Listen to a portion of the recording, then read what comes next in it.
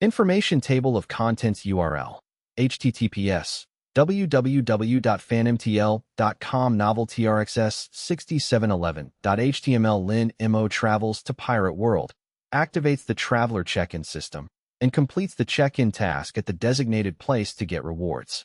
Sign in at the beginning of the game.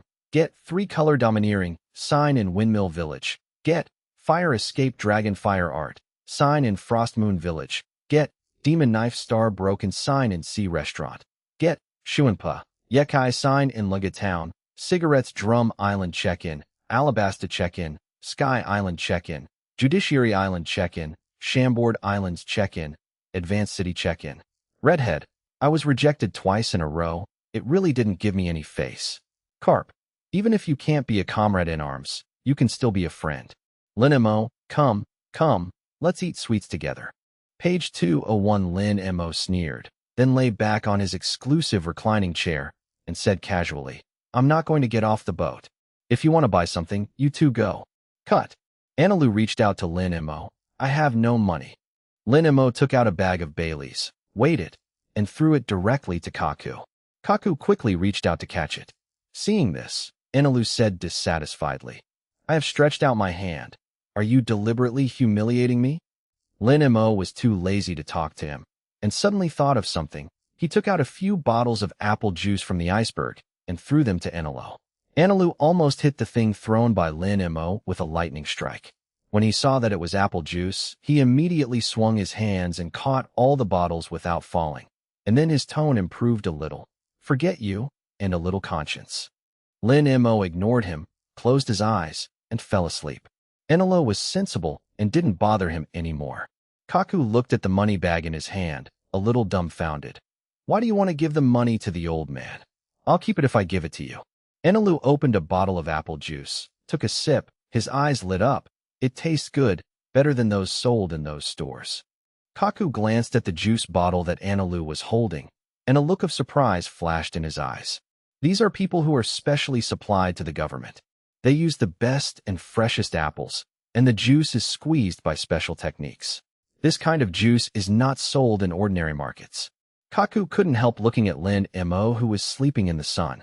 This kid, who knows carp, seems to be related to people in the government. Who the hell is he?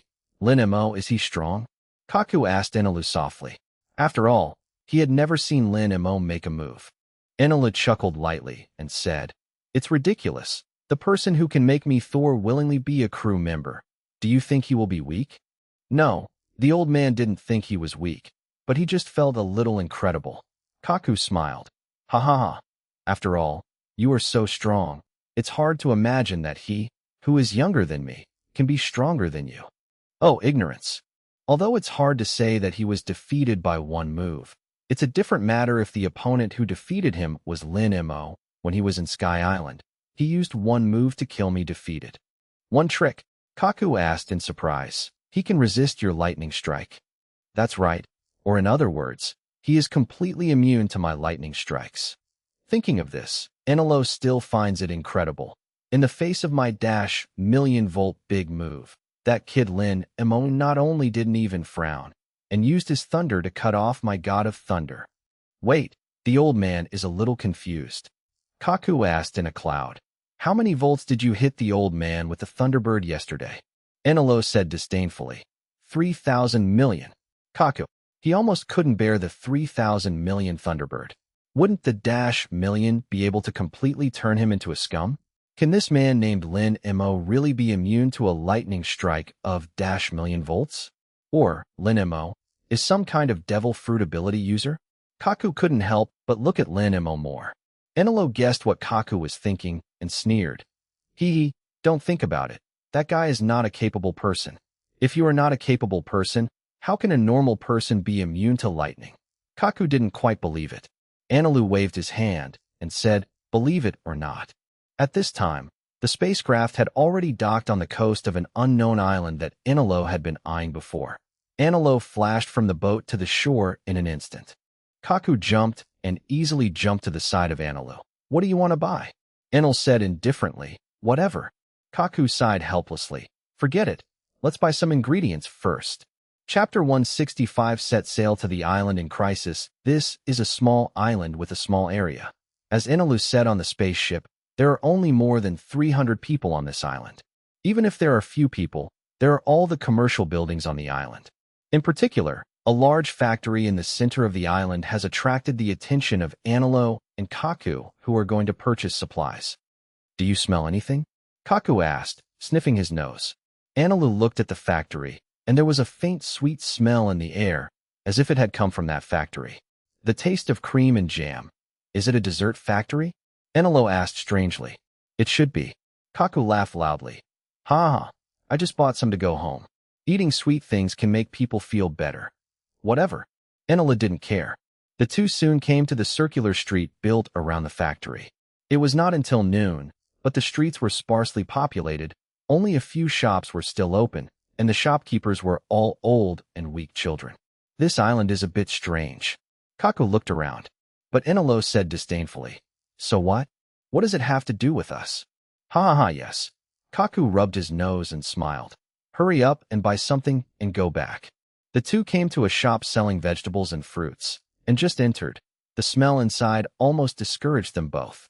Glancing at the rotten fruits and vegetables on the shelves that had been on the shelves for a long time, Kaku looked at the old shopkeeper who was sitting inside reading the newspaper and said speechlessly, Boss, why don't you throw away all the rotten fruits and vegetables here? The old man who read the newspaper looked up at Kaku and Anilu, said with a sullen face, I love to buy.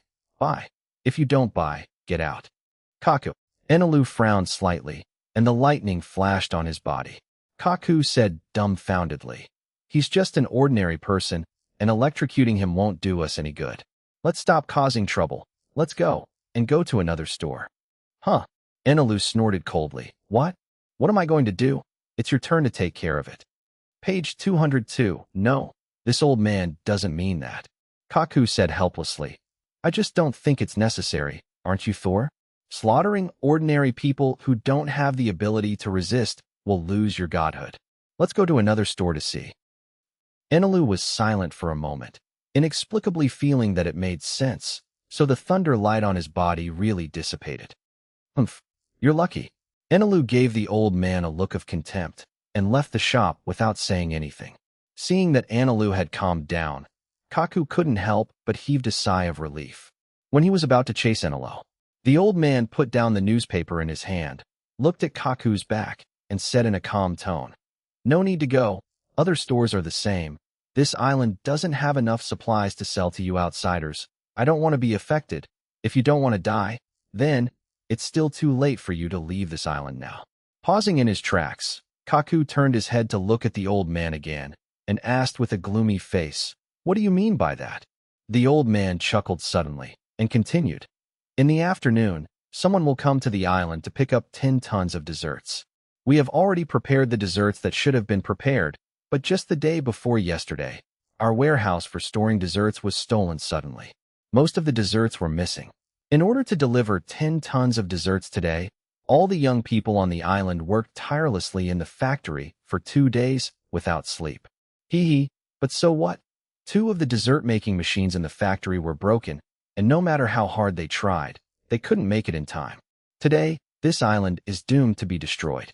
After finishing speaking, the old man picked up a cup of cold tea that was placed on the small tea table next to him and took a sip. Kaku froze for a moment, and a name immediately appeared in his mind. Come to collect desserts. Is it from the ant? Kaku asked in surprise. The old man put down his teacup, and a smile that had put everything down for a long time appeared on the corner of his mouth. That's right. Since you know Big Mom, you should know the horror of Big Mom. The fate of this island has already been decided. You hurry up and take the big man just now. Get out of here quickly. After Anilu came out of the old man's shop, he casually walked around this big street, and it took only a few minutes to complete the tour. What a broken island. It's really hip pull. Anilu continued to walk forward with disdain. Not far away, 2 strange-looking people suddenly appeared. One was wearing a pink suit, with a sword pinned to his waist and sunglasses. He looked like a lion, and looked quite ferocious. He was a fur tribe named Pakmas. The other is tall, a little taller than Enel, also wearing sunglasses, pink clothes, eggshell pants on the lower body, and a cane in his hand. He looks like a French gentleman with mustaches and feet. His name is Tamagotchi, Baron's man. Both Pachmus and Baron Tamagato are combatants under Big Mom. Aunt, Charlotte Lingling, is one of the 4 emperors of the New World. She is very powerful and extremely addicted to sweets. She is a character who can mobilize and conquer a country for the sake of sweets. Enelu didn't pay attention to those 2 people at all and still walked forward on his own. Hey, get out of the way, don't get in the way. Pachmus yelled at Enelu in a displeased tone. Dare to tell me to go? Humph, stupid. I'm a god. If you don't want to die, just get out of here. Enelu didn't hesitate at all. Pachmus lifted up his sunglasses, revealing his funny bead eyes, and said with a ferocious expression, Bastard, are you underestimating me? Ordinary people, when they see Pachmus's beady eyes, either think he is cute, or they think it is very funny. As for Enelu, staring at Pachmus's eyes, half of his face was already covered by haze. What's the matter with your eyes? Are you looking down on me? Humph. Interesting, go to hell. After finishing speaking, Enelu directly elementalized. Before Pachmus could react, he raised his hand a little and touched the center of Pachmus' eyebrows, a burst of lightning and flint. Pachmus didn't even have time to scream. He was covered in black smoke, rolled his eyes and fell to the ground. Hey, Pachmus, are you all right? Baron Egi's expression changed suddenly. Enelu turned to look at Baron Tamagotchi. Umph. What? You want to die too? Who the hell are you? Baron Tamago calmed down immediately. When Enelu was about to announce his name arrogantly, Kaku came after him. Wait a minute. Kaku jumped and landed safely in front of Enelu. He glanced at Pachmus, who was scorched on the ground, and suddenly felt a bad feeling. He took a deep breath, and Kaku asked Baron Tamagotchi, Are you from Big Mom? Baron Tamago sneered and said, Since you know we are Mother's subordinates, you dare to attack us. You are very brave. Enelu poked his ears and asked lazily, Aunt? Who is it? Chapter 166 The Plan of Departure Card Library. Hearing Enel's question, Kaku now wanted to beat Enel, and immediately pulled him aside, whispering, And is one of the 4 emperors of the New World. Enelu was stunned for a moment. For emperors? Are you sure? Kaku nodded and replied, I don't know if they are under the ant, but the ant is the 4 emperors. Then Enelu was stunned. Suddenly thought of something, Kaku asked, Do they still not know who you are? Enel nodded silently. Kaku stroked his chin and thought about it, and suddenly thought of a good solution that could perfectly solve the problem. Since they don't know who we are, it's better to just do nothing and kill them directly. Anyway, there is no one here now. As long as you don't tell the old man, no one will know that we did it. If Lin-Mo finds out about it, what AI Nilu is most afraid of now is that Lin-Mo will get angry. After all, Lin-Mo is a person who hates trouble, and it is not a joke to provoke a 4 emperors. Just from Lin-Mo blocking Whitebeard's knife for him before, he understood the horror of the 4 emperors. Therefore, in Ainalu's cognition, the people who can become the 4 emperors are all very powerful existences. Don't worry. Kaku patted his chest and said, The old man won't tell Lin-Mo. As long as you don't leak your words, Lin-Mo will never know what you did. Enel, are you sure? Enelu asked hesitantly. Of course. Kaku nodded and said, I'm on the same boat with you now. If we are really targeted by the ant, the future travel may not be smooth, and the old man doesn't want to cause trouble. Okay. Enelu turned his gaze to Baron Tamago with a murderous look in his eyes. Baron Tamago keenly caught Enel's murderous intent, and his face sank. It seems that the 2 of you are going to fight against your mother. My name is Baron Tamago. Please remember it for me. It is the name of the person who sent you to hell. Enelu didn't say a word of nonsense. He turned the golden stick in his hand and hit the thunder drum behind him twice. A ferocious thunder dragon roared and flew out of it, flying towards Baron Tamagot. Sensing the threatening aura, Baron Tamago immediately rotated his body horizontally at high speed and dodged the moment the thunder dragon was about to hit him. There was a loud bang, and the thunder dragon hit the position where Baron Tamago was standing just now, leaving a big pit that was burning with anger. Baron Tamago immediately pulled out his cane sword and used his high-speed rotation to attack Enelu and Kaku. Enelu is planning to continue to mine. Kaku pulled out 2 square shovels from his clothes and reacted quickly to resist this wave of attacks from Baron Tamago. Then, with 2 clicks, Kaku's shovel broke. "Hey, I really like these 2 knives," Kaku said regretfully.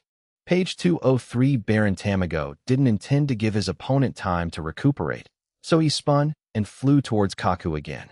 Kaku suddenly chuckled. Without any panic, he kicked 2 kicks directly to roll up the vacuum airflow, and sent out 2 sharp slashing waves to attack Baron Tamago. Baron Tamago immediately used his crutch knife to split Kaku's Longyao slashing wave, and then rushed to Kaku and chopped it down. With a bounce, Kaku dodged Baron Tamago's attack again, and kicked Baron Tamago directly in midair. Countless chopping waves fell from the sky like rain. Baron Tamago kept resisting with a cane knife. Kaku fell to the ground and broke Baron Tamago's cane knife with 1 kick. Then, Baron Tamago also started a series of kicks. The 2 kicked back and forth like this, but there was no victory or defeat.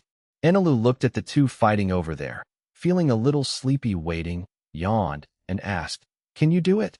Kaku confronted Baron Tamago and said, "This is not a fair fight. Ahem, I need help." "Say it earlier." Enelu smiled sinisterly, turned his wrist into thunder, and then swung it sideways in the direction of Kaku and Tamago. A horizontal divine sanction, that is, a huge lightning column of lightning, was shot out instantly. Neither Kaku nor Baron Tamagot had time to escape. At the moment when he was about to be hit, Enelu dragged Kaku out of the attack range with a speed faster than God's sanction. Then, there was a scream. After the sanction of God dissipated, Baron Tamago fell to the ground with a scorched sound. But the blow did not injure him fatally. He's still alive.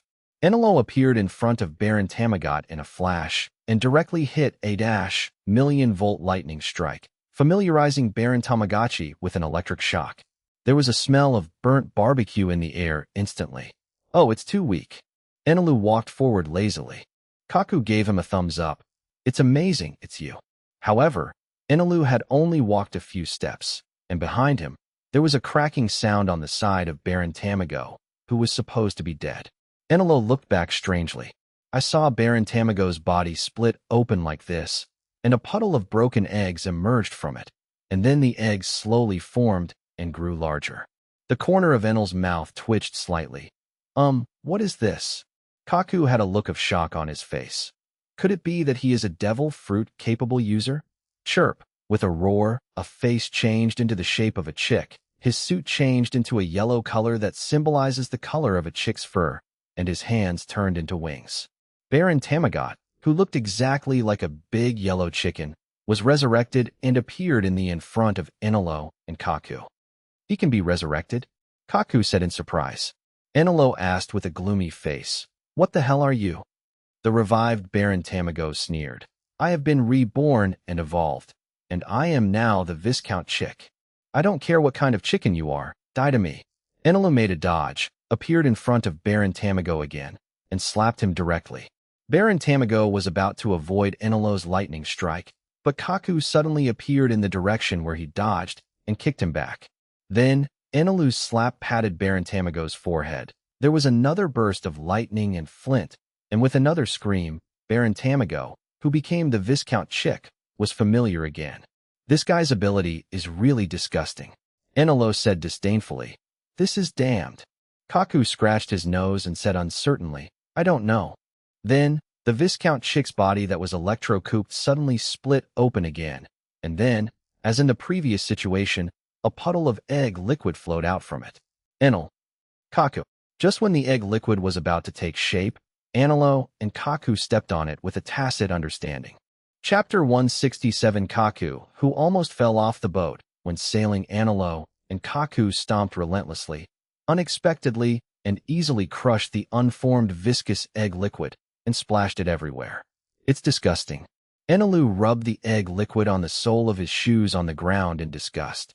At this time, the scattered egg liquid suddenly gathered together rapidly, forming a new pool of egg liquid. "Is it over yet?" Enelu impatiently hit the god's sanction directly and electrified the unformed egg liquid into a fried egg that was burnt on the outside and tender on the inside. But something that surprised Enelu and Kaku happened again. There was another crack in the middle of the fried egg. It can still be reborn. Kaku was silent for a moment, and suddenly thought of a good idea. This old man has a way to deal with him. When this guy takes shape, don't rush to kill him, knock him out first. Anila looked at Kaku. What are you going to do? Kaku grinned and said, throw him into the sea. After being stunned for a while, Anilu suddenly realized, and couldn't help but smiled slyly. This method is good.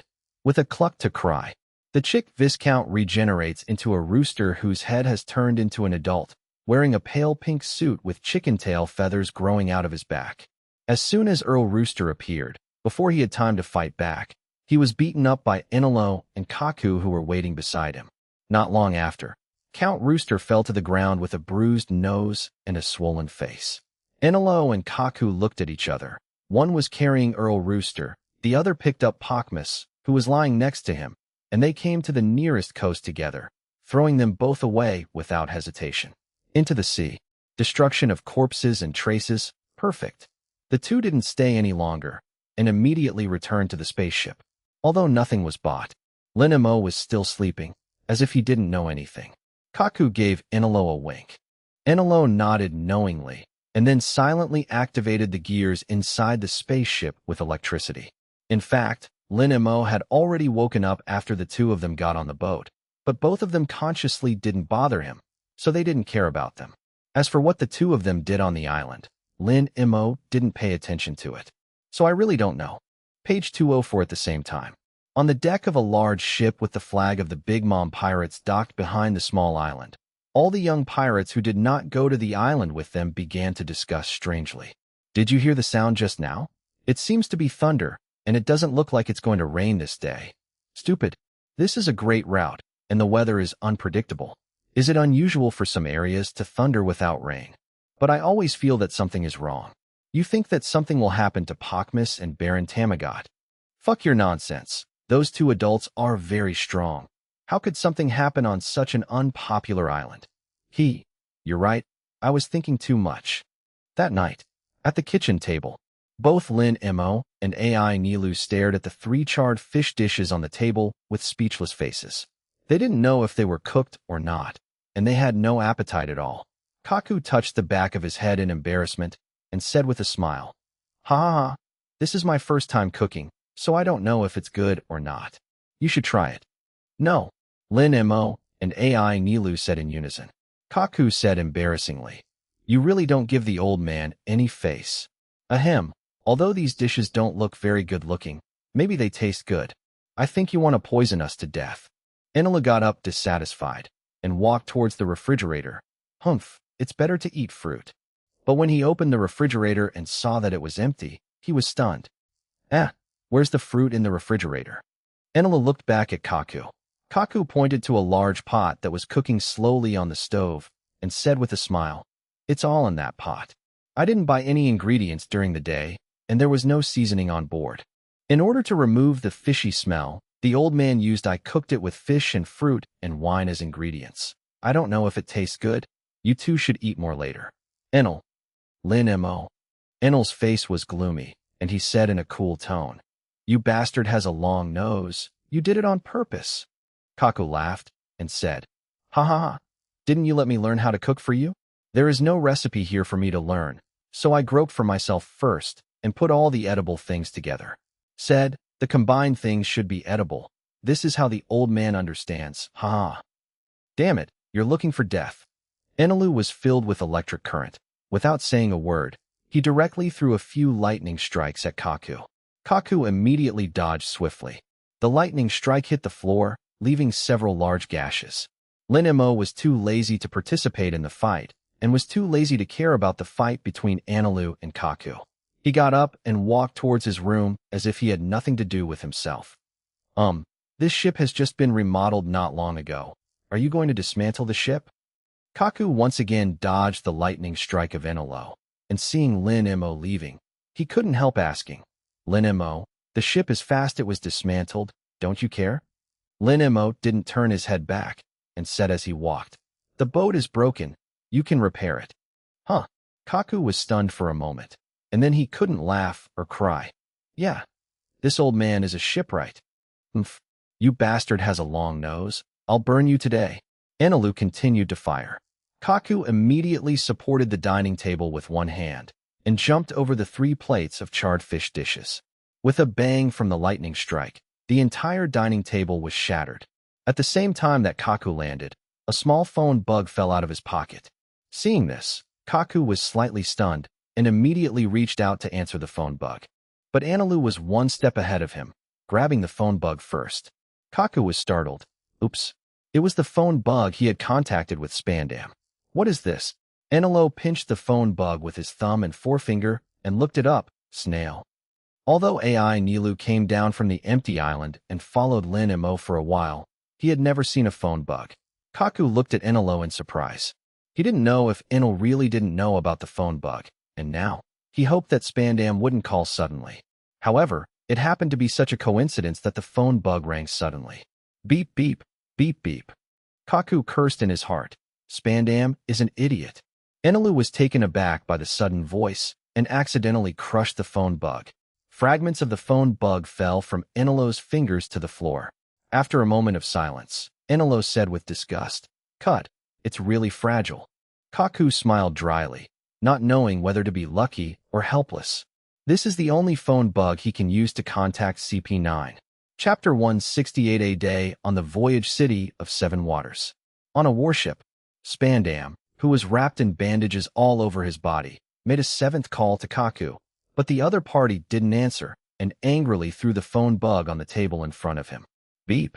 The phone bug rolled twice on the table, miraculously unbroken, and survived. On the ship, Enela looked like he had nothing to do with it. As if he didn't crush the phone bug, he didn't ask any more questions and let go from Kaku's side while yawning. Remember to mend the hole in the floor. Kaku watched Enelu go out dumbfounded, then glanced at the fragments of the phone bug on the ground and sighed softly. It seems that we won't be able to contact CP9 for some time. In the next week, on the way to the Chambord Islands, the spaceship passed 2 unknown islands. After a short stop to replenish the supplies needed on the ship, the spaceship continued to its destination. One morning, Lin Mo was sitting on the bow of the boat fishing leisurely. Enelu sat cross-legged on the deck, holding a stack of newspapers in his hand and reading the current news. Page 205. Kaku came to the side of Ani Road, looked at Lin Mo's direction, thought for a long time, but couldn't hold back and asked, "I thought that our trip is where we go, but the 2 people who passed by before islands, they stay for a short time to buy something and then leave.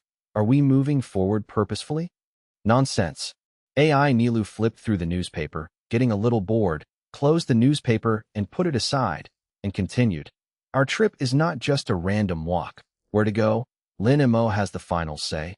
Next time one stop is the Chambord Islands." Chambord Islands? Kaku was stunned and looked at Lin Mo again. Especially after noticing that there was nothing on Lin Mo's wrist, he couldn't help but tighten his brows. Navigating on the Great Route, it is easy to get lost without a record pointer. The direction we are going. Is it correct? AI Nilu looked contemptuous. "How dare you question Lin Mo? Long-nosed bastard. Don't underestimate Lin Mo. At least I have followed him for so long, and he has never missed the way he pointed." "Never did you miss it." Kaku was a little unconvinced. "Then how long have you been with him?" Enelu snorted softly and proudly said, "It's probably less than 2 months." Kaku couldn't help laughing. It's only been 2 months, so what's there to be proud of? However, there was one thing that surprised him. Enelu also spends some time every day researching knowledge color and armed color. Lin Mo, on the other hand, lived a very regular life every day, either sleeping and drinking or fishing, as if he was taking care of himself. Obviously looks younger than him. Is he really strong? Although he knew that Lin Mo would walk on the moon, he had never seen Lin Mo really make a move after being on the ship for so long. Even if he occasionally encountered a sea king or 2, it was basically Enelo solved, so Kaku still has some doubts about Lin Mo's strength. Enela glanced at Kaku, then sneered and said, "Since you want to know so much, if you are not afraid of death, you can try it yourself."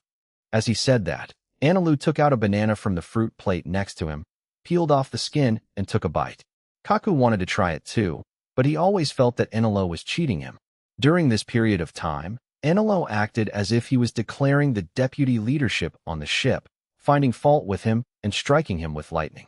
Originally, his physical skills and reaction ability were not bad. Under Enilo's exercise, Kaku even felt that his reaction ability and relatively weak sense of knowledge improved faster than when he trained by himself before. After thinking about it, Kaku still decided to talk to Lin Mo. Just walked to the edge of Lin Mo. Just in time, a fish took the bait, and as soon as Lin Mo closed his rod, a half-meter long, white fish was pulled up to the surface of the sea by the fishing line. Kaku was about to open his mouth when he turned his eyes and noticed the fish that Lin Mo had caught. He was stunned for a moment, and then exclaimed, "I saw this fish when I was researching recipes last night. It is said that this fish does not need seasoning, just boiled for nothing. The taste is more delicious than other common fish." "Ha, Lin Mo, you are lucky. This kind of fish is hard to catch." Lin Mo took the hook out of the fish's mouth and threw the fish back to Kaku. Kaku quickly caught the fish that was still alive and kicking and laughed loudly. "Ha! I'm going to cook it now to see if the fish is as delicious as the recipe says." Lin Mo responded indifferently. "Okay, let's go." Kaku nodded, immediately hugged the fish, and ran back to the kitchen in an instant, and then began to process the scales and internal organs of the fish with ease. After washing them, they put them into the pot, turned on the fire, and cooked. When he put the lid on the pot and picked up a rag to wipe the water stains on the stove, the movement of his hands froze suddenly. What was he going to do just now? After a moment of silence, Kaku threw the rag aside, with a dumbfounding expression on his face. "I'm really stunned. It seems that recipes are better to be seen less in the future." After half an hour, the fish is cooked. Kaku thought for a while, and called Anilu and Lin Mo into the kitchen. The three sat around the dining table, staring at the plate of boiled fish and clear soup in the middle of the table. Anilu asked suspiciously, "There is no taste at all. Are you sure this food is delicious?" Kaku is not very sure. "The recipe says that it can be boiled directly. Just try it, and you will know." "Are you sure you didn't add any other messy things into it?" Because of Kaku's experiment, the ship had been in a food-deficient situation for a few days, and he had to eat Kaku's dark cuisine a few times. "The taste, simply," Kaku said helplessly. "I really didn't add anything this time." Lin Mo turned his head and glanced at AI Nilu. His eyes signaled, "You eat first." Enel's face was full of speechlessness. After hesitating for a while, he still picked up the chopsticks helplessly and picked up a small piece of fish. Both Lin Mo and Kaku stared at him. Like a guinea pig, Enilu reluctantly put this small piece of fish into his mouth. When he swallowed it, he was stunned. "It's actually a bit sweet, and the taste is not bad." Hearing this, Kaku laughed and said, "Ha ha ha, it seems that the recipe didn't lie to me." Only then did Lin Mo feel relieved and tried to take a bite. Not to mention, it was indeed like what Anilu said. The fish meat really had a slightly sweet taste, without any fishy smell, and it could be used as a side dish. When Anilu was planning to continue eating, Lin Mo directly picked up the plate of boiled fish and clear soup and left. Anilu was stunned, and his hand holding the chopsticks paused in midair. Kaku couldn't help laughing again. "Huh." The veins on Anilu's forehead popped up, and the chopstick in his hand was snapped off with one hand. "You bastard has a long nose. You're looking for death." Chapter 169. Chambord land. Ready to land after sailing on the sea for nearly half a month. An island with many giant trees and many large bubbles floating around the giant trees appeared within the line of sight of Lin Mo and others. Chambord Islands, here we come. This is a piece of land in front of the red soil continent in the middle of the Great Route. It is composed of many big trees. The roots of the trees are used as the ground, and islands with bubbles will naturally form from the ground. Kaku looked at the Chambord Islands not far away in surprise, a little confused. "It's really here." "Ah-ha-ha-ha-ha." Enel laughed loudly. "I have already said that Lin Mo is not an ordinary person. With Lin Mo here, what broken record pointer do you want? He is a personal record pointer." As soon as AI Nilu finished speaking, Lin Mo jumped up and hit him with an iron fist, hitting a big bump on his head. Kaku couldn't help but sneered. Anilu glared at Kaku angrily and struck him with a lightning strike. Kaku immediately bounced and easily jumped to the top of the spaceship. Enel's lightning strike smashed the guardrail behind where Kaku was standing just now. Page 206, can't you cherish this ship? Kaku stood on the top of the ship and said speechlessly, look at how long it's been. The spaceship is full of patches. Such a good ship was ruined by you. You bastard has a long nose. I think you are getting more and more courageous, Anilu said, and continued to punch the card library. Okay. Linimo looked at Enelo calmly. These two people are too noisy. Fighting every day. What is there to fight? Anilu stopped in an instant, dissatisfied. That guy Kaku is provoking. I am in self-defense. What legitimate defense? It's you who did it first, and then the old man was beaten. Kaku said dumbfounded. Anilu gave him a blank look. Shut up. Kaku was too lazy to talk nonsense with him, looked at Linimo, and said, the old man in Chambord came here once before, and there is a shipyard here with good technology. Although the spaceship suffered only minor injuries, the old man still thinks it would be better to drive the boat there and rest for a while, just as the old man can go to ask for advice and improve his shipbuilding skills. Okay, Linimo didn't think there was anything wrong with Kaku's opinion. You and Anilo go. Wait, Enel said dissatisfied. Aren't you going with us? Linimo shook his head, then looked at Kaku, and said, keep an eye on Enelo. The Chambord Islands are the only way to the New World. So many pirates, merchants, and bounty hunters gathered here. Not only that, but also the world's nobles, that is, the place where the residents of the Holy Land of Mariajoa often move. The Holy Land of Mariajoa is the seat of the headquarters of the world government, just behind the Chambord Islands at the top of the Red Earth continent. And those so-called world nobles living in the Holy Land of Mariajoa, also known as Tianlong people, are descendants of the 800 kings who established the world government 20 years ago, breathes the same air as normal people, and wears a bubble hood. Draconians like to treat people of other races as slaves, enjoy all privileges. Once offended, the admiral of the Navy headquarters must be dispatched to protect. Therefore, no matter how bad the character of the Tianlong people is, it is legal to abuse their power to do all kinds of bad and domineering behaviors in the Chambord Islands. Lin Imon naturally knew about the Tianlong people, but Ainalu didn't know. With Ainalu's temper, he could easily cause trouble in Chambord. He wasn't here to fight the Draconians or the Navy. Therefore, in order to avoid unnecessary troubles, Lin Imo didn't want to stare at Inalo by himself. It happened that Kaku knew something about shampoo, so he let Kaku stare at him. Kaku guessed Lin Mo's intentions and shrugged his shoulders indifferently. Okay, the old man will stare at him, provided that he can listen to the old man. Ai Nilu. Lin Imo glanced at Ai Nilu. Analu said irritably, staring at me? Why? Are you afraid that I will cause trouble? Hey, do you just not believe me? At worst, I'll keep a low profile. Lin Imo. Can your flamboyant guy keep a low profile? Lin Imo was too lazy to talk nonsense with him. Go to the shipyard first and stay there. Before I go to you, I will listen to Kaku for everything. Wait, what does it matter to me that Kakuta learns shipwright skills? Why should I stay in the shipyard? That's it. Lin Imo didn't give Anal any more chances to refute. He jumped directly on the deck railing, stepped on the moon steps, and rushed to the Chambord Islands not far away. The corners of Enel's mouth twitched slightly. Kaku couldn't help laughing. Ha ha, Lin Imo has already spoken. What do you say? Analu snorted unhappily. Umph. You bastard has a long nose. Don't get too proud. Ha ha ha. Kaku pointed to a giant tree marked with the number 44 on the outer edge of the Chambord Islands, and said, Let's go in from number 44. Inaru's face was full of reluctance, and he still controlled the spaceship to fly to the position of the giant tree marked with the word 44. When the spaceship approached the Chambord Islands and saw that the so-called island in front of him was a land formed by giant trees whose roots were exposed above the sea, Inalo was a little surprised and asked, Is this considered an island? Kaku nodded and said, Well, the Chambord Islands are composed of the world's largest mangroves, the Alch mangrove. There are a total of 79 trees here, and the islands are formed between the trees. Each numbered tree there are towns and various facilities around them, which is why the Chambord Islands are called archipelagos. Enalu turned his gaze and noticed the bubbles coming out of the turf around the tree roots. When one of the bubbles floated in front of him, he poked it with a gold stick, but it didn't break. What are these bubbles?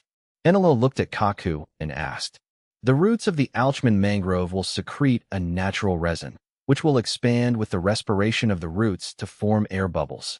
Climatic range. As soon as the air bubbles leave the climatic domain of the Chambord Islands, the resin component will spontaneously rupture because it cannot fully exert its power. Oh, so that's the case. Enelo touched his chin and said in a frivolous tone, It seems that this island is quite interesting. Suddenly thought of something, Kaku continued. By the way, there is something I must tell you in advance. There are many world nobles gathered here in Chambord. Although those world nobles generally don't go to places like shipyards, if it's really unlucky to meet you, no matter what happens, you have to pretend you didn't see it, and absolutely don't conflict with the nobles of the world. Huh. Enelu looked disdainful. The nobles of the world? What is that? Is it as expensive as my thunder god? Chapter 170 Chambord's Special Bubble Car. Kaku was stunned. You don't even know who Tian Longren is? Dragon people? Dragon people? People who look like dragons or descendants of dragons. Enelu was still very disdainful. I am a god. What kind of dragon people are more noble than gods? Kaku, this guy is really blindly confident to the extreme. Let's just say that, old man. Kaku thought for a while, and still felt that it would be better to clarify with Enelu. After all, the Chambord Islands are a special place. But it is very serious. Tianlong people are the nobles of the world that the old man just said. As long as they want, they can make anyone their slave. If they don't obey or disobey the Tianlong people, in the worst case, you will face sanctions against the admiral. As soon as the admiral was mentioned, Enel's spirit was extinguished.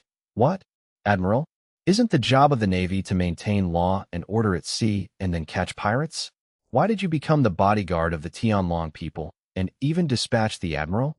So exaggerated. It's that exaggerated. Kaku waved his hand and said, In short, just don't mess around.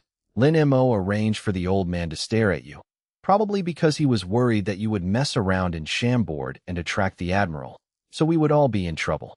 Enel. Okay, I understand. Enelu said angrily. I don't want to cause trouble. Please go to the head office.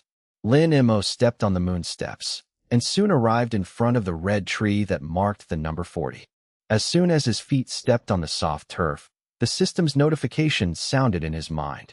Didi, congratulations to the host for successfully arriving at the check-in location Chambord Islands. The check-in progress is 10, the current total progress is 10, and the new skill entry-level water escape bubble art will be rewarded.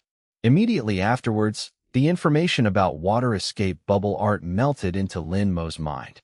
This is a kind of water escape ninjutsu in Naruto. The original skill needs to use a specific flute to blow out bubbles to float to the enemy, and then detonate the bubbles. But in Lin Mo's case, air bubbles can be produced by blowing directly. This ninjutsu also allows you to sit inside the bubble and manipulate the bubble to attack the enemy. In short, this ninjutsu can be used not only for melee combat, but also for long-distance attacks. Although the power is not as high as Lin Mo expected, it is still passable. Suddenly thought of something, Lin Mo asked directly. Can each island check a check-in task? Didi? Yes. Currently Chambord Island has 5 progress tasks to be completed in addition to the first signing task, one of which accounts for 10 of the progress, and the other 4 progress tasks each account for 20. Page 207, check out at 21. Didi, in the random draw, if the draw is successful, the host will get 20 of the sign-in progress if he wins the superhuman devil fruit that will be auctioned in Mangrove area 7 days later, the rebound fruit. Hearing this, Lin Mo fell into silence again. Why is there another devil fruit auction? Could it be that he has fallen under the curse that the devil fruit will come out when participating in the auction? However, this rebound fruit made him a little concerned, because he doesn't know much about the ability to rebound fruit. What is the function of this rebound fruit? Rebound the opponent's attack? Lin Mo asked. However, the system did not give him any response. After a moment of silence, Lin Mo didn't bother to continue asking. Since this is a progress task given by the system, no matter what ability it has, let's take it first. However, the auction price of the devil fruit is definitely not low, and he can't afford it at 2 or 3 billion Baileys. Even if he has that money, he doesn't plan to use it in the auction. As for how to get it, It depends on who is the unlucky guy who took the picture of the devil fruit in the end. Anyway, there are still 7 days left, just in time to take a rest and shampoo and walk around. If I meet Rayleigh here, I can pay back the drink I owe him by the way. The Chambord Islands is where Rayleigh changed his career as a coding craftsman and stayed for a long time. Thinking of this, Lin-Mo took a step and walked towards the center of the Chambord Islands. Because of the special climate and tree quality, air bubbles will constantly appear on the ground. Many people on the island even use this kind of air bubbles that are not easy to break as a means of transportation. Soon, Lin-Mo walked into a small, seemingly unpretentious small town. When he passed a shop with many different types of recumbent bicycles, a middle-aged man wearing sunglasses greeted Lin-Mo. "Hey, the kid in the hat over there looks strange. Are you a foreigner? Would you like to rent a special sports car from the Chambord Islands for transportation? A sports car is only -Baileys a day for rent, which is very cheap. If you buy one, it only costs -Baileys, that's all. How about it? Do you want to consider buying one?" Lin-Mo glanced at the bicycles displayed in the store, thought for a while, and really took out 500 Baileys. Rent one. Seeing that Lin-Mo took out the money so readily, the owner of the sunglasses became interested, rubbed his hands, and said with a smile, "Rent a car for 20 Pele a day, Pele for -days, and Pele for -days. And buying one only costs -Baileys, and you can use it forever, no matter how you look at it. It's a good deal. Why don't you just buy one?" The natural bubbles of Chambord can only exist within the range of the Chambord Islands. Once you leave here, the bubbles will burst. That is to say, as long as you leave this island, the bubble car will be useless. Generally, people who don't know the situation go to the island and are easily fooled by the boss who sells bubble cars. Lin-Mo was too lazy to talk nonsense with the owner of the sunglasses, so he went into the store and chose an ordinary wooden single-seater bubble car. The owner of the sunglasses saw that Lin-Mo was not in the suit and scratched his head helplessly. "It seems like a shrewd brat. Haha, forget it. I'll help you put the car into the air bubble." The so-called installation is to stuff the handlebars and the sitting area into the air bubble and place the small propeller responsible for the power outside the air bubble, and then adjust the height according to the actual situation of the customer.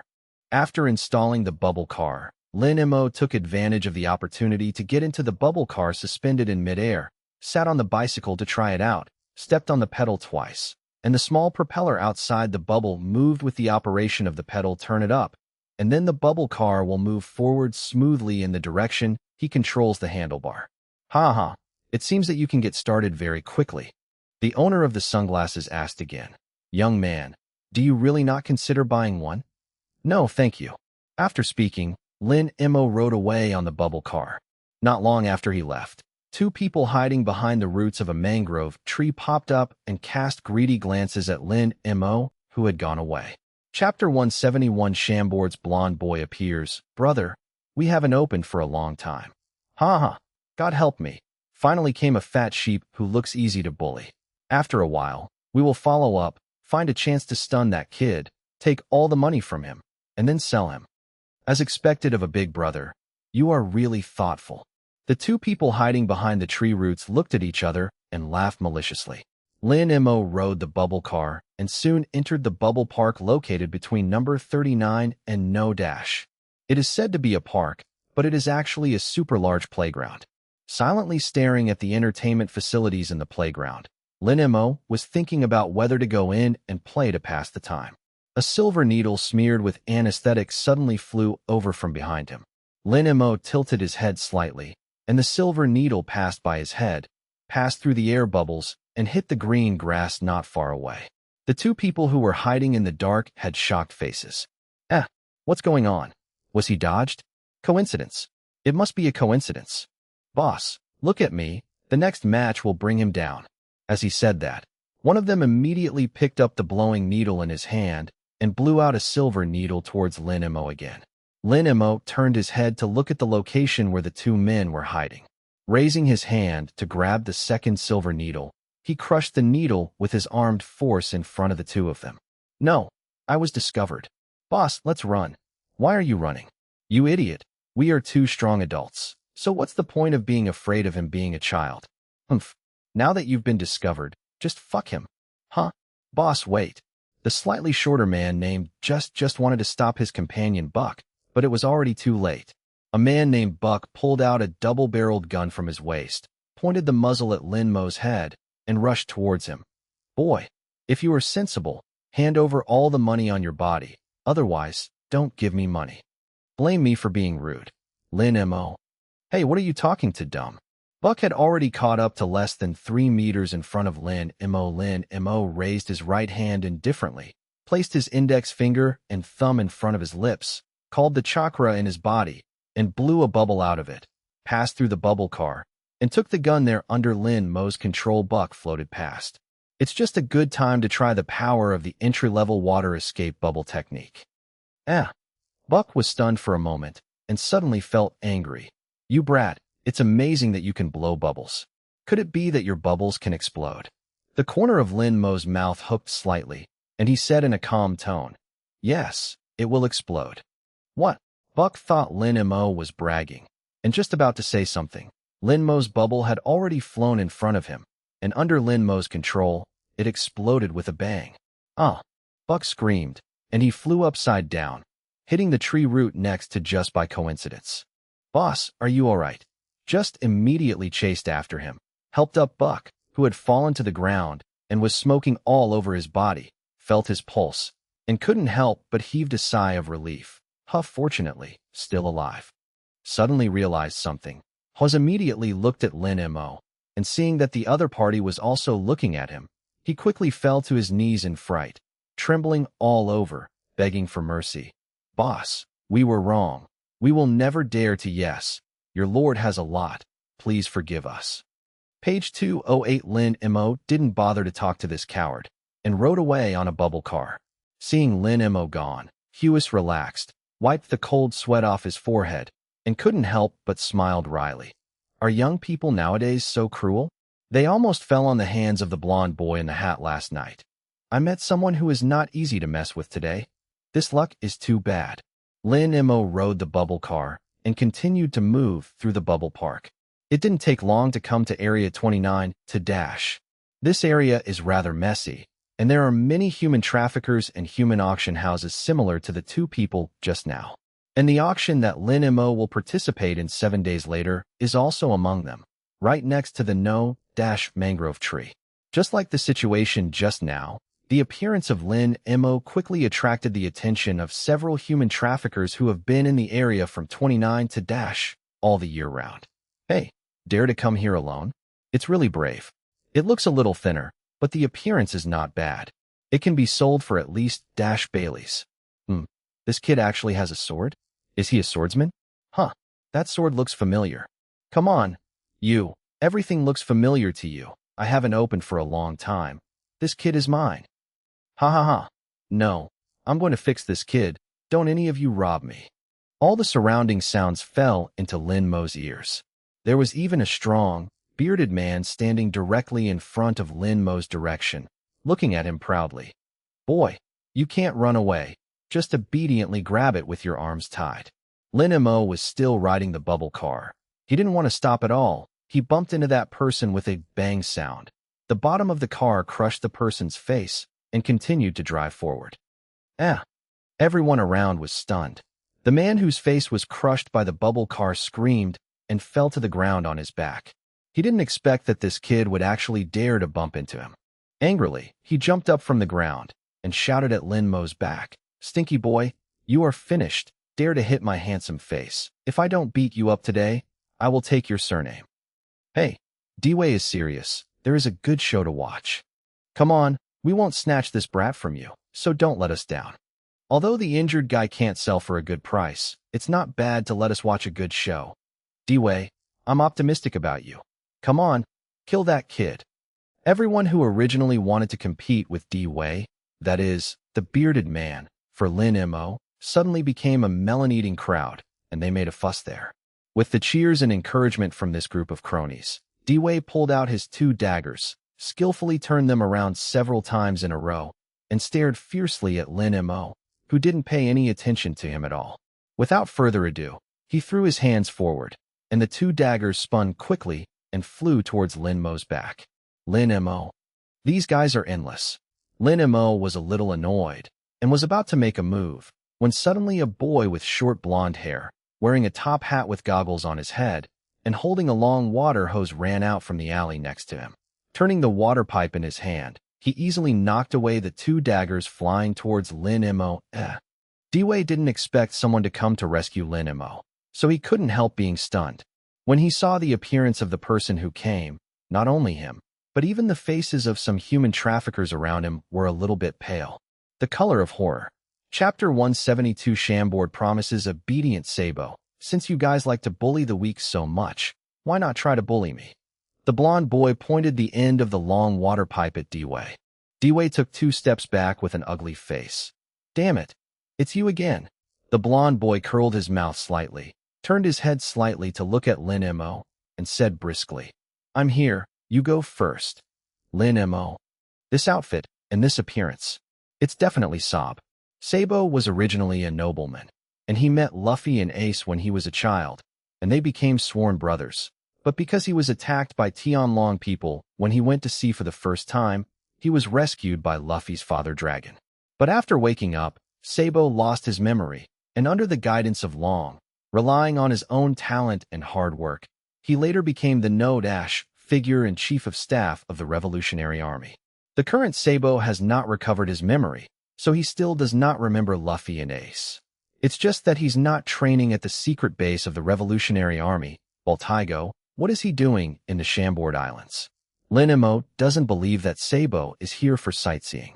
Could it be that someone from the Revolutionary Army was arrested here, so he came to save people? If it really wanted to save people, it was impossible for the Revolutionary Army to let Sabo come alone. After all, he was only a teenager and the same age as Lin Mo, so there must be other members of the Revolutionary Army lurking around here. As for who brought Sabo here, Lin Mo is not sure. However, looking at the attitude of this group of people towards Sabo, it seems that they are all afraid of him. That being the case, Lin Mo accepted Sabo's suggestion calmly, said thank you casually, and then rode his bubble car and left. Damn it, don't leave. Dway wanted to chase Lin Mo, but Sabo stopped him. Where are you going? Your opponent is me. Dway, forget it. This kid's physical skills are too strong. You can't beat him. That's right. Anyway, it's impossible for this blonde boy to stay here forever. Before he leaves, it's better not to mess with him. Dway, come back quickly. If you fight him hard, you will be the one who will be injured. There are voices of dissuasion all around. Dway's face turned blue and white, and he was really angry. Sabo also added a knife to him. I seem to have heard you say that you can't kill that kid just now, so just take his surname. Sabo looked back at Lin Mo, who hadn't gone far, and asked, the one riding the bubble car, what's your name? Lin Mo replied without turning his head, Lin. It's really just a surname. What a strange person. Sabo shrugged, turned his head to look at Dway. You heard. His surname is Lin. From now on you will be called Lin Wei. Ha.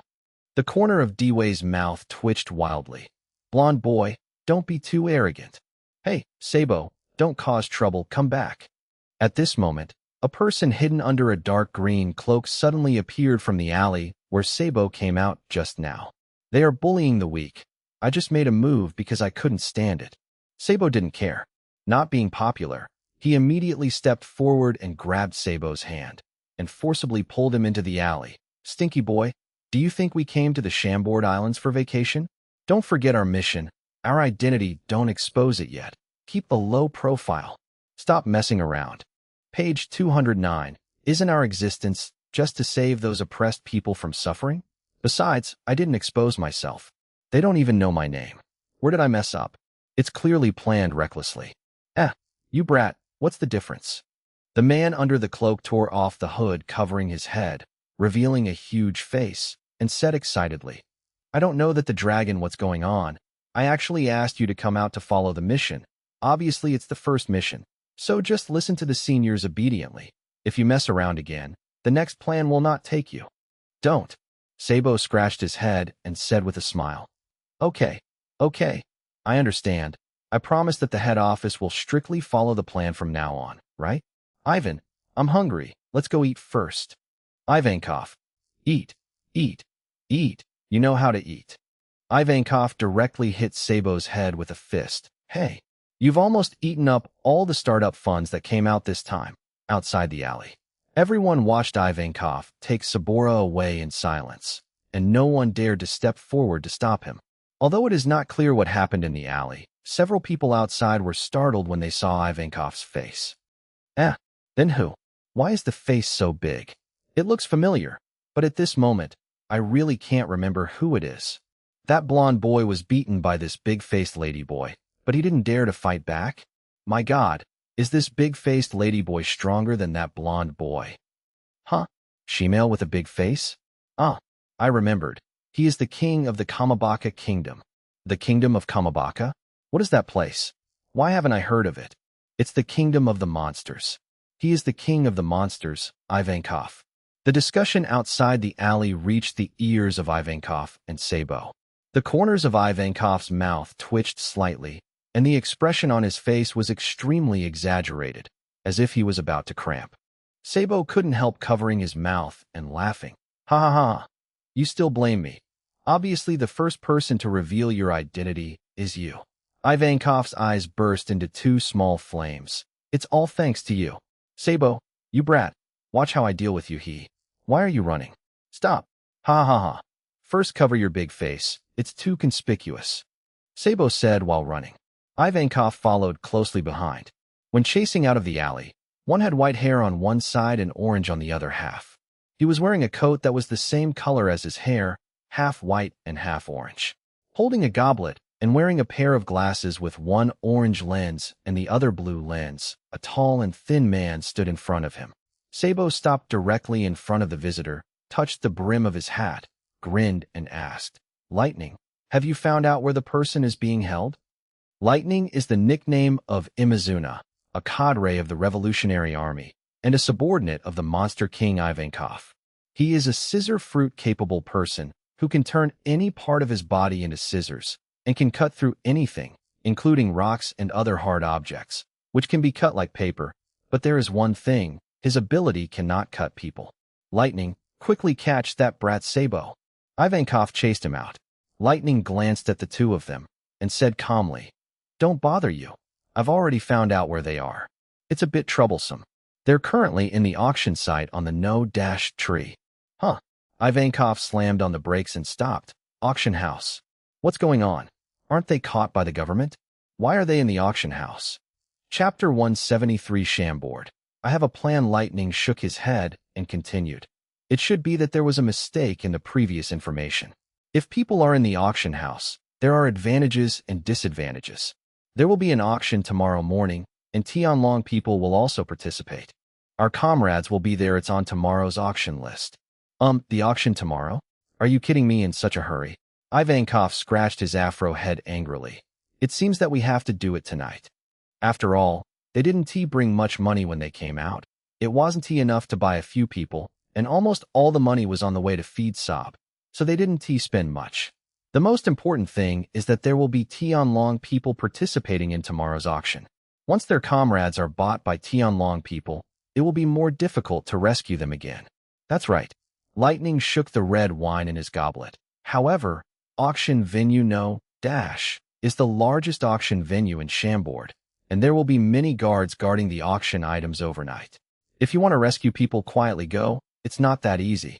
Ivankov couldn't control that much anymore. People must be rescued. If it's not possible, use your ability to cut a way out in the auction and snatch them out directly. Wait a minute, Sabo said suddenly. I thought of a plan to get the best of both worlds. Lin Mo was riding a bubble car all the way forward. When he passed a relatively busy street, a tall and strong man climbed up in front of him, but his whole body was covered with injuries. A man with a collar and a chain behind it. On the man's back sat a woman wearing a bubble hood, a white dress, sunglasses, and a silk scarf covering her face. The woman held the chain around the neck of the man he used as a mount with one hand, and beside the man was an unleashed pug that also wore a bubble hood. The moment this woman appeared on the street, the people on the street retreated to both sides of the street consciously, but wherever the woman passed, everyone knelt down on the ground consciously, bowed their heads with different expressions. No one dared to see her. That's right. The The woman who treats people as slaves and enjoys all the privileges is the nobleman of the world who lives in St. Mary Joa, the Tianlong people. Humph, it's really annoying. Can't you climb faster? The woman tugged the chain tied around the man's neck and said in a displeased tone, I paid a lot of money to buy you. It's really useless.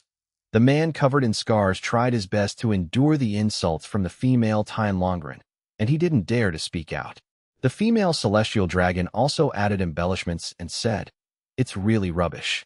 Buying a good-looking one is better than buying you. It's better to just destroy it and let my father buy me a new slave. You are enough. The man finally couldn't bear it anymore and stood up from the ground. And the female celestial dragon sitting on his back fell to the ground unexpectedly. The faces of the kneeling people around them suddenly changed, and cold sweat broke out on their foreheads. It's over. That big guy is going to die. Don't bother us. The crowd whispered. The female Tianlong who fell to the ground immediately got up from the ground. Her face was full of sullenness. She took out her own gun and pointed the gun at the man who dared to throw her. A mere human. Dare to resist? Humph. You disobedient slave, die. The female celestial dragon shot directly, but they were all avoided by this scarred man.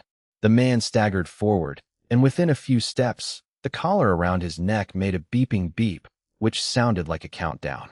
This is an explosive collar specially used to suppress slaves.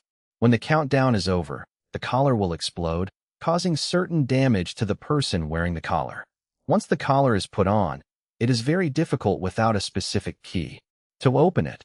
Of course, having a more advanced armed collar can easily destroy this circle.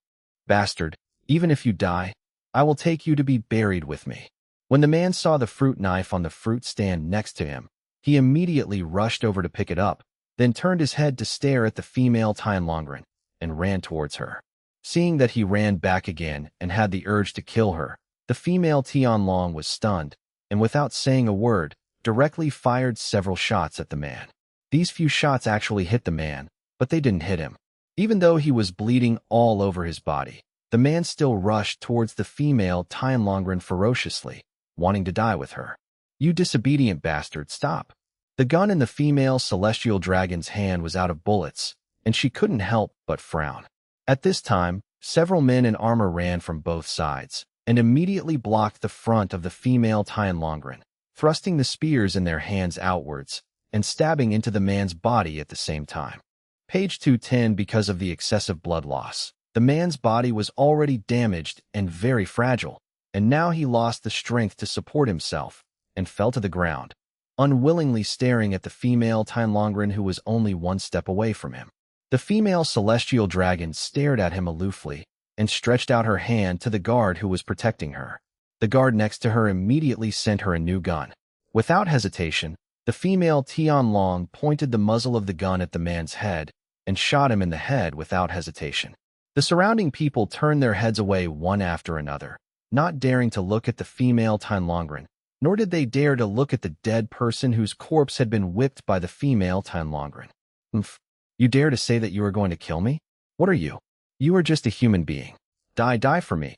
The female Tianlongren shot all the bullets in the gun in her hand before stopping, snorted coldly. Then he turned around and walked back. It's really annoying. I'd better ask father to buy me a stronger slave. Not long after the female celestial dragon left, Lin Mo rode his bubble car past the corpse of the man who had been beaten long ago. The surrounding people also stood up because of the female Tianlongren's departure, shaking their heads and sighing. Hey, you know it's useless to resist. Why do you still resist? What a fool. That can't be helped. To become a slave of the Tianlong people, the life you live is simply worse than death. He can persist until now, which is considered very powerful. Okay, let's go. Don't worry about this guy, so as not to be targeted and cause trouble. That's right, withdraw it. Everyone leave it alone. At this time, the female Tianlongren's pug suddenly turned back from the front. After everyone saw it, they immediately backed up several steps, not daring to provoke this noble Tianlonggu.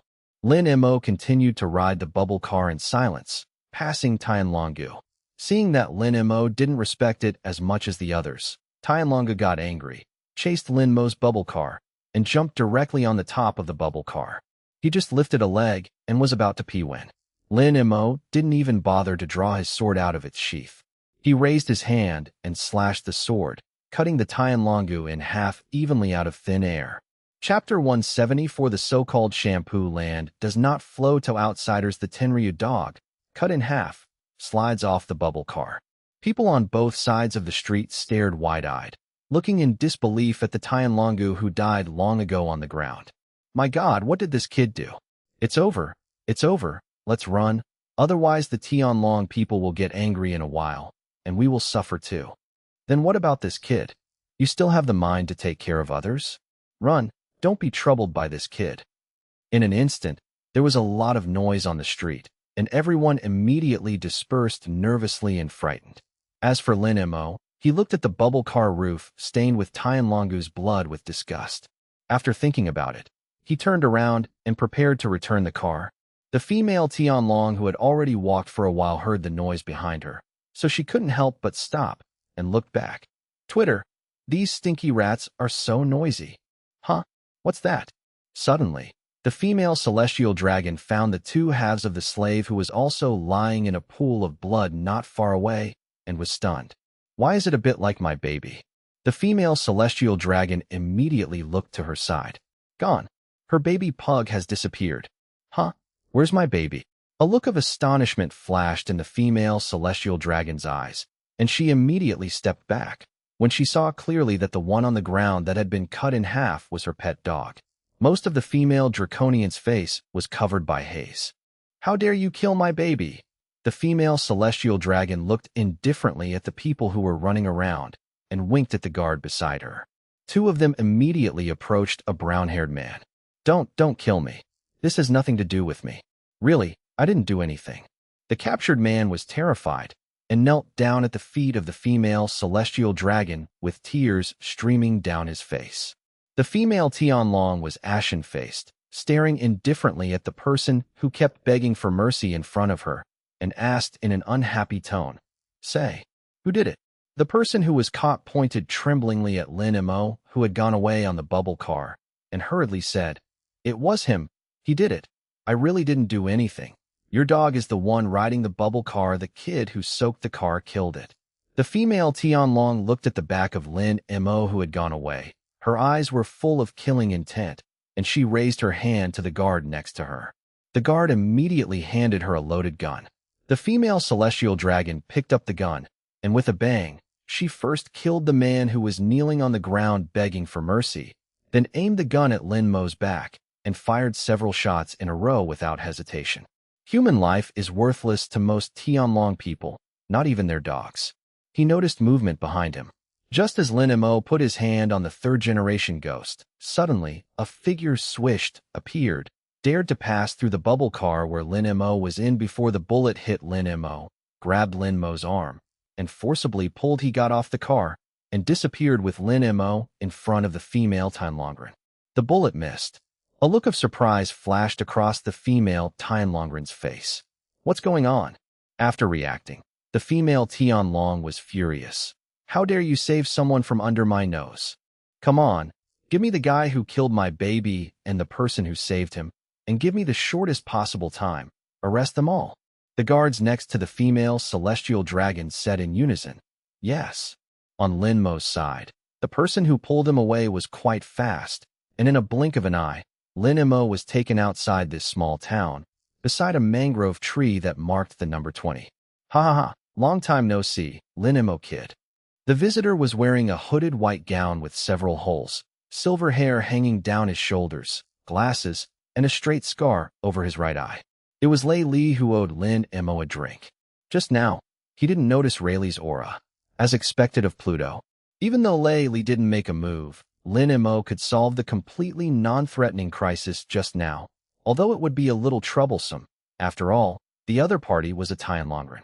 After thinking about it, Lin Mo still responded, Thank you. Huh. Lei Li was slightly surprised. You actually thank people? Ha ha ha. Not bad. Good. Improved. Much better than 4 years ago. Lin Mo. This guy did it on purpose. Page 211. Lei Li continued with the corner of his mouth hooked slightly. You came to Chambord several years earlier than I expected. It seems that you have experienced a lot of things during the time in Rogtown, and now you are still alone. Travel? No. Lin Imo shook his head and said, I have 2 crew members. Oh, that's good. Rayleigh was not surprised. It's a good thing to have a crew. If you really travel alone from beginning to end, keep everyone out. Let no one walk into you in my heart. There will be problems after a long time. Lin Imo. Ha ha. Okay, I won't talk nonsense. Laylee laughed loudly. I still have things to do. In the evening, you come to the bar next to number 13 Mangrove. Let's have a good time. Have a drink. Number 13, the bar next to the Red Tree, is a bar opened by a woman named Xia Qi who lives with Rayleigh. Lin Imo knew this. This Xia Qi looks very young. In fact, she is almost 60 now, and she is also a person who likes to rip off people. The bar she opened is also known as the extortion bar. It can be said that most of the people who go to Xia Qi's bar to drink will be blackmailed and beaten severely. Rayleigh really picked a good place. This is the field where the fat and water don't flow to outsiders. After a moment of silence, Lin Imo still nodded. Okay, I owe you the wine. I will pay it back today. Laylee was stunned for a moment, then smiled and said, Ha ha ha. It seems that you have been thinking about this matter all the time. Okay, then do this. You will invite the wine tonight. Then I will go first. We see you tonight.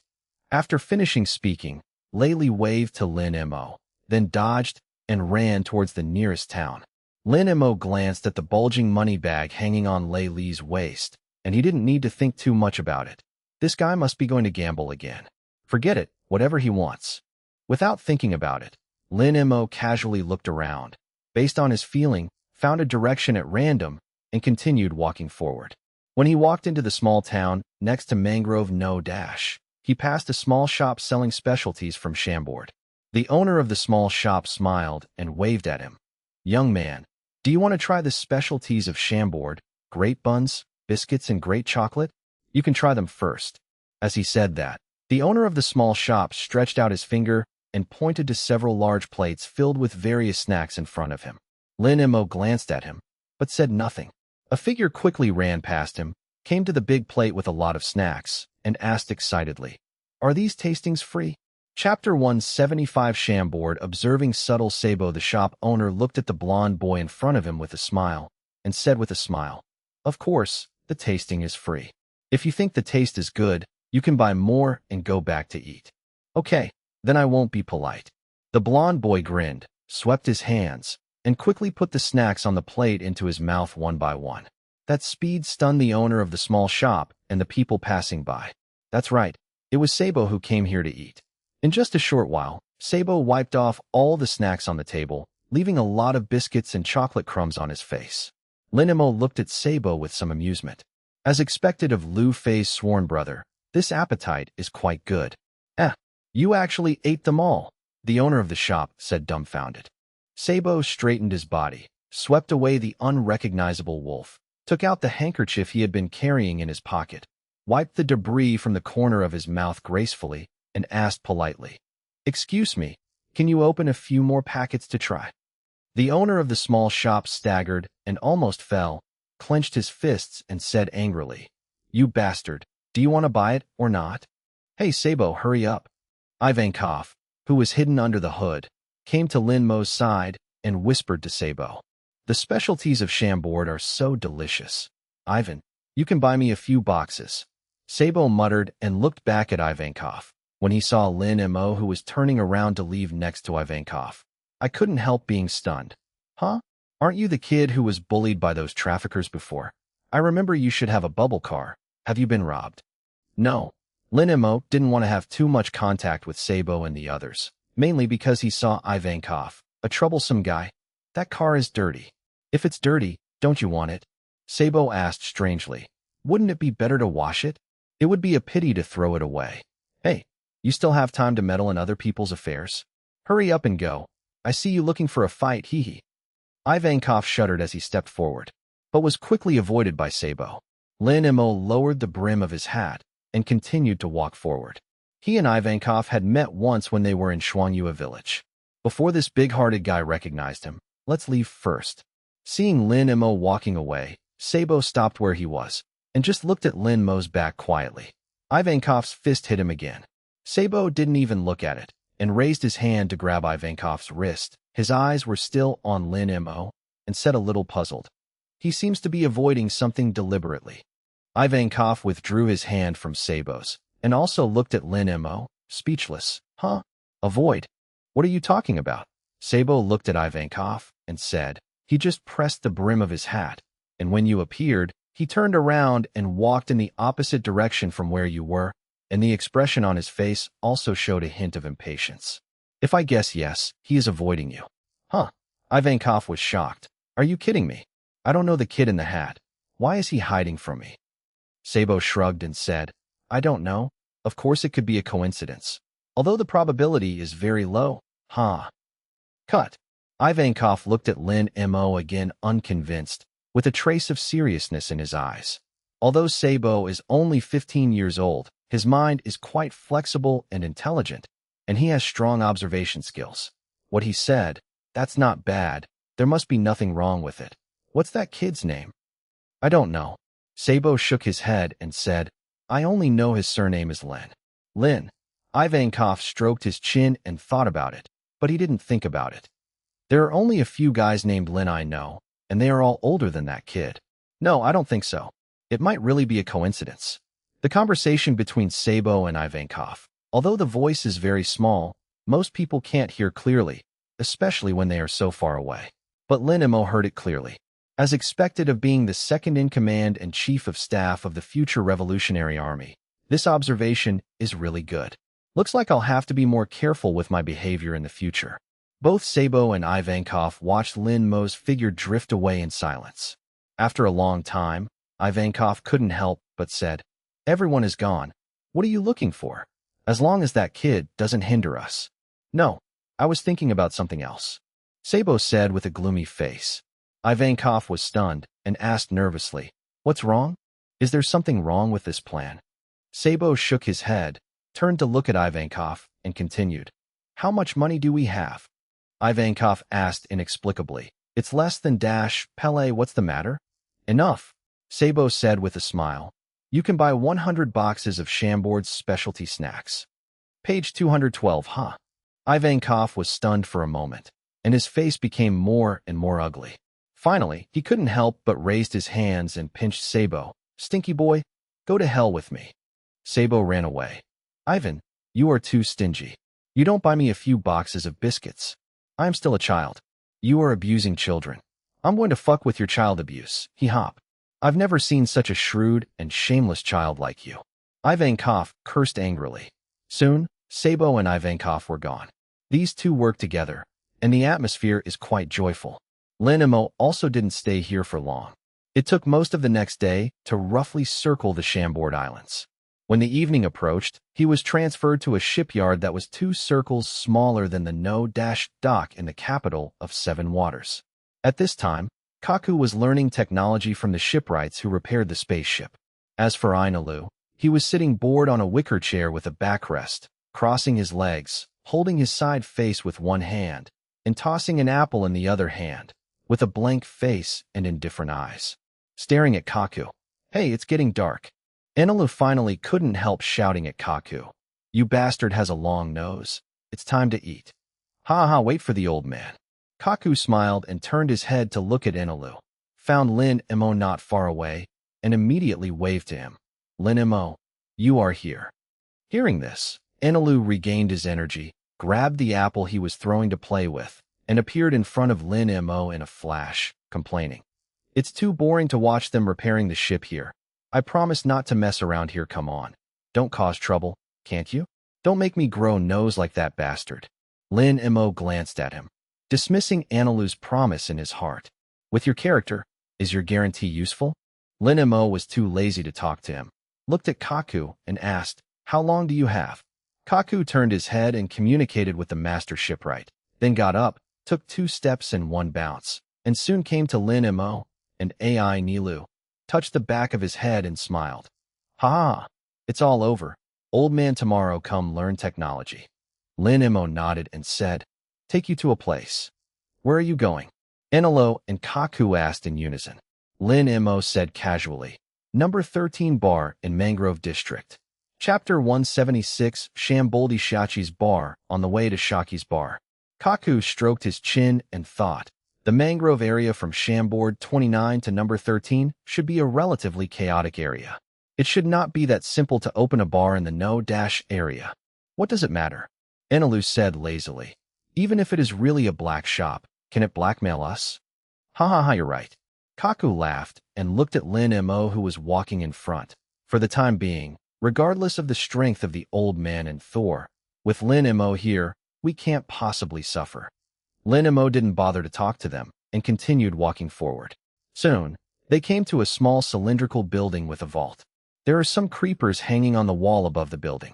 The whole building looks a little old, and it looks old at first glance. This bar looks really broken, Enelu said with disgust. Lin Mo pushed open the door and walked in. In front of the semicircular bar counter facing the gate, there was a woman with short black hair and a spider-patterned blouse who looked to be in her early 30s, reading a magazine with a cigarette in her mouth. This is the proprietress of this bar, Xiachi. Don't look at her in her 30s. In fact, she is almost dash. Welcome, what do you want? Xiachi heard the bell hanging on the door, closed the magazine in her hand, and looked up at Lin Mo and the others. It looks like it's just an ordinary tavern, Enel said disdainfully. Give me a glass of freshly squeezed apple juice. Kaku continued. The old man wants a cup of tea. Lin Mo said, wine. Okay, please sit down, Xiachi said, then turned around and prepared something for Lin Mo and the others. All this seems to be very peaceful and normal. Lin Mo took Enelu and Kaku to the semicircular bar and sat down. Soon, Xiachi delivered everything they ordered. Then he leaned on the bar, supported his side face with one hand, held a cigarette in the other hand, took a puff, and turned his eyes around the three of Lin Mo. You guys just logged into Shambord land today. Are you here for the first time? Xiachi asked casually. Seeing that neither Lin Mo nor AI Nilu spoke, Kaku said, yes, we are here for tourism. Oh, travel. Xiachi took another puff of cigarette and continued. I have had many guests here. The most common ones are pirates. I haven't seen travelers like you for several years. People who travel abroad will go to the area from 49 to 29 for activities. Few people will come to the illegal place from --. It seems that you have gone wrong. If you are really travelers, then the purpose of coming to my tavern is to find someone or wait for someone. Kaku was surprised by Xiachi's speculation. Lin Mo took a sip of the wine, and when he put down the glass, he asked calmly, when will Layli come back? Hee, I'm really looking for that guy. Xiachi straightened up and threw the cigarette in her hand into the ashtray next to the bar, as if she wasn't surprised that Lin Mo came looking for Layli. That guy during the day, generally speaking, every time he goes out, it is impossible for him to come back within a few months. Before Xiachi finished speaking, the bell hanging at the door of the bar rang again. Oh, I'm back. Xiachi glanced at the person at the door, took out another cigarette, and lit it for herself naturally. Layli came to the bar in a relaxed suit, glanced at Lin Mo and the other three, and said with a grin, these two are your current crew? Yeah. Lin Mo nodded lightly, pointed to AI Nilu on the left, and said, he is AI Nilu. Then he pointed to Kaku on the right, and continued, he is Kaku. How are you guys? Layli smiled and greeted Enelo and Kaku, and then did not forget to hurt Lin Mo. Following this brat, it must be hard work. It's okay, Kaku replied with a smile. Enelu looked disdainful. It's not hard work. Saying this sentence is the beginning of being beaten. As soon as Enelu finished speaking, Lin Mo directly punched him on the head. Ah! With a scream, a big bump immediately appeared on Enelo's head. Kaku couldn't help holding back his smile, and said, you guys deserve it. Ha ha ha. Layli laughed loudly. Lin Mo, your crew is quite interesting. After speaking, Layli walked to the side of Enel Road and asked with a smile, young man, can you give me a seat for the old man? Don't let me. After being punched, Enelu feels very wronged now, and is worried that he has no place to vent. There are so many empty seats here. Why should I give up? Old man, you are here to find fault, right? Page 213. No. Layli smiled and waved his hands. I just want to sit next to Lin Mo. No. Enelo refused. Don't mess with me. Be careful, I'll electrocute you to death. Hey, Enel, What you said is a bit too much. This old gentleman knows Lin Mo anyway, so he should not be an ordinary person. Kaku whispered to Anil. Enilu was stunned, looked at Layli, and asked, Are you a Navy? Raleigh shook his head, No. Enil asked again, Are you a pirate? Raleigh still shook his head. I've retired a long time ago. It's not the Navy, it's just a retired pirate old man. What's so scary? You're a coward with a long nose, bastard. Enil said proudly. An old man like this, I once can kill 10. Lin Mo just took a sip of wine and almost choked on Inilu's words. Good guy. Kill 10 Raleighs at once. Why didn't I know you were so capable? Layli couldn't help laughing. Ha! You are really an interesting kid. It seems that you are very strong. Enil said to himself. Of course, I am Thor. Ha ha ha. Xiaoqi couldn't help laughing. What an arrogant kid. It's nice to be young. He dares to say anything. Enil. Lin Mo glanced at Enilu speechlessly. Let's go. Enilu looked confused. Why did I let it go? Kaku can't let it go. Okay, old man, you sit on my side. Kaku really stood up after speaking.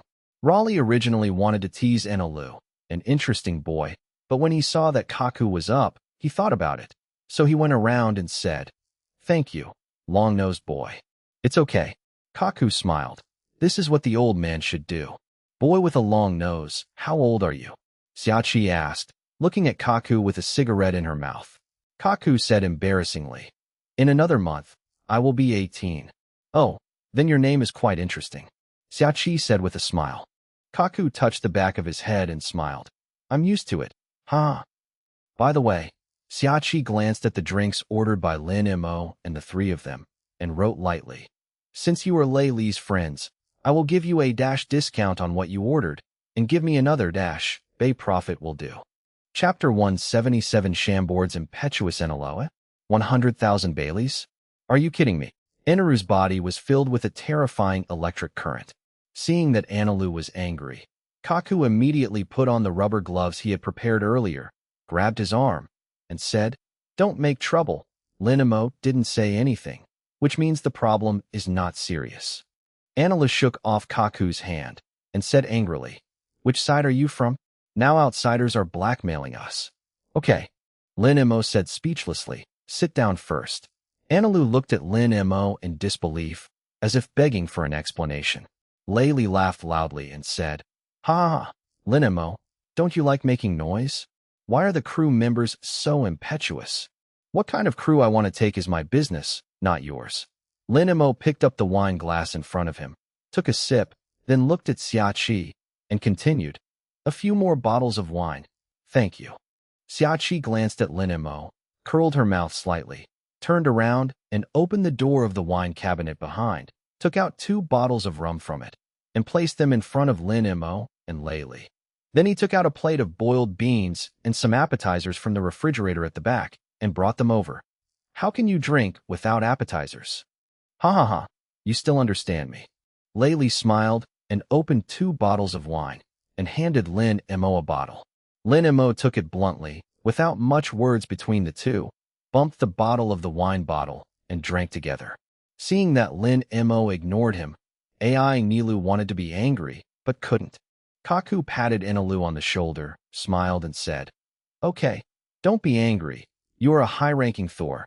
How can you be angry because of such a trivial matter? The bastard has a long nose. Are you talking about my small belly? Enilu glared at Kaku. Kaku raised his hand and surrendered. The old man didn't say this. It's wrong. Hee. Xiaoqi looked at the two of them with a smile and said lightly, You two have such a good relationship. Enilu looked at Xiaoqi dissatisfied. What's the matter? The quarrel between me and my little brother. It's your turn to intervene, a black-hearted blackmailer? When did this old man become your little brother?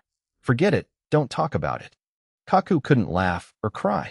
Xiaoqi was not at all angry because of Enilu's words, but asked, I have some apple pie here. Do you want to try it? Enilu was stunned. He didn't expect Xiaoqi to respond to him like this. For a moment, there was an illusion that this woman was pleasing him with things he liked because she was afraid of him. You don't want to poison him, do you? No. Even if I want to deal with you brats, I can do it directly. There is no need to play dirty tricks. After speaking, Xiaoqi turned around and went to get the apple pie. Lin Mo and Laylee clinked the bottle and took a big sip of wine. Laylee put down the wine bottle first and asked, "How long do you plan to stay in Chambord this time?" Lin Mo thought for a while and replied, "At least a week."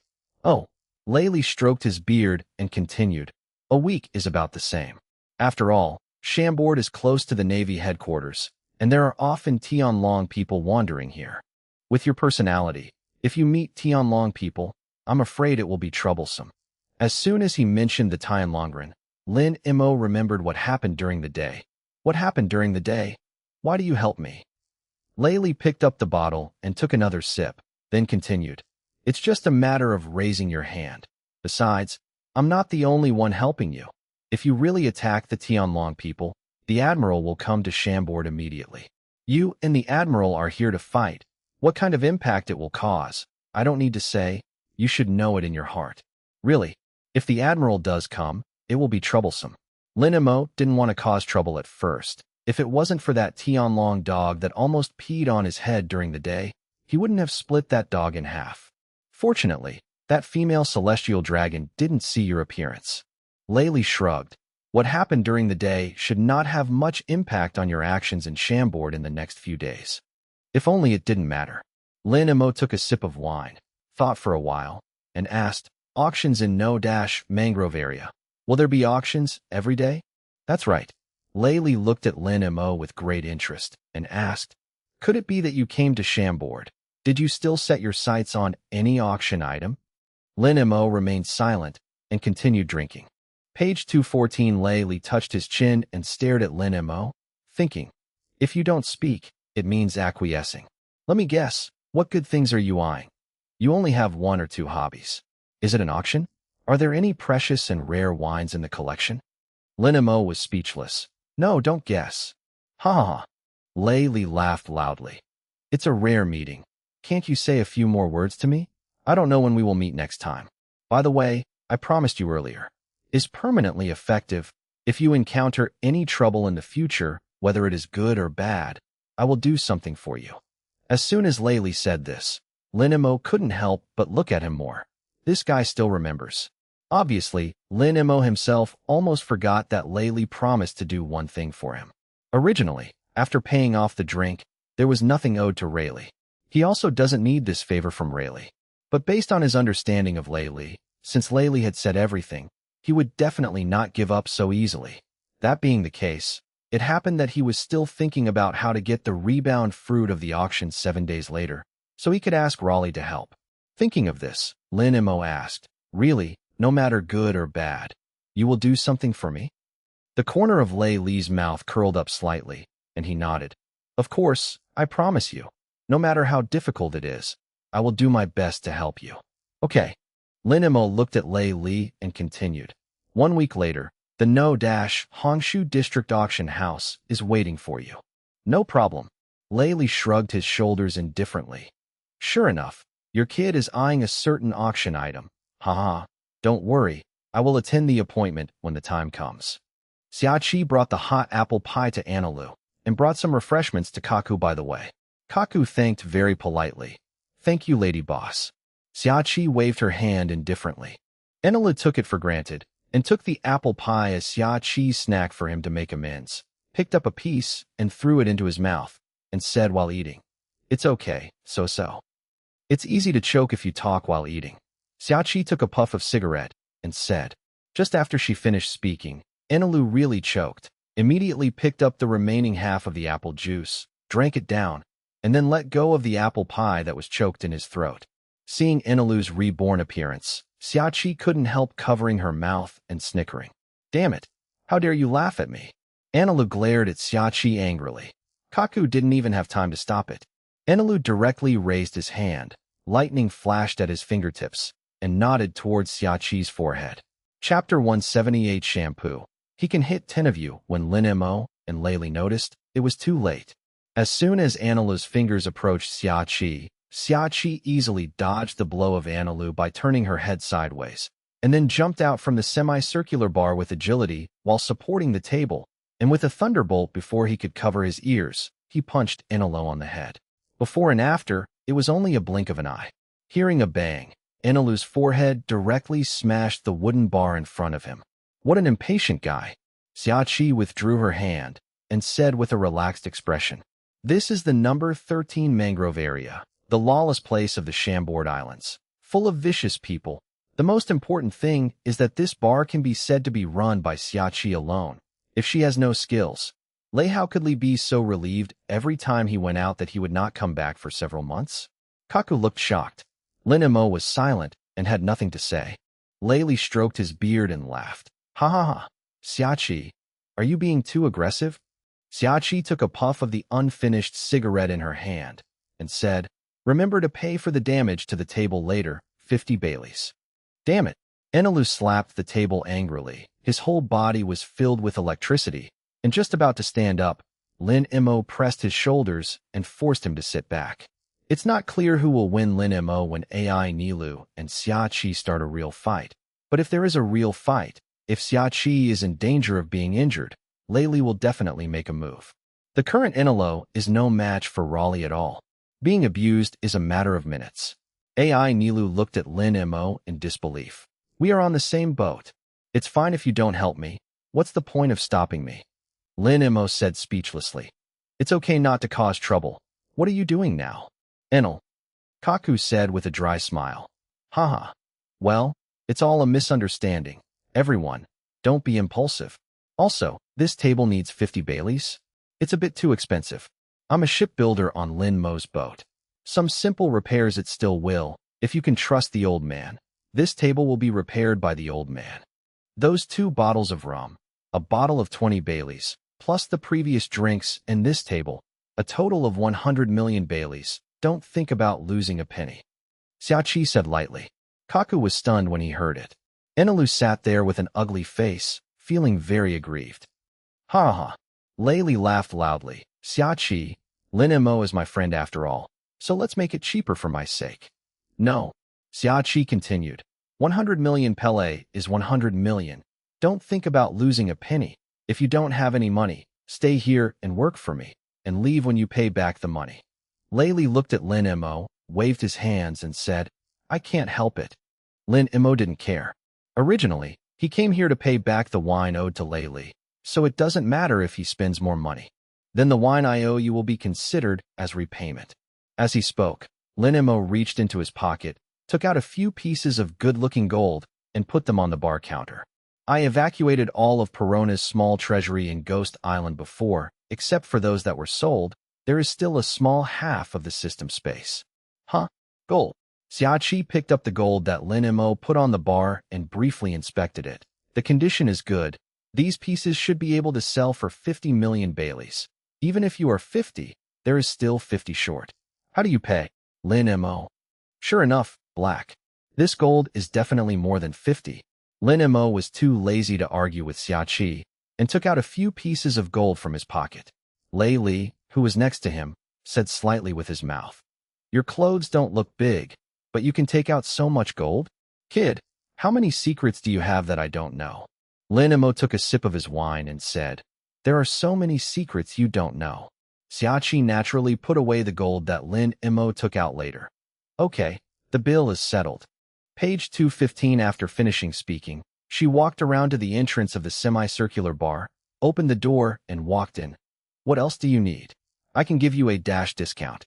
"Hee, no need," Kaku said with a dry smile. Li asked, "You guys just came to Chambord today. Do you have a place to stay? If not, you can stay at the bar first. It's cheaper for you. Baileys per person for one night," Xiaoqi said with a smile, while holding her face in one hand. Lin Mo drank the last sip of wine in the bottle and got up. "No, we have a place to live. Enelo, Kaku, let's go." After finishing speaking, Lin Mo turned around and walked out of the bar. Anelo and Kaku followed immediately. Li looked at the backs of the 3 of them, and the corner of his mouth slightly curled up. "If you encounter any difficulties on the island, you can come to the bar to find me." "Okay, let's go." Lin Mo responded casually, raised his hand and waved, and left Xiaoqi's bar without saying anything more. After they left, Xiaoqi poured Li a cup of tea. 3 interesting little ghosts. "Yeah." Li glanced at the tea that was still steaming in front of him and couldn't help muttering, You know I don't like tea. Not long after leaving Xiaqi's bar, Anna couldn't help complaining. Damn it. What's the matter with that woman? She can also be armed. Blame me for being too careless. Otherwise, she wouldn't be able to hit me at all. Okay, I've already been beaten up, so it's useless to talk about it now. You bastard has a long nose. You're courting death. It's not bad now.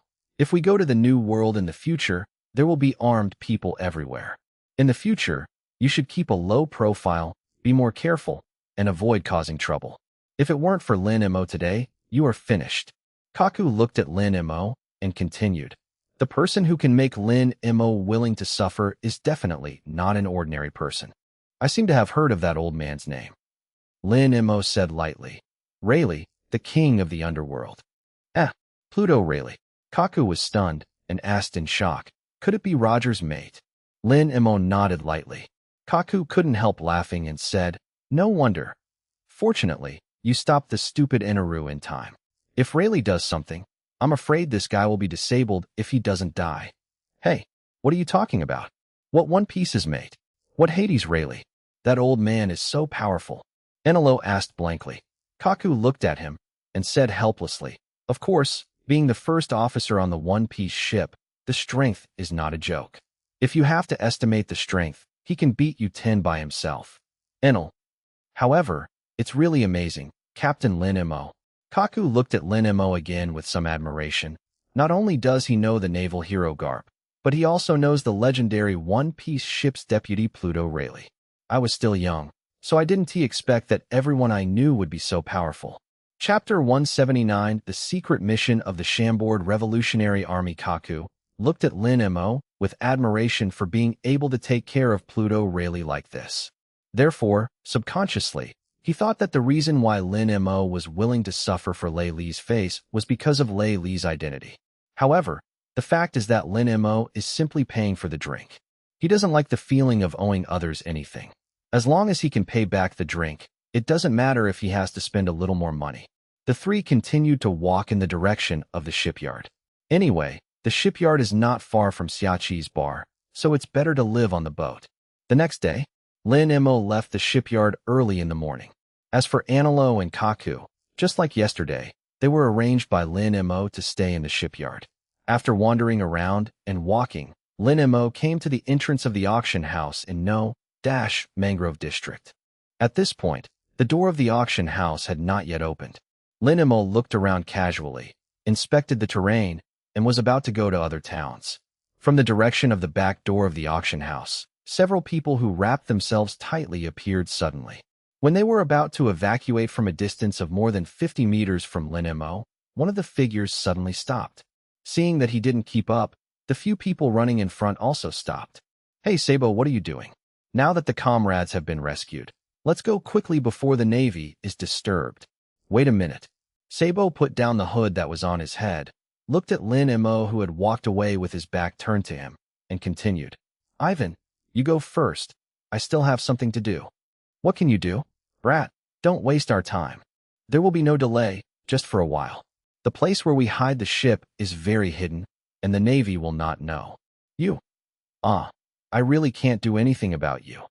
Ivankov said speechlessly. We'll wait for you for half an hour at most, and if you don't come back within half an hour, you can swim back to Baltigo by yourself. Okay, I see. After finishing speaking, Sabo spread his legs and trot towards Lin Mo's direction. Ivankov didn't think anymore, and immediately greeted his own people and ran towards the direction of the ship at a faster speed. Before running a few steps, the phone bug in Ivankov's pocket rang. Taking out the phone bug, Ivankov ran and asked, Hello, Dragon? We have rescued the captured comrades, and we are going back later. The dragon's calm voice came from it. Ivan, there is a secret mission that needs to be completed by you and Lightning. Secret mission? Ivankov was stunned for a moment and asked quickly, Could it be that our comrades were arrested in Chambord? No, I need you and Lightning, caught by the Navy. Ivankov was startled like a bolt from the blue. Hey, Long, are you joking? This joke is not funny at all. Do you think I'm the one who would joke with you like this? Long continued. After being captured by the Navy, you and Lightning will most likely be imprisoned in the City of Advancement. I need you to temporarily lurk in the City of Advancement. Afterwards, Long briefly explained his plan to Ivankov. Ivankov's scalp felt numb when he heard it, but after much deliberation, only he and Lightning were the most suitable for this task. If it was handed over to other cadres of the Revolutionary Army, it might be counterproductive. After thinking about it, Ivankov said, "Okay, I understand. Leave the next thing to us." "Well, is Sabo there? I have something to say to him." "Sabo?" Ivankov scratched his head and continued. "That brat left for something, and when he comes back later, I'll ask him to call you back." "It is good." After finishing speaking, Long hung up the phone. Ivankov stuffed the phone bug back into his pocket, immediately caught up with Lightning, and explained Long's plan to him in a low voice. Contrary to Ivankov's expectations, Lightning was not surprised at all after hearing what he said. Page 216. "Hey, aren't you surprised?" Ivankov asked speechlessly. Lightning, on the other hand, looked calm and said in a calm tone, "This task is indeed only you and I can complete. Long has his own ideas, and I trust his judgment."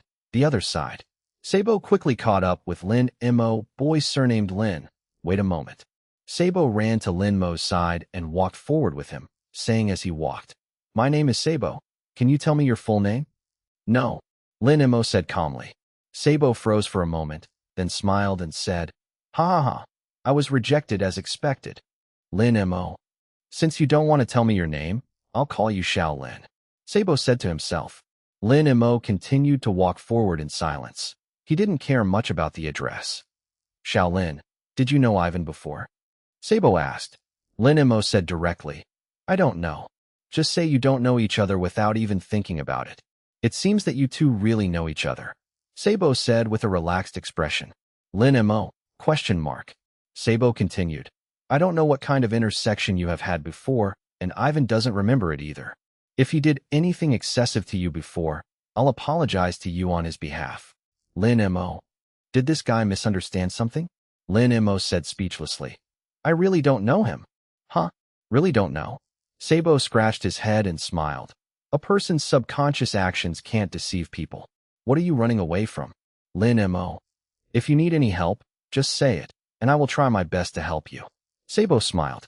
Lin Mo couldn't help but glanced at him and said indifferently, "I don't need help. Stay away from me." "Huh? You are too indifferent." Sabo said helplessly. "I wanted to treat you to dinner, but unfortunately I have no money. Ha ha ha. Since you don't want to see me anymore, then I will withdraw first." Lin Mo immediately waved his hand, signaling him to leave quickly. Sabo smiled and didn't say anything more. As soon as he turned around, he saw a group of people in navy uniforms not far away, chasing in the direction where Ivan and the others hid the boat. The smile on Sabo's face gradually faded. Could it be discovered by the Navy? Oops, Ivan and the others don't know yet. We must remind them immediately. After finishing speaking, Sabo immediately ran to the location of the hidden ship from another direction. Lin Mo watched Sabo run away, turned his gaze, and suddenly found a man holding a phone bug coming out of the alley that Sabo had just passed. Cha! A man wearing a yellow and white striped suit and a navy coat. "Huh? That's really strange. Moshi, can you hear me?" Why is there no sound?"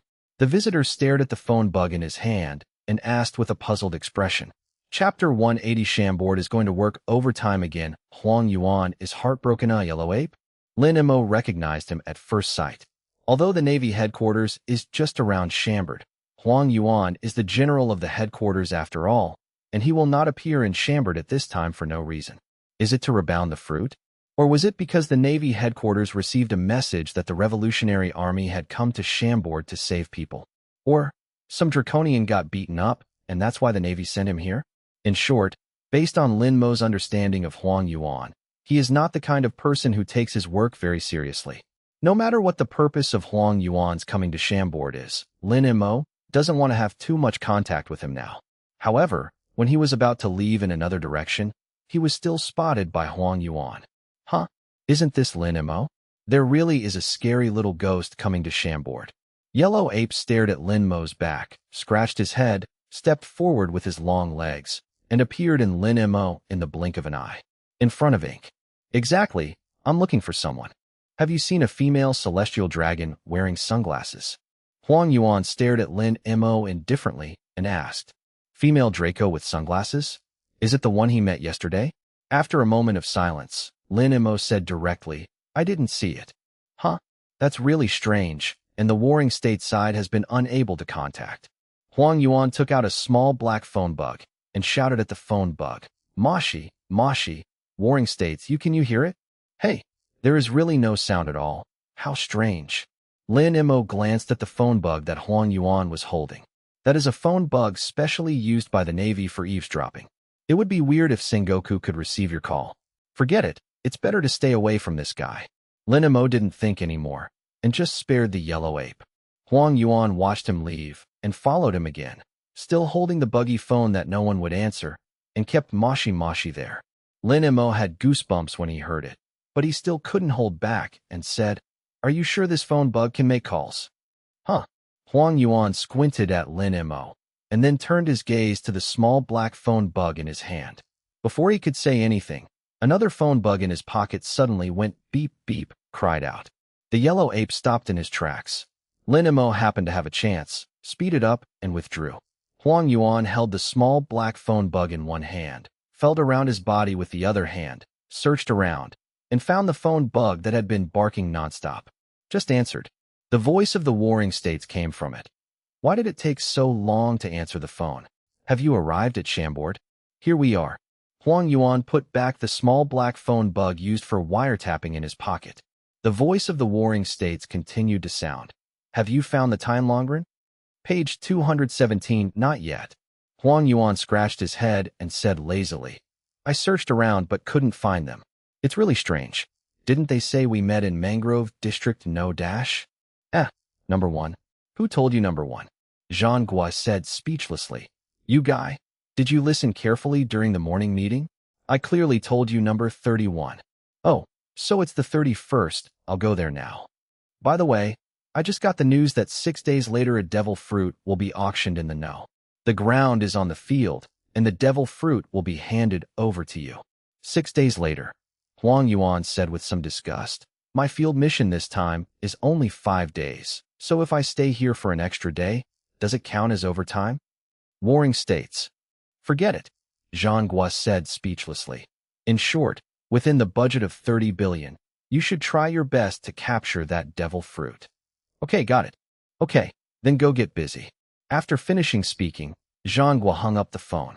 After Huang Yuan put away the phone bug, he looked up again, and Lin Mo was no longer in sight. You run really fast. Just as Huang Yuan finished speaking, a surprised voice suddenly came from behind. Huh, is it General Kizaru? A young boy in a Navy uniform ran towards Kizaru with a long gun in his arms. Huang Yuan looked back at the man. The visitor came to Huang Yuan respectfully and said out of breath, Great, great. You came at the right time. General Huang Yuan, we found the Revolutionary Army on the island. I hope the general can help. Let's catch them all together. Yellow Ape. The other side. After Lin Mo left number 49 mangrove area, he followed the numbers of the mangroves all the way to the general tourist area between No dash and No dash. Since Huang Yuan said that he wanted to find Tianlongren just now, Lin Mo guessed that the female Tianlongren must have done something good yesterday. For a dog, he called all the admirals here. He really deserves to be a Tianlong man. Fortunately, the woman didn't see his appearance clearly. Otherwise, it would be very troublesome if she confronted Huang Yuan head-on. Without thinking about it, Lin Mo casually wandered around the town and soon found a medium-sized tavern. When he was drinking in the tavern for nearly half an hour, the door of the tavern was suddenly opened from the outside. A man with short black hair rushed in excitedly. Have you heard? A group of revolutionary troops has sneaked into the island, and the Navy is chasing them everywhere. I heard that the Navy has captured 2 members of the Revolutionary Army. It seems that those 2 people are still cadres of the Revolutionary Army. Really? Revolutionary Army? What are they doing in Chambord? They are really brave. The strength of the Revolutionary Army is too bad. It's so easy to catch their cadres. TSK, TSK. What about the rest of the Revolutionary Army? Don't tell me. The Navy only captured those 2 cadres. The man who came to report the letter randomly found a seat in the tavern, sat down, and continued. What do you know? Cadres are much more valuable than ordinary members. It's just that it's not sure how many people the Revolutionary Army sent to the island this time, I guess. The Navy will come here to search in a while. As soon as the man finished speaking, the door of the tavern was opened again. A group of heavily armed Navy came in from outside. The leading Navy asked everyone in the tavern, "Did you see a blonde boy wearing a hat?" Blonde. Didn't see. I heard yesterday that when I arrived at District 29, there was a blonde boy in a hat who was very active. I don't know if it's the person the Navy adults mentioned. I saw it. The black-haired man who entered the tavern earlier than the Marines immediately raised his hand and responded. When I entered the tavern just now, I saw a blonde boy going to the southeast of the town. You should go after him now. Can catch up with him. Chapter 181 Shamboard Earth Shadow Clone Attack. It is sobbed that the Navy is chasing now. After hearing their description, Lin Mo knew it. As for what the drinker who reported the letter said, the Navy had captured 2 cadres of the Revolutionary Army, and Lin Mo roughly guessed that it was Ivankov and Lightning. Based on his understanding of the world, it is time for Ivankov and Lightning to be arrested and imprisoned in the advancing city. Therefore, there is nothing surprising about the current situation. It is all expected. The Marines who came in to search heard the dringer's report, immediately exited the tavern, and chased to the southeast of the town. Lin Mo drank the last sip from the wine glass in his hand, paid for the drink, and left the tavern. When passing by a tailor's shop, a head poked out from behind the shop and greeted him in a low voice. Shaolin, this way. Lin Mo. Am I familiar with you? Lin Mo didn't plan to pay attention to him, and continued to walk forward. Sabo looked around and saw that there was no Navy, so he ran out from behind the tailor shop and caught up with Lin Mo. Ivan and Lightning were arrested. Lin Mo was speechless. I know. I have to save them. If the opponents are just these ordinary navies, I still have a way to deal with them. But I just saw the Admiral Kazoo. Speaking of this, Sabo couldn't help but clench the water pipe in his hand. Although Ivan is always joking, he is still very strong. Coupled with the ability of Lightning, it is not difficult for the two of them to escape from the Navy's nose, but they were still caught. Sabo, who still doesn't know the truth, naturally thinks that Ivan and Lightning are to cover the escape of other comrades, so they stayed to resist the general, and that's why they were caught. Lin Mo also didn't know about the phone conversation between Long and Ivankov. He thought that Ivankov and Lightning were deliberately arrested into the city because of special missions. Seeing Sabo like this, it seems to be an accident. Are you sure you can save them? Lin Mo asked. Sabo glanced at him, smiled dryly, and shook his head. Not sure. Now I can't beat the yellow ape at all. If I can't beat it, I can only outweed it. Lin Mo, you already know the identities of me and Ivan, right? Lin Mo continued to walk forward calmly. Without speaking, Sabo took him as acquiescing and continued. Ivan and I came to Shamboard this time to save our captured companions. He has already been rescued, so we should leave here immediately. Maybe because Ivan and Lightning were arrested because of the reason. No matter what, no matter how small the hope, I will try. Maybe it will succeed. So, Lin Mo turned to look at him. Sabo grinned. I want to trouble you with one thing. I'm not sure that I can rescue them. If it fails, if you meet my comrades in the Revolutionary Army, please tell them for me to let them leave us alone. Go back to base, please.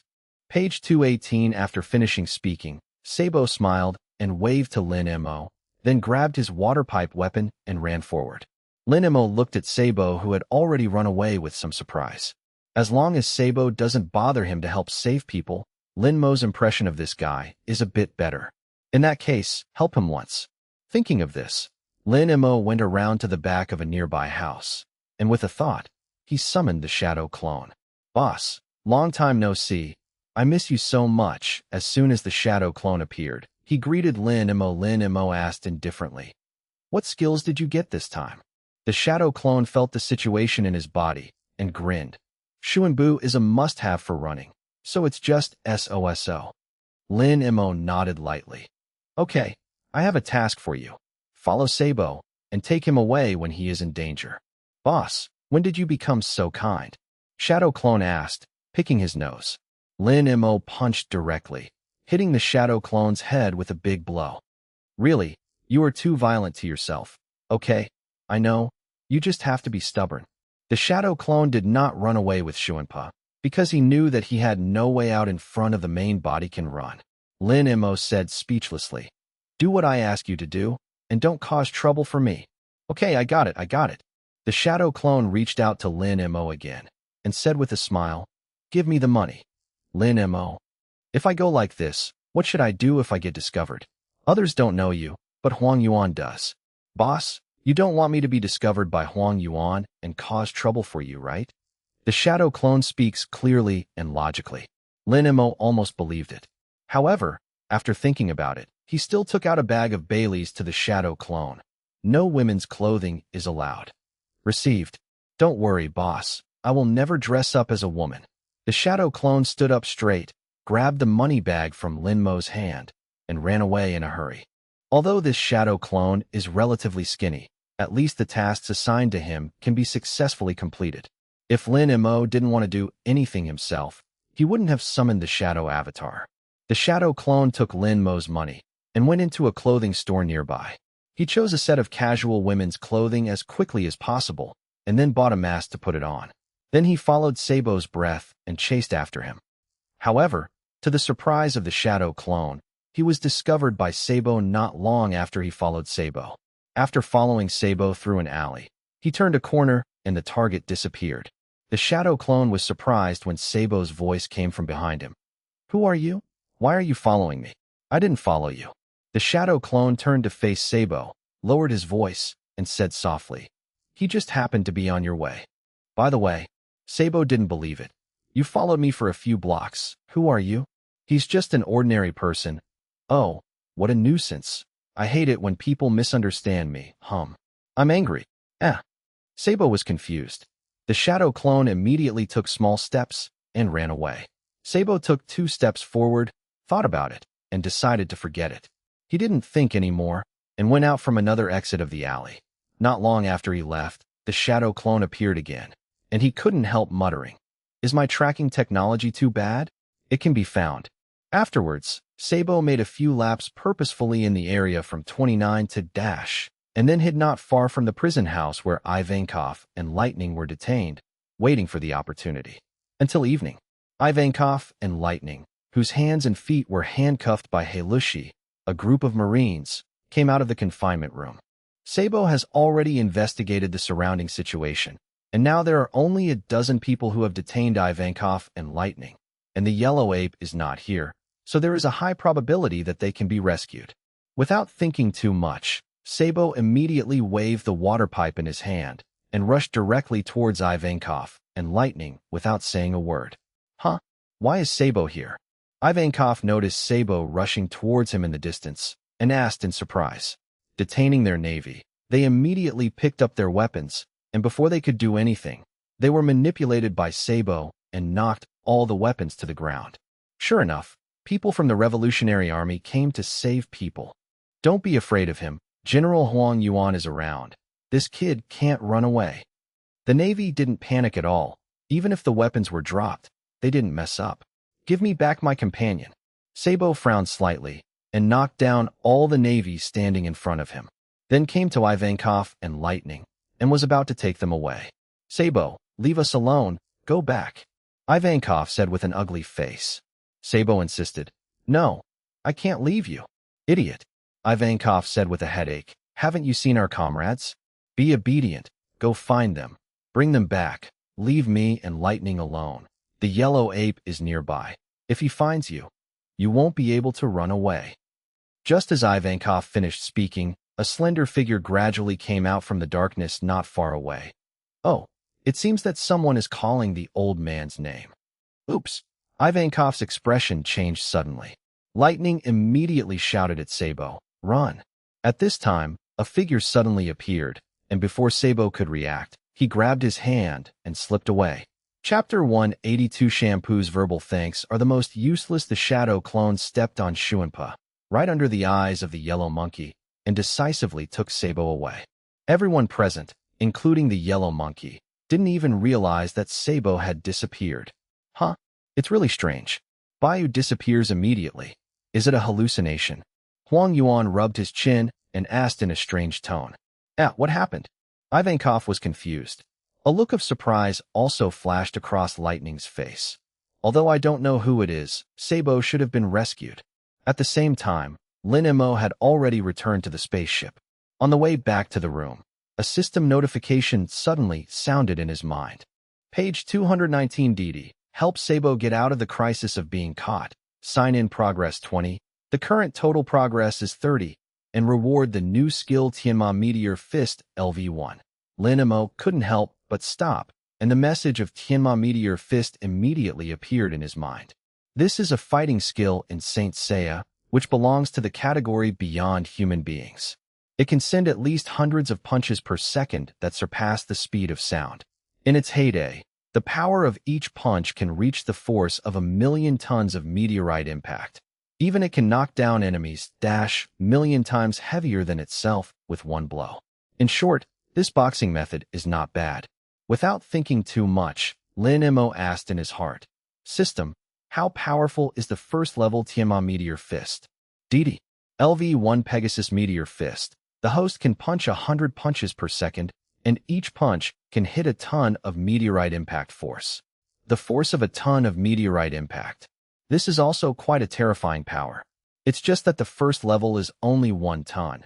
So if you want to hit the impact force of several million tons of meteorites per punch, wouldn't it be necessary to upgrade to a few million levels?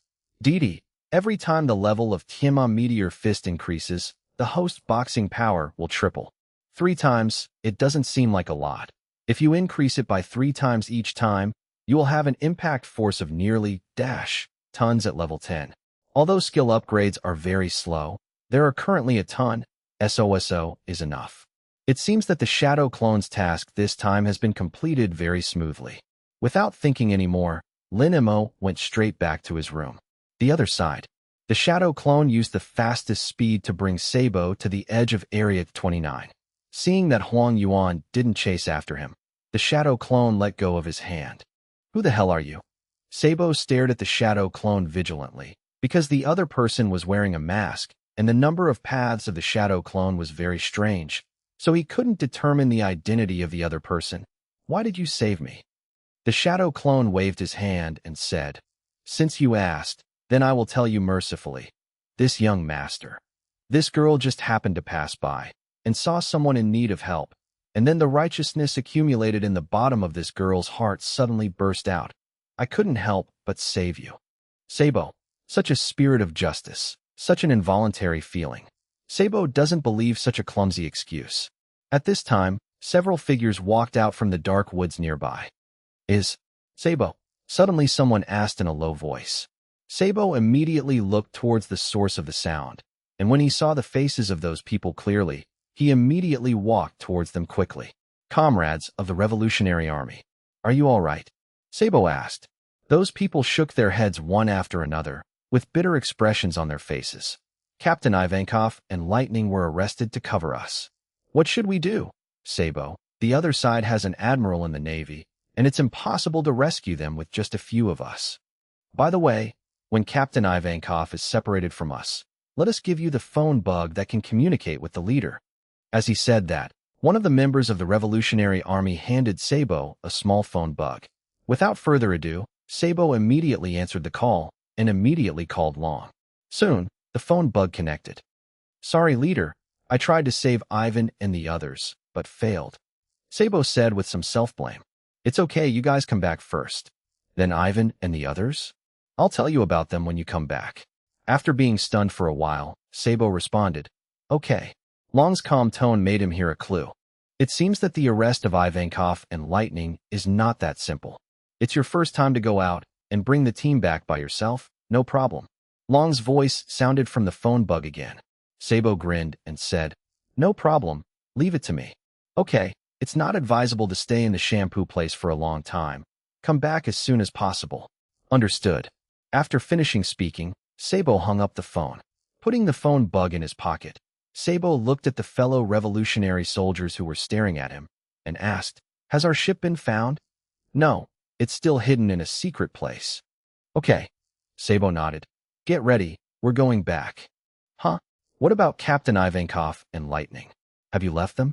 Although with our strength, it is difficult to rescue them. But if we just leave like this, it's not very good. Seeing that his companions were hesitating, Sabo continued. Ivan and Lightning covered everyone to leave, not to let everyone go back to die. They know what they are doing, to save them. When we go back, I will find the leader, discussed it face to face.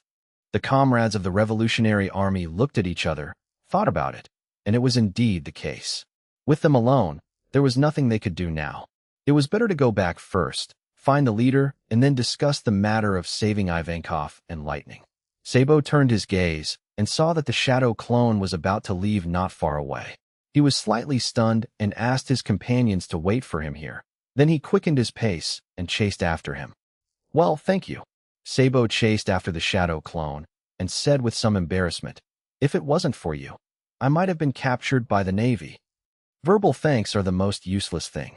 If you really want to thank me, just show me something substantial. The shadow clone said in a relaxed tone. So what do you want? Give me the money. The shadow clone reached out to Sabo. Sabo smiled helplessly. I have no money. Cut, you're so poor. The shadow clone sized Sabo around, and then his eyes fell on his water pipe. Give me your broken water pipe. Sabo, ? Page 220 broken water pipe? Although, this water pipe was indeed picked up by him. Sabo asked dumbfoundedly. This water pipe is worthless. Why do you want it? That's a lot of nonsense. The shadow clone immediately snatched the water pipe in Sabo's hand. This broken water pipe is my reward for saving you this time. We owe nothing to each other. See you later? Just pretend you don't know me, okay? Sabo, I don't even know what you look like. Even if we really meet again, I might not be able to recognize you. Chapter 183 Shampoo. Come here. The shadow clone took Sabo's water pipe and was about to withdraw. Suddenly, a fluorescent yellow laser bomb flew over from a distance. Both the shadow clone and Sabo sensed the dangerous aura. Without further ado, the shadow clone immediately grabbed Sabo's arm again, leading him to avoid the laser attack in an instant. The laser bullet grazed the edge of the shadow clone's mask and shot onto the grass behind him. There was a loud bang, and a big hole was blasted into the ground. Oh, it's really scary to be dodged. Huang Yuan's unique voice came from a distance. In the blink of an eye, he appeared on the outer edge of Area 29, where the shadow clone and Sabo were just now. At this time, the shadow clone had already taken Sabo with him and disappeared again. And those accomplices of the Revolutionary Army are still here, staring wide-eyed. Huang Yuan turned his head to look at those revolutionary troops, scratched his head, and asked, Are you a revolutionary army? Those people took 2 steps back with ugly faces, swallowed uneasily, and shook their heads with a fluke mentality. Huang Yuan scratched his head and lazily said, If not, don't wander around at night. After finishing speaking, the yellow ape followed the breath of the shadow clone and Sabo and chased after him. After he left, the few people who stayed behind breathed a sigh of relief. As expected of a general, too strong. What should I do? Sabo will be fine, right? Don't talk nonsense. Isn't there a girl wearing a mask? That girl seems very strong, and they will definitely be fine. Then what should we do? Should we wait here for Sabo to come back? It's not safe here. Let's go back to the ship first. Sabo will definitely go to the ship to find us. Well, that's all there is to it. After the few people left reached a consensus, they immediately trotted away in the direction where they hid the boat. As for the shadow clone, the opinion brought Sabo into the number 45 mangrove tourist area. The night market on Chambord Island is quite lively. There are people coming and going on the street, so lively. As soon as the 2 of them landed, the mask of the shadow clone was cracked by the attack of the yellow ape just now. The shattered mask fell to the ground. Because in the brightly lit bazaar, the shadow clone fell off the horse in front of Sabo in an instant. Huh, you are Xiaolin. Sabo was shocked and reflexively took half a step back and said with a strange expression, Sure enough, you and Ivan know each other. The shadow clone was like a normal person, raising his hand to touch his face, pretending to be very shy. What are you talking about? What's Xiaolin? You are talking about my brother. Sabo was confused. Your brother? Yes. The shadow clone muttered. My name is Lin Mumu, and I have a twin brother named Lin Mo. Huh. Sabo's mouth twitched slightly. Are you sure you're not joking? I hate it, the shadow clone said angrily. It's because my brother and I look so much alike. Many people confuse us, so I wear a mask, and you still doubt me? Humph. Save buys you, Sabo said awkwardly. No, I don't doubt you. It's just that you two look too much alike. Don't be angry. Humph. It's just a resemblance. I really don't have any vision. I'm so lively and cheerful. I can't compare with my brother's bad temper. Besides, my brother is half a swordsman and also addicted to alcohol. The sword and wine jug never leave my body. If I am really that bad-tempered guy, I can still save you with my bare hands? How stupid. When the shadow clone said this, Sabo couldn't help touching the back of his head and said with a smirk, Hee, it seems to be. I misunderstood you, sorry. Humph. You still don't seem to believe it. Why? Do you want me to take off your clothes and check it for you? As he spoke, the corner of the shadow clone's mouth curled up, and he deliberately moved 2 steps forward. Sabo was so frightened that he quickly stepped back and quickly waved his hands. No, I believe in you. Don't come here. Cut, how cowardly. The shadow clone lifted the shoulder-length wig he was wearing, and the playful expression on his face suddenly froze. At the stall, he took 2 masks, put one on himself, and threw the other to Sabo. What are you? Sabo asked strangely, holding the mask. The shadow clone put on his mask and said, The yellow ape is here. He probably won't do anything here. You go find your companion and leave the Shamboard area quickly. Don't worry about me. I'll delay his time.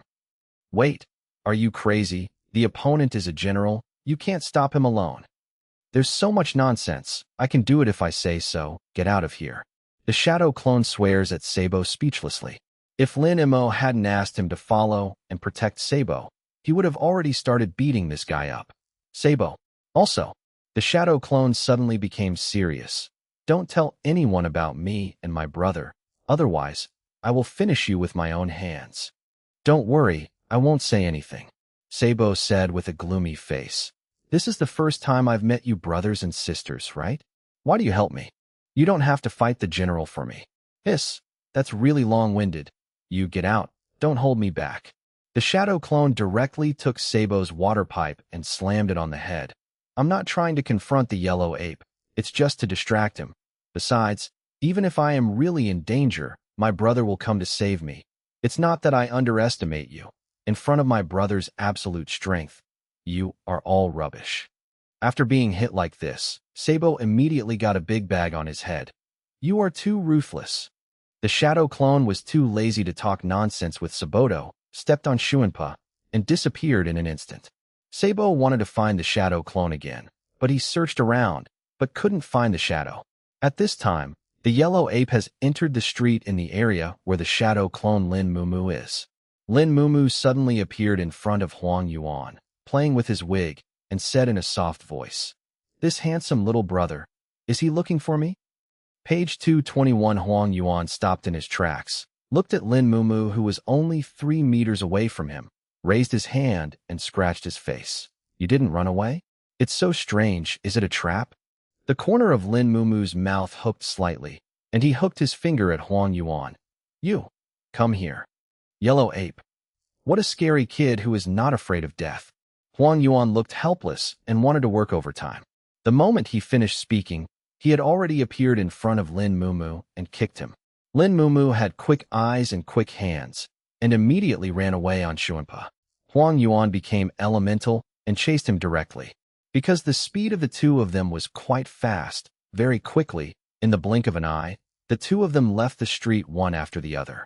Along the way, Huang Yuan chased after him and fired laser bombs at Lin Mumu, but none of them could hit Lin Mumu. The two chased each other until midnight. When Lin Mumu's statute of limitations was about to end, he stopped running and stopped, facing the laser bombs fired by the chasing yellow ape. There was a loud bang, and under a burst of strong light, the trees disappeared like this, as if they were blown away by a laser bomb. At the same time, all the experiences about the shadow clone today suddenly appeared in the mind of Lin Mo, who was reading a book on the spaceship like a revolving lantern. In an instant, Lin Mo's hand clenched, and the book he was holding was smashed to pieces.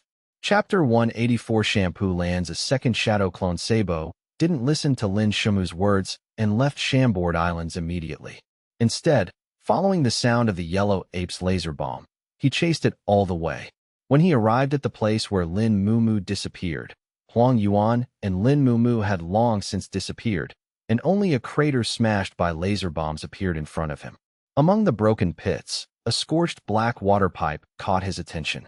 Sabo immediately jumped into the broken hole, picked up the cut-off pipe, checked it, and after confirming that it was the water pipe that Lin Shumu took from him, he felt bad all over. On the ship, after Lin Mo crushed the book in his hand, he got up from the bed with a dark face. It just so happens that it's past 0, and you can summon the shadow avatar again. So what if the shadow clone can only be summoned once a day? If he doesn't beat that guy up now, it's hard to get rid of the anger in his heart. Without much thought, Lin Mo mobilized the chakra in his body, and in the blink of an eye, a shadow clone who looked exactly like him appeared in front of him. Before Lin Mo could make a move, the shadow clone in front of him put his left hand on his right chest and nodded in greeting. His tone was calm, with a faint smile on the corner of his mouth, and he greeted Lin Mo politely. "Hello, boss. If there is anything you need me to do, please tell me directly." Lin Mo, ? This shadow clone gave him a different feeling from the previous one. "Boss, have you forgotten that your shadow clone technique has reached 2 levels? The shadow clone specially reminded. 2 levels can summon 2 shadow clones. Lin Mo, ? He actually forgot about it. After thinking about it, Lin Mo condensed the chakra in his body again and tried to use the shadow clone technique again. Sure enough, another guy who looked like him appeared. "Hey, boss, seeing each other every day is like 3 autumns." As soon as the shadow clone who called himself Lin Mumu appeared, he smiled and waved to Lin Mo. Lin Mo stared at Lin Mumu with a sneer and began to rub his fists. The first shadow clone that was summoned came out in a gentlemanly manner. "Boss, do you need help? The ability I have been assigned is sword skills, and I can help you slice off the flesh on his body bit by bit. In this way, it will take the longest time to make him feel the most painful way of death." You are a pervert. You are also a shadow clone. Why make things difficult for your own people?" Lin Mumu said dumbfounded. Lin Mo directly threw the 3rd generation Guiche to the shadow clone, who gave him advice. Seeing that Lin Mo was serious, Lin Mumu immediately spread his legs and was afraid. But just after taking a step, a strong pressure fell on his body, causing him to lose his footing and fall to the ground. When Lin Mo went up, he first hit Lin Mumu's head with the iron fist of remembering love. "Boss, I was wrong," Lin Mumu said without tears. "I promise I will never dare again. Your guarantee is worthless." Lin Mumu's credit has gone bankrupt with Lin Mo, and the most important thing is that this guy's women's clothing was discovered by Sabo. It's an extra crime. "Boss, let me do it." Another shadow clone stood beside him and said with a smile, "Hit him and dirty your hands. I'll just do this kind of thing." Lin Mo glanced at the shadow clone next to him, then kicked Lin Mumu again, grabbed him up, and said, "Go out." Holding the shadow clone of the 3rd generation of ghosts, a strange smile was drawn on the corner of his mouth. "Okay, boss." "Oh no," Lin Mumu yelled in despair. "Boss, I really know I was wrong. Please forgive me. I promise I won't dress up as women in the future. I'll send you 4. Lin Mo didn't bother to talk to him, grabbed him directly, and quickly left the spaceship. He followed closely behind with the shadow clone of the 3rd generation of ghosts. Not long after they left, Kaku walked to the door of Lin Mo's room with a shipbuilding book that was almost torn by him, and looked in. No one. Strange. Kaku touched his long nose and said strangely, "Could it be that I had an auditory hallucination just now?" Then, Kaku went to find Analu again, wanting to ask him if he found anything unusual, but the big stupid fell asleep like a dead pig. Lin Mo threw Lin Mumu into the mangrove forest not far away and winked at another shadow clone. The shadow clone smiled and walked towards Lin Mumu. The sword blade of the 3rd generation ghost in his hand reflected a frightening silver light in the moonlight. Don't come here." Lin Mumu wanted to escape, but Lin Mo controlled his actions with his domineering color. Now he can't move at all, and he can't use the ability he got randomly. "It's only a few hours, just bear it and it will pass." Another shadow clone, A smear of blood flashed in his eyes, and the expression on his face became excited. Lin Shamu. For the next hour, the area was filled with the screams of trees. The shadow clone who was in charge of cutting Lin Mumu into pieces didn't feel at all, and he didn't even find it enjoyable. As for the main body, Lin Mo, it was fine at first, but as the scene got bloodier, his brows became tighter. He originally thought that this new shadow clone was a relatively normal guy, but now it seems that he was wrong. This system is really interesting. All the assigned shadow avatars are talents. Page 222, he just wants a normal shadow clone. Is it that difficult? When Lin Mumu was completely tortured and killed, the blood splattered all over the ground disappeared along with Lin Mumu's disappearing body, and the blood on Guiche disappeared, as if nothing had happened just now. Boss, your sword. The shadow clone offered the 3 generations of ghosts with both hands, with a brisk tone and an appearance of being in a good mood. If Lin Mo hadn't witnessed this guy's sadistic behavior with his own eyes, he would have almost believed that this guy was a normal person. Putting away the 3 generations of Guiche, Lin Mo waved his hand and said, "You should go back too." The shadow clone nodded slightly. Lin Mo lifted the shadow clone technique, and the person in front of him disappeared instantly. On his way back to the spaceship, a figure quickly passed by. Lin Mo sensed the aura of the person coming, so he didn't pay much attention to it and continued to walk forward. "Shaolin, I finally found you." Sabo ran to Lin Mo wearily. "There is something I must tell you. I killed your sister." Lin Mo. "I don't have a sister, thanks." "I'm sorry," Sabo said, and bowed 90 degrees to Lin Mo in deep apology, his face full of self-blame. Lin Mo stopped and looked at the person in front of him. He really wanted to bypass and leave, but if he really did, what that idiot Lin Mumu said in front of Sabo would be completely untenable. How can a real brother refuse to save his own sister? Most people can think of this question, let alone Sabo with such a flexible mind. Once he denies the relationship with Lin Mumu, Sabo will definitely become suspicious. Maybe he will really think that he has a special habit of dressing women. Lin Mo didn't speak yet. Sabo continued, "Mumu's death is entirely my responsibility. I will be responsible. You can do whatever you want me to do. Even if you want me to die, I will admit it." After a moment of silence, Lin Mo said speechlessly, "He's not dead." "Oh." Sabo raised his head and looked at Lin Mo in surprise. "Not dead? Really? But he was hit by the attack of the yellow ape." "Not dead," Lin Mo continued. "He has returned." Although it is unbelievable, this sentence has a lot of credibility for Sabo when it comes from Lin Mo's mouth.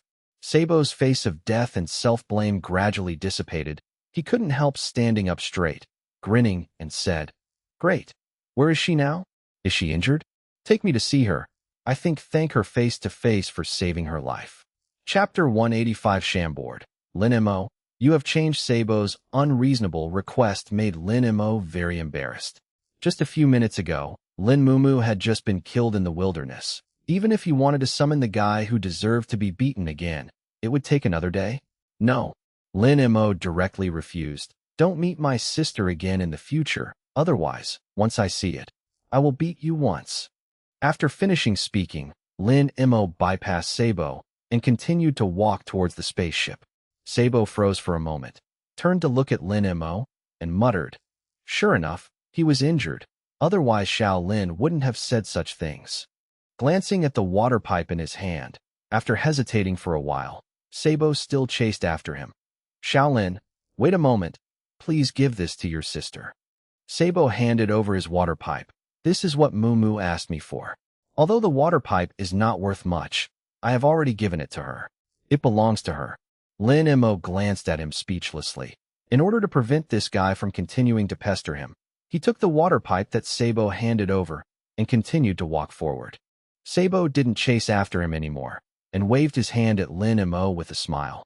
"This time, I owe you two brothers and sisters a favor. If there is anything useful in the future, please feel free to ask. As long as I can do it, I will do my best. I will do my best to help you." Lin Mo didn't bother to talk to him and soon disappeared into the night. Sabo didn't stay any longer and immediately walked to the place where the boat was hidden and suddenly thought of something. While walking, he took out another phone bug he was carrying and made a call. Soon, The call was connected. A female voice who was not awake came out. Sabo? What's the matter? Did something happen? Sabo couldn't help but said, Kurla, I met a very special pair of brothers and sisters today, especially my younger sister. How should I put it? It's very interesting. Kara. Kurla is the girl Sabo grew up with after he joined the Revolutionary Army. After Lin Mo returned to the spaceship, he fell asleep directly. Early the next morning, he left the spaceship and went around Chambord every day. When he came back in the evening, as soon as he boarded the ship, Kaku greeted him with an excited face. Captain Lin Mo, guess what the old man is today? Who did you see at the shipyard? Lin Mo. Don't want to guess, thanks. Kaku didn't care about Lin Mo's silence at all. He was used to it anyway, and continued. The old man saw Mr. Rayleigh, and he actually changed his career to become a coating boat builder. I heard from others that Mr. Rayleigh's coding skills are first-rate. Lin Mo responded indifferently. Oh. Kaku touched the back of his head and said with a smirk, Hey, I want to learn, but I don't know if Mr. Raleigh is willing to teach. Lin Mo glanced at Kaku, thought for a while, and said, I'll tell him. After all, Kaku is now the shipwright on his ship, so it's not a bad thing to learn more about the ship's craftsmanship. Besides, Kaku really needs to learn the skill of coding. There is a mermaid island thousands of miles under the sea, and they will go there sooner or later. If Kaku learns to code, he will be able to save a lot of trouble, and he will not have to come to Shampoo to find Rayleigh for coding. Therefore, in summary, Lin Mo was willing to come forward and discuss with Rayleigh. Kaku didn't expect Lin Mo to agree to help him negotiate with Rayleigh so readily, and he couldn't help but said happily, That's really great. Thank you, Captain Lin Mo. Lin Mo waved his hand, then turned around and left the spaceship, heading towards Xiaqi's bar. Not long after, he came to Xiaqi's bar. As soon as he entered the door, he saw Rayleigh sitting in front of the bar, drinking with his back to him. Rayleigh didn't even look back, put down the wine glass in his hand, and said with a smile on the corner of his mouth, It's rare that you will take the initiative to come to me. Lin Mo calmly walked to the empty seat beside him and sat down. There were no other guests at the bar. Page 223, it can be said that the business of Xiaqi's bar is actually very bleak, but this is not a problem. They are not in the bar business seriously. As long as they blackmail a few unknowing people who broke in by mistake, they can make up for the bar for many days. Expenditure. This is the so-called principle similar to either not opening or opening for 3 years. Huh? Lin Mo kid is here. Xiaqi asked with a smile. Would you like something to drink?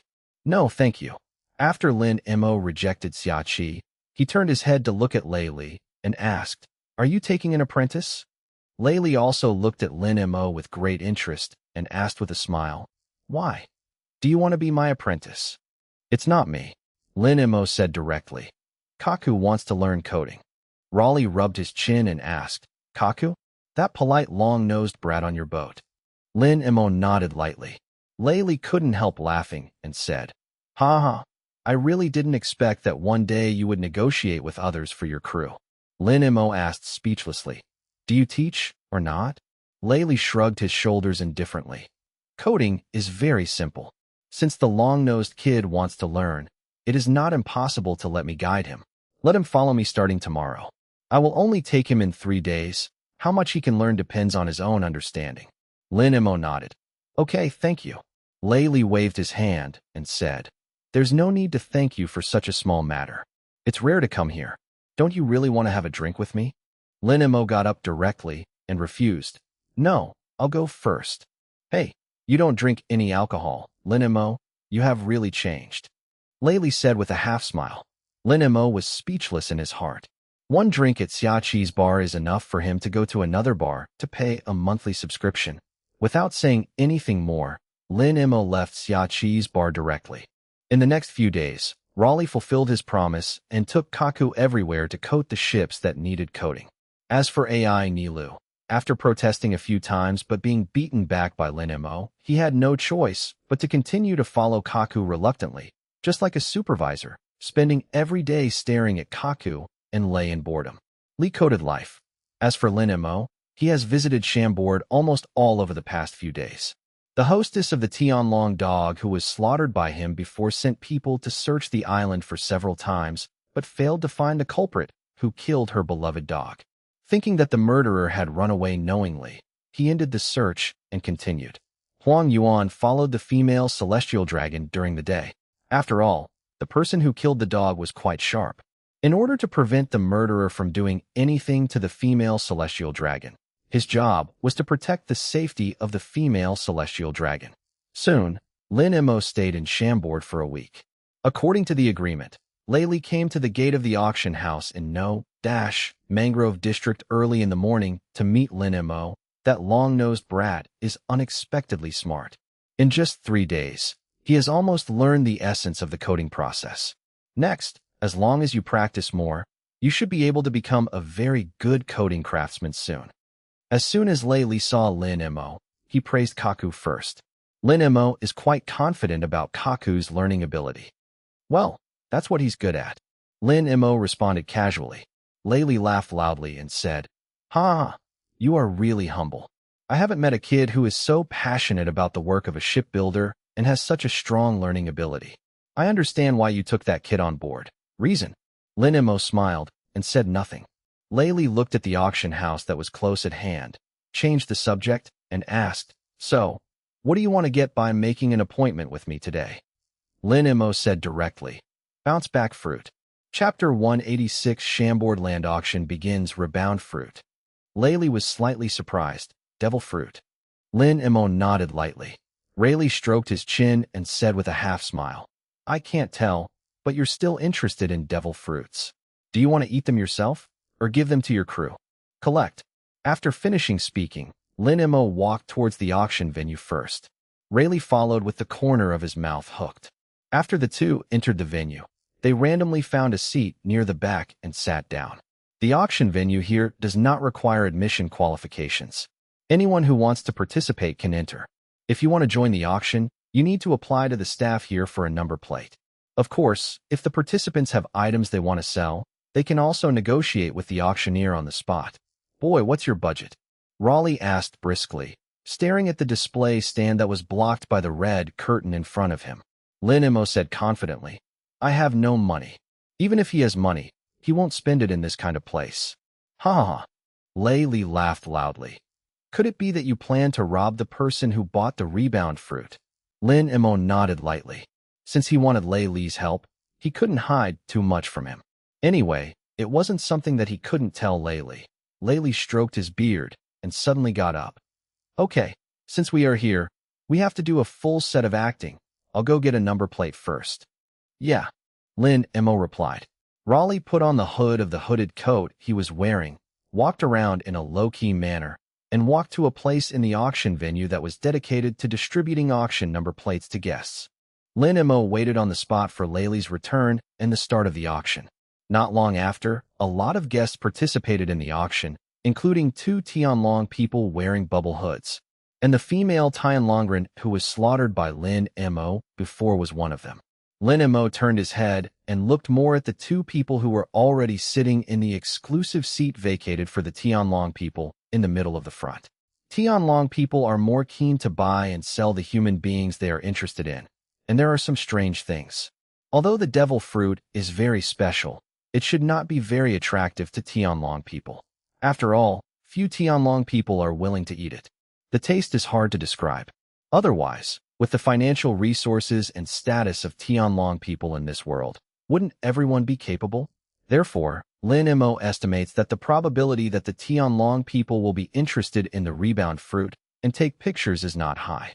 Soon, Layli took a number plate with the number 39 written on it, returned to Lin Mo, and sat down beside him. It's really incredible. As soon as Layli took his seat, he curled his lips and said, "This time, besides the devil fruit, there is also a mermaid." Lin Mo. Some mermaids are auctioned off, so what does it matter to him? Layli continued, "The people in Chambord are very attached to the mermaid, especially the Tianlong people. If the mermaid falls into the hands of the Tianlong people, they will definitely not live for long." Page 224, and then Lin Mo looked at Layli and asked speechlessly, "You want to save the mermaid?" Layli shook his head and said, "I'm old, and I have more energy than energy." Lin Mo. You have more than enough heart, but not enough energy. Isn't it just your idea to save the mermaid? It's just that I'm afraid of trouble, and it seems that there is really such a thing. Lin Mo didn't bother to talk to him, and turned his gaze to the display stand with the red curtain drawn. At this time, a slender figure walked in from outside the auction venue, and stopped directly in front of a stone wall near the door, with his back against the stone wall, touching his chin with one hand, and waiting for the auction with a lazy face. Start. On the display stand, a man wearing an orange top hat and star glasses, holding a small microphone and a red hammer, walked to the display stand. His appearance immediately aroused cheers from the underground audience waiting for the auction to start. Ha ha, I kept everyone waiting for a long time. The man in the top hat said with a smile, "Today's auction will start immediately, and I will still host the disco today. We have prepared a lot of rare treasures and high-quality items for you. Newly, everyone who came to participate in the auction today is really lucky. There are 2 super popular items today. I sincerely hope that you can sell your favorite treasures and satisfying slaves." As soon as Disco finished speaking, the surrounding cheers exploded again. Since the last time, it seems that more than half a month has passed since there was no slave auction. I'm really looking forward to it. I really hope that some young and beautiful girls will come. I'm a little excited just thinking about it. Not only Tianlong people, but also some wealthy people living in Chambord also like to buy slaves. Seeing everyone's enthusiasm was high, Disco continued with a microphone. Then, let's start the auction now. Item no. Dash is the young princess Nanami from the kingdom of Citaraya in the North Sea. Immediately afterwards, a young and beautiful girl in a plain white dress was detained by 2 auction staff and walked onto the display stand. Nanami wore a slave collar around her neck, and her face was full of despair and fear. Her appearance caused the entire auction house to burst into warm cheers again. There are already people who can't wait to bid. Disco curled his lips and continued. Nanami, who was spoiled since she was a child, is not only beautiful, but also a gentle girl who is educated and reasonable. She has the etiquette and qualities that a nobleman should have. In short, buying her back is definitely worth the money. Then, let us start the auction with a special price of 40 Baileys. Please raise your placards to bid. As soon as Disco finished speaking, a middle-aged man with a beard in the venue held up his number plate. 40 Baileys, it's really cheap. Mr. Number 15 offered 40 Baileys. Is there a higher price? Disco asked excitedly. Then, all kinds of clapping sounds filled the entire venue. I offer 45 million Baileys. 50 million. 51 million. 60, I'll pay 60. I'm going to order this chick. I'll offer 80. Once 80 was released, the noisy venue became a little quieter. Disco pointed to a man in his 80s who bid 20 yuan and said, "Buyer number 80 bid dash Baileys. Is there a higher one?" Although Nanami is a princess of a small country, she has never been in contact with any man, and she is still a pure little white lotus. Is there really no one who wants to bid? As soon as Disco finished speaking, someone bid 90. The man who paid 80 before glanced at a pot-bellied old man not far away, frowned, hesitated, and raised his sign again. 100 million. Okay, the buyer on the 10th bid is 100 million. Does anyone want to raise the price? Disco smiled and looked at the audience. Seeing that no one wanted to raise a sign, he calmly walked to a small round table next to the display stand, picked up the red hammer, tapped twice on the table, and announced, 1 million Baileys deal.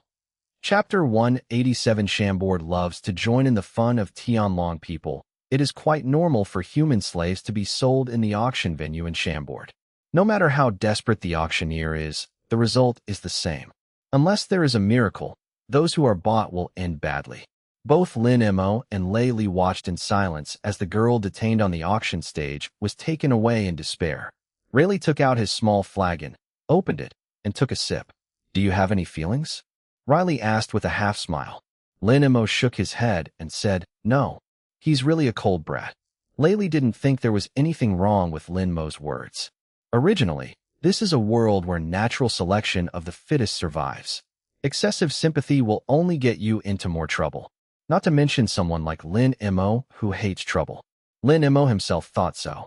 If he saw anyone in trouble and went to rescue him, he would be too busy. Besides, the person being auctioned has nothing to do with him. Why should he have to save him when he sees it? Next, the auction continues. After taking away 14 items, the main event came. The next thing is number 15, known as the secret treasure of the sea, a special commodity called devil fruit. Disco's voice fell.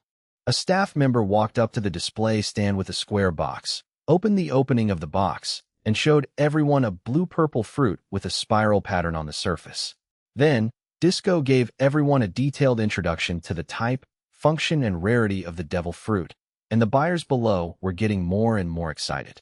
This time we are auctioning the Superman rebound fruit, and we will start bidding with a reserve price of -million Baileys. Everyone can raise their placards to bid. As soon as Disco's words fell, the reserve price of -million Baileys persuaded most of the buyers who originally wanted to try to bid for the rebound fruit. Seeing that everyone's enthusiasm is not high, Disco continued. Those with the ability to rebound fruit can rebound the opponent's attack. Even if you buy it and don't eat it yourself, you can keep it as a collection. The value of devil fruit has always been very high, and it is a value-added commodity. In the future, the price of devil fruit will only be higher, not cheaper. If you get it early, it can be regarded as a kind of investment with rich returns. Of course, if you take it out as a gift, it is also very profitable. Face. It seems to be the case. A woman wrapped in a headscarf hesitated for a moment, but still held up her number plate. Disco has not yet reported the number, and someone started to increase the price. Page 225, 160 million. 160 million. 50 million. The clapping sound resounded throughout the auction hall again. Rayleigh stroked his beard and asked with a smile, "Should we also join in the fun? Anyway, we are not the ones who bought it in the end." Lin Mo shrugged his shoulders with a casual expression. Then, after the last person called -million Baileys, Rayleigh raised the number plate in his hand and said with a smile, -million Baileys. His sentence of -million Baileys immediately attracted the attention of the audience. Lin Mo lowered the brim of his hat in silence. The person leaning against the stone wall at the back of the venue touched his chin and stared at the backs of Rayleigh and Lin Mo. He recognized Lin Mo from the hat he was wearing and said in a strange tone, "Huh? Isn't that Lin Mo? It's so strange. I seem to have seen the person sitting with him somewhere." Disco's eyes lit up, and he said excitedly, "Okay, buyer number 39 bid -million Baileys. Is there anyone else who can offer a higher price?" There was silence all around. No one spoke. Disco scratched his head just as he was about to hit the red hammer. From the back of the venue came a slow and lazy voice, 600 million Bailey. Disco couldn't restrain the smile on the corner of his mouth and continued, "Okay, the gentleman at the door bid -million Baileys. Is there anyone else who wants to continue bidding?" The person waiting for the auction at the door is the yellow ape who was entrusted by the Warring States Committee with a heavy responsibility to bid for the rebound fruit. In fact, Lin Mo and Rayleigh had already sensed Huang Yuan's aura since he appeared at the gate of the auction. "Oh, it seems that things are getting more interesting." Riley had a calm smile on his face. Lin Mo glanced at him speechlessly. "How about keeping a low profile? What are you doing?" Rayleigh curled his mouth slightly and raised the number plate in his hand again, -million Bailey. Huang Yuan glanced at Rayleigh's back and continued, 800 million. Lin Mo doesn't care what Rayleigh wants to do, but if Huang Yuan doesn't continue to fight the price with him in the end, how will Rayleigh pay this huge sum of money? As far as Lin Mo knew, Rayleigh was not a person who would spend a lot of money just to get a devil fruit. Regarding the crazy price increase between Rayleigh and Huang Yuan, the people in the venue couldn't help whispering, "What happened to those two people?" The addition of -million and -million is really embarrassing. Is this devil fruit really so valuable? It's a pity that I don't have the financial resources, otherwise I would like to fight with them. Come on, you won't be able to come up with that much money even if you go bankrupt. The whispers of the surrounding people caught the attention of the two Tianlong people who participated in the auction. The female Tianlong asked with a look of disdain, "Father, this devil fruit is so popular. I want it." Sitting next to her, a male Tianlong man wearing black sunglasses also said with a look of disdain, "Devil fruit is just something that is neither good-looking nor delicious. As us, buying it is also a waste of money." "Humph, I don't care. I want it." The female Tianlong said directly. 1 billion Baileys. I will pay 1 billion. Really? You're wasting money again. The male Tianlongren gave her a speechless look. On the display stand, Disco was stunned for a moment, and a drop of cold sweat broke out on his forehead, and continued. 1 billion. Does anyone want to increase the price? Generally, when the Tianlong people make a bid, there are very few people who will increase the price. After all, it is quite a terrifying thing to offend the Tianlong people. Huang Yuan stroked his chin and looked at the female Tianlongren who gave out 1 billion Baileys, and couldn't help but wonder. Oh, this is difficult. Rayleigh smiled and didn't continue to increase the price. Lin Mo was speechless for a while. What happened with such a small probability actually happened? Little Lin Mo, do you still want this fruit? Layli asked with a smile. Lin Mo said blankly, yes. Once it's in the hands of the Tianlong people, it's not so easy to snatch it away. Besides, the yellow ape is still here.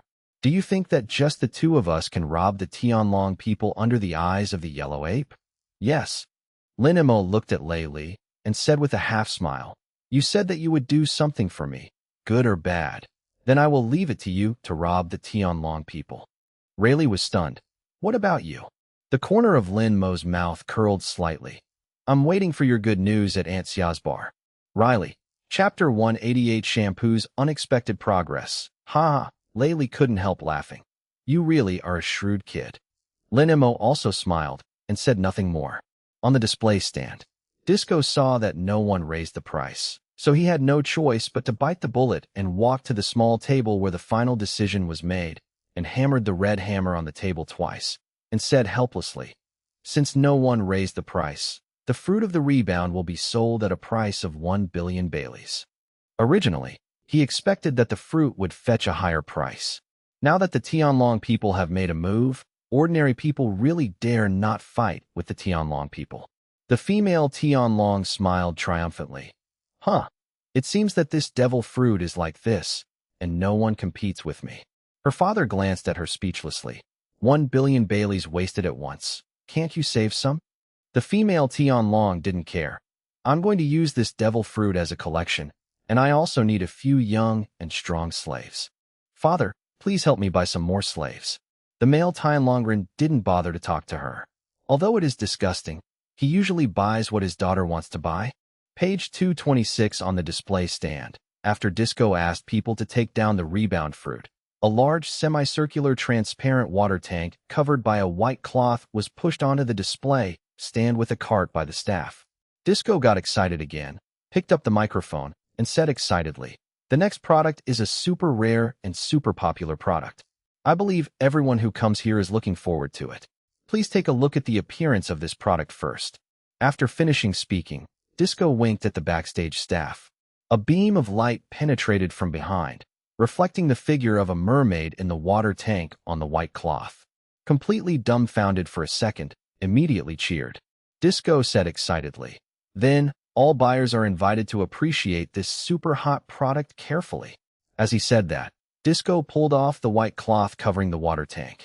With tears in her eyes, waist-length blue-purple hair, a mermaid with a graceful figure and immature appearance, who looked about 16 or 17 years old, appeared in front of the audience. A mermaid from Murloc Island, Kathy. Disco shouted loudly. The cheers from the surrounding buyers became even more intense. Wow, mermaid! There is actually a mermaid auction. So young, so beautiful, so powerful. It's great. This is a treasure. I want it. Ah, it's so cute, this mermaid. I can play with it for 10 years. Compared to the cheers of the people around, Lin Mo and Layli seemed much calmer. Layli stroked his beard, looked at the mermaid in the water tank with great interest, and said, Little Lin Mo, is this your first time seeing a mermaid? Lin Mo responded lightly, yes. Seeing it with my own eyes is indeed the first time. The corner of Rayleigh's mouth hooked slightly. How is it? Is it pretty? Lin Mo replied lightly. It's okay. Unfortunately, I don't have any money. Layli shrugged. Otherwise, I really want to take a picture of such a rare species. Lin Mo. Wanna buy is not easy. You are Raleigh, the king of Pluto, and you are very valuable. If you sell yourself, you will be rich. Manual funny on the display stand. Disco tapped the tabletop of the finalizing table with a red hammer, telling everyone to be quiet. Then he continued, mermaids are the fastest swimmers in the water. Generally, mermaids rarely come out of the Fishman Island alone. Therefore, it is very difficult to catch mermaids. Generally, there is no such thing as half a year or a year, and it is rare for mermaids to come out once a year. Auction. 8 months have passed since the last mermaid auction, so everyone must be very interested. So how much should we start with? Disco deliberately sold off. The eager buyers around looked at him nervously. The corner of Disco's mouth twitched, and he said, starting from 800 million Baileys. Buyers, if you want to own this mermaid, you can bid. I offer 500 million. 86 million. I'll pay 9,000 million. This mermaid, I'm going to order. I'll pay -million Baileys. It's a big deal to spend all my savings. For a rare mermaid, it's worth it. I'll give you 2,000 million. The smile on Disco's face grew stronger, and he continued. Okay, buyer number 36 bid 2,000 million Baileys. Is there anyone else who wants to pay a higher price? If this mermaid falls into the hands of ordinary people, it will end better than if it falls into the hands of Tianlongren. Layli stroked his beard and looked at the 2 Tianlongrens sitting in the special seats, and said, fortunately, the Tianlongren who like mermaids not this time. Lin Imo knew that Layli was talking about the older brother of the female Tianlongren who came, a male Tianlongren who had a runny nose, married many wives, and looked indescribable. The 2 who came here, the female Draco likes strong male slaves, and her father likes captain slaves, are not very interested in mermaids. The quotations around were still one after another, and soon, the price of this mermaid Kathy was fired to -million Baileys. Kathy clasped her hands on the wall of the water tank and looked at the group of excited humans in front of her with aggrieved despair. To her, they were like demons. In the water tank, she couldn't hear the sound outside. Even if she heard no, she can also guess her own ending. Who can help me? Kathy bit her lower lip. Her auction is still going on. As for Lin Imo, he doesn't want to stay here anymore. Anyway, his purpose of coming here is to rebound the fruit. Since he has given the task of grabbing the fruit to Layli, there is no need for him to stay here. Go to Xiachi first. The bar is ready. Thinking of this, Lin Imo stood up. Seeing that he was about to leave, Layli suddenly grabbed his wrist and said with a smile, don't be so anxious to leave. Don't you want to see how much the mermaid can fetch in the end? Lin Imo said speechlessly, I don't want to. Huh? You really are a boring guy. Raleigh had just finished speaking. In Lin Mo's mind, the system's notification sounded unexpectedly. Didi, if you reject the invitation from Pluto Rayleigh, your sign-in progress will be 20, and the current total progress will be 50, and you will be rewarded with a domineering level of Overlord Color 1, and the current level of Overlord Color is LV6. In an instant, a powerful deterrent centered on Lin Imo spread out violently, and the original noise in the entire auction house immediately quieted down, and everyone fainted on the spot, leaving only Lin Imo with an embarrassed face, and the shocked Lei Li and Huang Yuan are fine. Reject Raleigh's invitation? What did he invite? Stay here to watch the auction? Does this work too? Lin Imo asked 4 times in a row. Before he could react, the system's notification sound rang again in his mind. Didi, shocked Hades Rayleigh and Yellow Ape Polysolino. The sign-in progress is 20. The current total progress is 70. The reward is the domineering level of the Armed Color 1, and the current Armed Color level is LV8. Chapter 189 Chambord Raleigh. You are really good, although my own strength has become stronger again, which should have been a very happy thing. Page 227, but Lin Imo is not happy at all now. His mood at the moment is quite depressed. He originally wanted to leave the auction venue in a low-key manner. Well now, the situation has developed in a direction he didn't expect. You really are a tough-mouthed and soft-hearted brat. Rayleigh couldn't laugh or cry. Lin Imo looked at him helplessly. I didn't do it on purpose. Are you trustworthy? Ouch. Huang Yuan's voice came from the door. It's scary for young people nowadays to let go of their arrogance just for the sake of being a mermaid. Lin Imo. No, he's not for the mermaid. That old gentleman. Although Huang Yuan was a little bit surprised that Lin Imo could be domineering, he was even more curious about Lei Li, who was also not stunned by domineering. Did I meet you somewhere? Lei Li got up from his seat, still turned his back to the yellow ape, did not speak, but gave Lin Mo a wink. Then with a schwa, it flashed out from Huang Yuan's side at an extremely fast speed. He wanted to lure Huang Yuan away, and then let Lin Mo go to the backstage of the auction to get the rebound fruit. Oh, are you provoking this old man?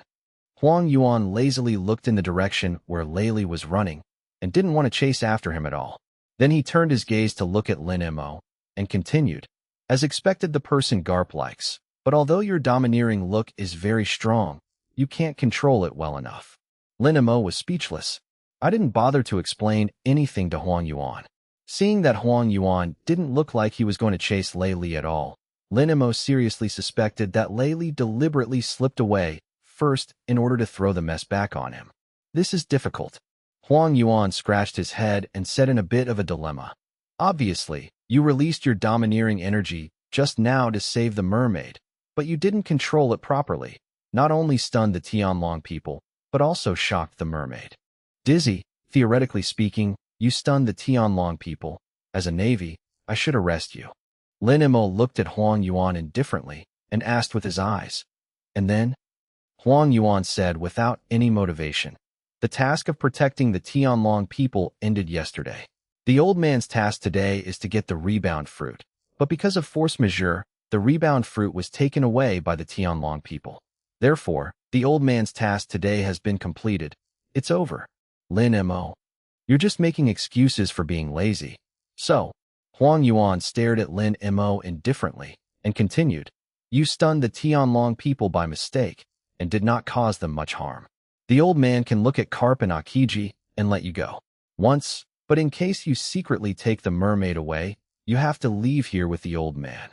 As soon as Huang Yuan finished speaking, many sailors in navy uniforms poured in from outside the auction site.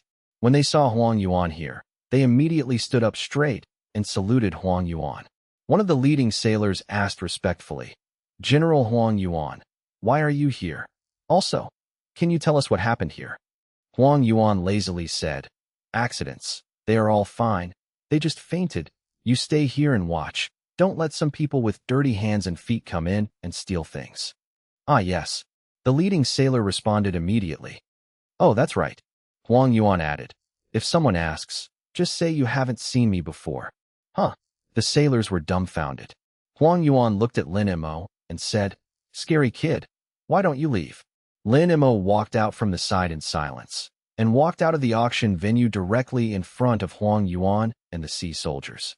Although it is not difficult to directly grab the rebound fruit, but with so many people here, once he really does this, the battle with the yellow ape is inevitable, and there is a high probability that he will be targeted by the navy.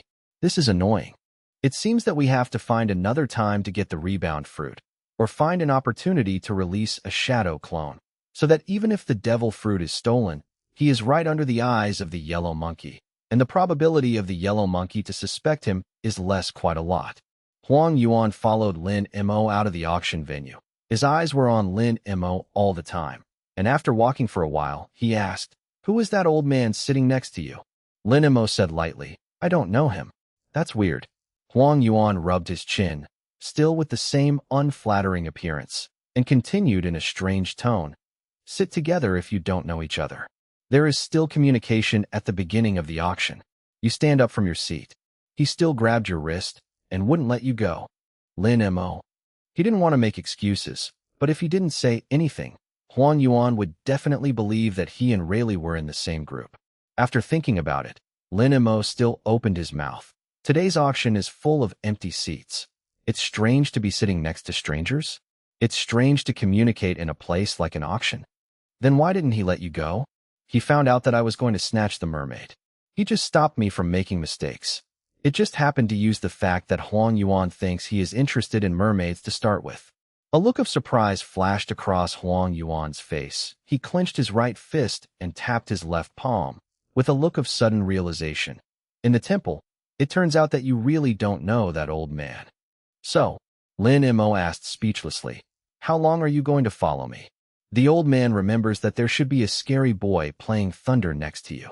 Huang Yuan stroked his chin and continued, why didn't you see him come here with you? Analu is at the shipyard. Huh? Your spaceship is broken. Lin Mo nodded lightly. Huang Yuan just wanted to ask Lin Mo to take him to the shipyard. At this time, a sailor ran over to him anxiously. General Huang Yuan, it's not good. The auction site was robbed by a masked person. Hai Bing came to Huang Yuan and Lin Mo out of breath. Yellow ape. After a moment of silence, Huang Yuan asked, "What's missing?" The sea soldier said cautiously. All the slaves were let go. The mermaid and the devil fruit were taken away by the robber. Both Lin Mo and Huang Yuan looked speechless. What a pity. It seems that the old man in the shipyard won't be able to go today. Huang Yuan waved to Lin Mo helplessly. You can go, you terrible domineering brat. After finishing his speech, Huang Yuan and the sailors who came to inform him hurriedly walked towards the auction venue. Page 228. Lin Mo looked at the backs of Huang Yuan and the sea soldier walking away in silence, and was wondering who it was that dared to steal things under Huang Yuan's nose. A familiar voice came from not far behind him. What are you waiting for? Let's go. Lin Mo looked back. On a small grassy slope not far away, Layli had a red ghost mask hanging on his forehead, holding a box containing devil fruits in his left hand, and carrying the fainting mermaid Kathy on his right shoulder, smiling. Looking at him. Chapter 190 Shamboard comes from Aunt Xia's appreciation. It was supposed to be Lei Li who led the yellow ape away, and then Lin Mo went to get the devil fruit by himself. In the end, it turned upside down. But that's fine, as long as the things are in hand. Without any hesitation, Lin Mo immediately walked towards Layli's direction. Seeing Lin Mo coming, Layli threw the rebound fruit to him. Lin Mo reached out to take it. The moment he touched the box containing the rebound fruit, the system's notification sounded again in his mind. Didi obtained the rebound fruit. The sign-in progress 20, the current total progress is 90, and the transparent fruit will be rewarded. Hearing this, Lin Mo couldn't help but sneered in his heart. Good guy, one more. It seems that the current reserve funds are quite sufficient. If this trend continues, maybe in the future he may become the largest devil fruit supplier in the entire pirate world. The transparent fruit is the fruit eaten by Absalom, who was electrocuted to death by Inalo when he was in the Ghost Island. As the name suggests, users with transparent fruit abilities can make their bodies transparent, and they can also make objects that have come into contact with their bodies transparent. Although this ability is not very aggressive, it is the gospel of LSP. If someone who eats the transparent fruit can perfectly hide his breath and use it for assassination, it would be quite good. Suddenly thought of the fruit of silence obtained from the capital of Seven Waters. If these two fruits are used in combination, it will be incredible. Let's go. After throwing the rebound fruit to Lin Mo, Layli slightly hooked his lips. Go to Xia Qi's for a drink. Lin Mo came back to his senses, looked at Layli, and nodded lightly. Layli carried Kathy on his shoulders and immediately ran to Xia Qi's bar. Lin Mo stepped on Xuanpa and followed. Your kid's speed is much faster than before, Rayleigh said while running. Lin Mo changed the subject and asked, Is it appropriate for you to take the mermaid to Aunt Xia's bar? Rayleigh shrugged and said, What's wrong with this? When the mermaid wakes up, I'll send her back to the sea. After all, mermaids are different from ordinary people, especially on the Chambord Islands. If Kathy were to go back to the sea by herself, she would probably be caught again before reaching the beach. Therefore, Raleigh's approach is also correct. Either you don't save them, or if you save them, you'll be good to the end.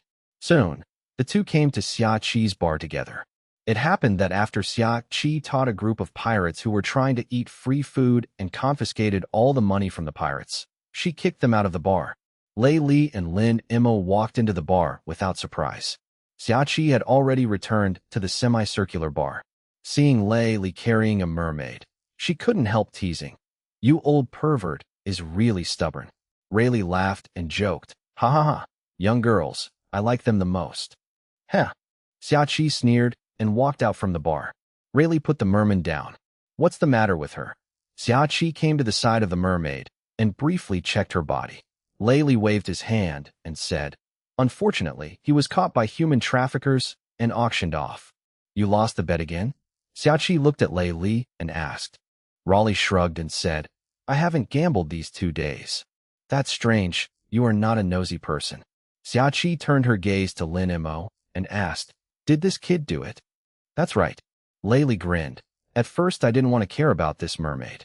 It was this brat who stunned everyone including the Tianlong people with his arrogance in the auction house. So I brought her out by the way. So that's how it is. Xiaoqi said with great interest. It's okay to be domineering, but you dare to attack the Tianlong people.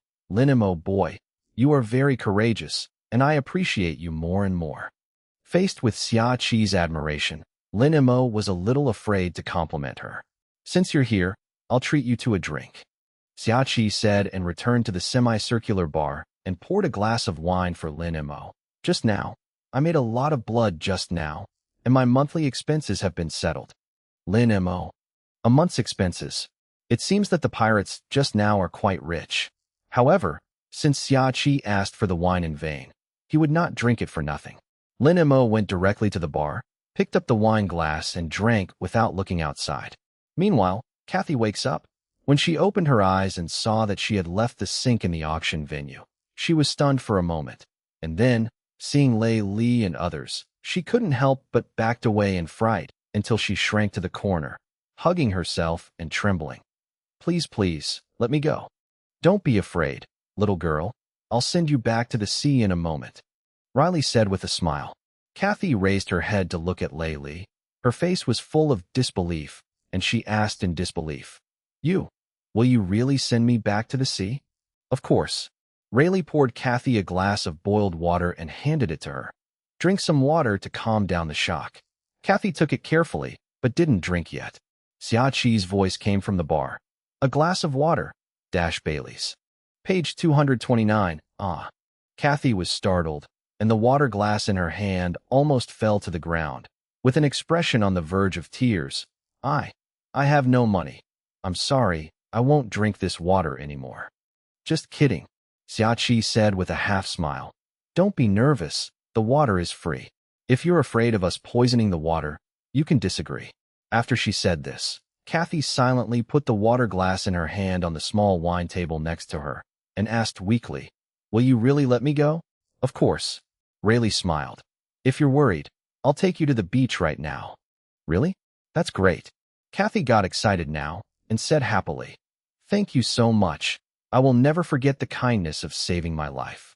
If there is a chance in the future, I will definitely repay the favor.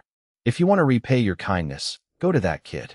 Laylee pointed at Lin and Mo as he spoke. He saved you, and I just brought you out of the auction venue by the way. Kathy followed Lei Li's finger, looked at Lin and Mo, hesitated, then jumped over, gratefully said, Thank you. I will never forget your kindness. If there is a chance for you to come to Fishman Island, I will definitely treat you well. No need. Lin and Mo put down the wine glass in his hand. He does not need the gratitude of others. Besides, even though he had accidentally saved her once by mistake, it was Lei Li who finally brought her out of the auction venue, and had nothing to do with him. I was not the one who saved you. If you want to be grateful, you should be grateful to Lei Li. Lin and Mo said lightly. Kathy was stunned and looked at Rayleigh blankly. Lei Li laughed loudly and said, Ha ha ha, you are really a stubborn kid. Okay, Kathy, come with me. I will send you to the seaside now. Kathy nodded excitedly, said goodbye to Lin and Mo and Xiaoqi politely, and followed Lei Li to leave Xiaoqi's tavern. Chapter 191 Shampoo prepares to leave a few minutes after Lei Li left the tavern with Kathy. There was a sudden burst of angry shouting outside the tavern. Boss, this is the place. The owner of this dark tavern not only beat us up, but also robbed us of all our money. Damn it. Even my people dare to snatch it. You little ones, level this dilapidated tavern for me. Yes, boss. Both Lin Mo and Xiaoqi heard the voice, and they were very calm, as if they hadn't heard it. Then there was a bang, and the door of the tavern was kicked away by a pirate headed by a 2-meter-high, strong and bearded pirate who looked like he was still there. Lin Mo sat in front of the bar and didn't even bother to look back. Xiaoqi, smoking a cigarette, said in a calm tone, The door was broken by you. Please pay the repair fee of 50 Bailey. 50. The leading pirate twitched his mouth and smashed a nearby wine table into pieces with the big hammer in his hand. After killing you, you still dare to ask me for money? Humph. What an ignorant woman. Xiaoqi took a puff of cigarette calmly, with the same tone, said lightly, Including the wine table that you smashed, the total repair fee is 100 million Bailey. Ha ha ha. This woman is crazy about money. Our boss is a big pirate with a reward of 2,000 million Baileys. Are you afraid of her? It's ridiculous. She dared to ask the boss for money. This woman is really desperate. Hey, don't pretend to be calm. In fact, you are already panicking. Haha. If you kneel down and apologize to our boss, maybe you can spare your life. The little brothers who were the leader of the pirates all had gloating smiles on their faces. 2,000 million Baileys. That's enough for the bar to operate for 2 or 3 months. Xiaoqi didn't intend to go out from the bar to deal with these pirates at all, but turned her gaze to Lin Mo and said with a slightly hooked corner of her mouth, "Boy Lin Mo, if you have nothing to do, how about helping me solve them? I can buy you another glass of wine." Lin Mo. Obviously he can handle it by himself, but what does it mean for him to do it? Reciprocity, Xiaoqi said with a smile. I bought you a glass of wine just now. Hey, how dare I pretend not to hear you when I'm talking to you? Okay, then I'll smash this tavern first, and then torture you to death little by little. The leader of the pirate viciously gave orders to his subordinates. Little ones, hit me. Yes, boss. All the younger brothers said in unison. Just as they started, Lin Mo got up directly, and the moment he turned around, a powerful arrogance spread out from him. In an instant, except for himself and Xiaoqi, everyone present, including the self-righteous the pirate leaders, all fainted on the spot. Xiaoqi curled her lips slightly and said, "It's really convenient to be a master."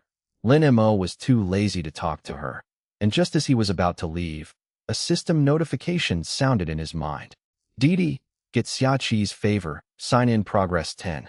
Didi, the Chambord Islands sign-in task is completed, and the reward is proficient in water escape bubble art. Lin Mo couldn't help but stop in his tracks. This ends the mission. Except for the first landing on the island, all the rest of the tasks were completed in 1 day today, which seemed a bit fast. However, how did this get Xiaoqi's favor? Although Xiaoqi looks like she is in her 30s, she is actually nearly dash. Forget it. It's good that the task is done anyway. With a thought, Lin Mo opened the personal attribute panel. Name, Lin Mo. Age, 15 years old. Check-in location, Amazon Lily, 0. Physique, all attribute chakra, insulator. Domineering, armed color LV8, overlord color LV6, knowledge color LV5. Zhengjiangji, Jansu LV A2 LV5 Ikai LV2 Audin LV2 Vipai Qigong LV2 Ginseng, Gersu LV LV1 special skills, swordsmanship and divine avoidance, proficient. Fire escape dragon fire art, proficient.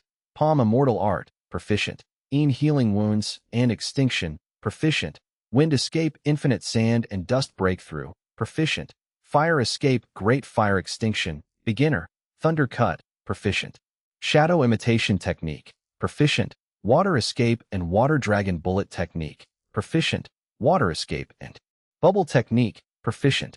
Liu Sir, Druchang LV 3 LV 5 Teed LV 3 Abu LV 3 Lindag LV 3 Derwi LV 3 Weapon. Demon Blade Starbreaker, Lake Toya. System space, 1,000 by 1,000 by 1,000 cubic meters.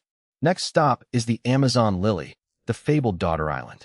Turning his gaze, Lin Mo found that he was 1 year older, and only then did he realize that it seemed his birthday was 2 days ago.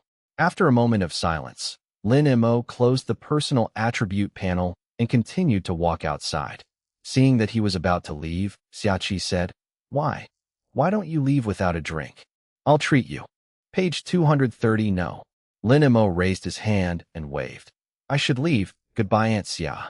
Xiaoqi was stunned.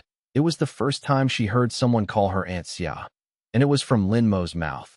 Layli had told her something about Lin Mo's past before, so, in her impression in the past, Lin Mo was a little arrogant and impolite boy, but now it seems that it is different from her impression. Are you leaving Chambord? Xiaoqi asked again before Lin Mo went out. Lin Mo responded lightly. Well, when Layli comes back, tell him for me. Leave now? Isn't it a bit too hasty? Leave in the afternoon. I still have something to do. After finishing speaking, Lin Mo directly left Xiaoqi's bar and walked towards the shipyard. When he appeared at the spaceship that had been repaired long ago, Enelo, who had stayed in the 3-acre area of the shipyard for a week and hadn't left much, didn't make much effort when he saw him coming. Zhong asked a little desperately, "How long are we going to stay on this broken island?" "Leave in the afternoon," Lin Imo said lightly. AI Nilu was stunned for a moment, jumped up from the recliner where Guyu was lying, and appeared in front of Lin Imo with a schwa, and asked excitedly, "Is it true that you are leaving in the afternoon?" Lin Imo nodded lightly. Enelu almost turned over without laughing, and finally left this boring, broken island. "Go and call Kaku over," Lin Imo said calmly. Enelu was confused. "What are you calling him for?" Lin Imo continued, "Take you to a place." Thinking of the experience of Lin Imo taking them to the bar opened by Xiachi before, Enelu felt overwhelmed. "Shouldn't you go to some messy old bar again?" "No, go to Chambord Park." Chapter 192. Chambord feels bad all day if he doesn't do anything. Chambord Park. Looking at the complete amusement facilities inside the park, Kaku couldn't help asking strangely, "What are we here for?" "Play," Lin Imo said lightly. Anyway, he had never been to this kind of amusement park. Even in his previous life, he had never been there. As for Kaku and Analu, one has been secretly conducting Hell-style training since they were sensible, and the other lies on an empty island without such a playground. The two of them have never been to such a place. Therefore, I can just take this opportunity as a belated birthday gift to myself, and take Enelo and Kaku to relax for a long time. Enelu looked around with a strange expression, then pointed to the Ferris wheel in the center of the park and asked, "What is that?" "It's a Ferris wheel." Kaku touched the bridge of his nose and said, "It's usually an amusement facility that children and couples prefer to sit on." "Oh," Enel stroked his chin thoughtfully. "Then what facilities are suitable for me to play?" The corner of Kaku's mouth hooked, and he continued, "In your case, it should be suitable for more exciting projects such as roller coasters and haunted houses." Although Kaku himself has never been to an amusement park, he still knows some simple and basic things. "Sounds good." Enelu was in a good mood, and he couldn't wait. "Then go to that roller coaster first. It's rare for Lin Imo to be human, so we can't waste this opportunity." Facing Inalu's blunt words, Lin Imo directly punched Inalu on the head with another daily head hammer. With a scream, Inalu's head suddenly swelled up with a big lump. Kaku covered his mouth and smirked. Inalu wanted to complain, but he didn't dare. Lin Imo continued to walk forward in silence. Kaku patted Inalu on the back and said with a smile, "It's not like you don't know Lin Mo's temper. Be more careful when you speak in the future. Okay, let's go. The bastard has a long nose. It's your turn to tell me what to do with me." As he said that, Inalu threw a lightning strike at Kaku. Kaku dodged the lightning strike of Inalu with a conditioned reflex. "You bastard, can't you be more polite to this old man?" Kaku said dumbfoundingly. "At any rate, we are all on the same boat now, and you hit this old man with lightning every day. If you don't know, you might think that you have some deep hatred with this old man. I just want to hit you because I see you are upset." Enelu hit another lightning strike with his backhand. Kaku reacted quickly and dodged again. The lightning strike hit the ground, and with a bang, a crater was made in the ground. There was a lot of movement, which attracted the attention of many people who came to Chambord Park. Because of the special terrain of Chambord, powerful pirates would often come to the island to fight or something. For the residents of Chambord, this is not a particularly unusual thing. However, in order to avoid trouble, those who came to play deliberately kept a distance of at least 10 meters from Enelo and Kaku. Lin Imo didn't want to care about it at first, but he came here just for fun and didn't want to attract too much attention. So he stopped in his tracks, turned his head and glanced at Inalu indifferently. Okay. Inalu originally wanted to continue to use lightning strikes to hit Kaku, but because of Lin Mo's words, he reluctantly stopped. "Cut. You're lucky with the bastard's long nose." Inalu walked around Kaku angrily and walked in the direction of Lin Imo. Kaku smiled helplessly, didn't say anything more, and followed immediately. Chambord Park is a very large playground. The three of them entered the park. On the way to the roller coaster, when they passed the double-decker carousel, the three of them coincidentally looked at each other. Soon, the three of them came to the waiting area at the entrance of the roller coaster project, which had already been lined up. It doesn't matter to Lin Imo and Kaku, they just line up for a while. But Anila got annoyed after queuing for a while. So slow? Hey, everyone in front, get out of the way. Let's ride the roller coaster first. Then, most of the people who padded in front of Lin Mo and the others turned their heads and gave them a dissatisfied look. Lin Mo punched directly. Enel shut up obediently. Kaku stroked the back of his head and smiled. This stupid guy is just joking. Don't worry, we won't jump in line. After he finished speaking, the person in front of them murmured and turned around again. Damn it! Enelu covered his aching head and vented his anger on Kaku again. The bastard has a long nose. Who do you think is a big fool? I think you really don't want to live. Page 231. Brother, do you feel uncomfortable every day if you don't trouble the old man? Kaku asked speechlessly. Enel's body was filled with electric current. Linamo looked back at him. In an instant, the electric current on Anelu's body disappeared. Kaku's mood at the moment is both angry and funny. He found out that this guy Anelu is really too double standard. After queuing for nearly half an hour, the three of Lin Mo got on the roller coaster, still in the first two rows. Because it was the first time to sit on this thing, the three of them were actually very excited, but someone didn't show it. The roller coaster slowly starts to move forward when the roller coaster reaches the highest point of the track. That's it. Such a slow speed is not enough for me to watch Thor. Enelu just finished speaking in disgust, and the next second, the roller coaster accelerated sharply and began to slide. Then, pig-killing screams sounded. Kaku, who was sitting next to Enelu, laughed ha-ha the whole time. As for Linimo, he was still very calm. At first, he felt a little uncomfortable in his body, but he quickly got used to it. Hearing AI Nilu's screams behind him, Linimo was speechless for a while. Even with the speed of thunder and lightning, would you be afraid of riding a roller coaster? When the roller coaster returned to the place where they got on the car, Kaku got off the car and said with great excitement, "It's so fun, let's play it again." Enelu's face was pale, and he said with extreme resistance in his heart, "No, this damn thing. I don't want to sit anymore." "It doesn't matter what you say."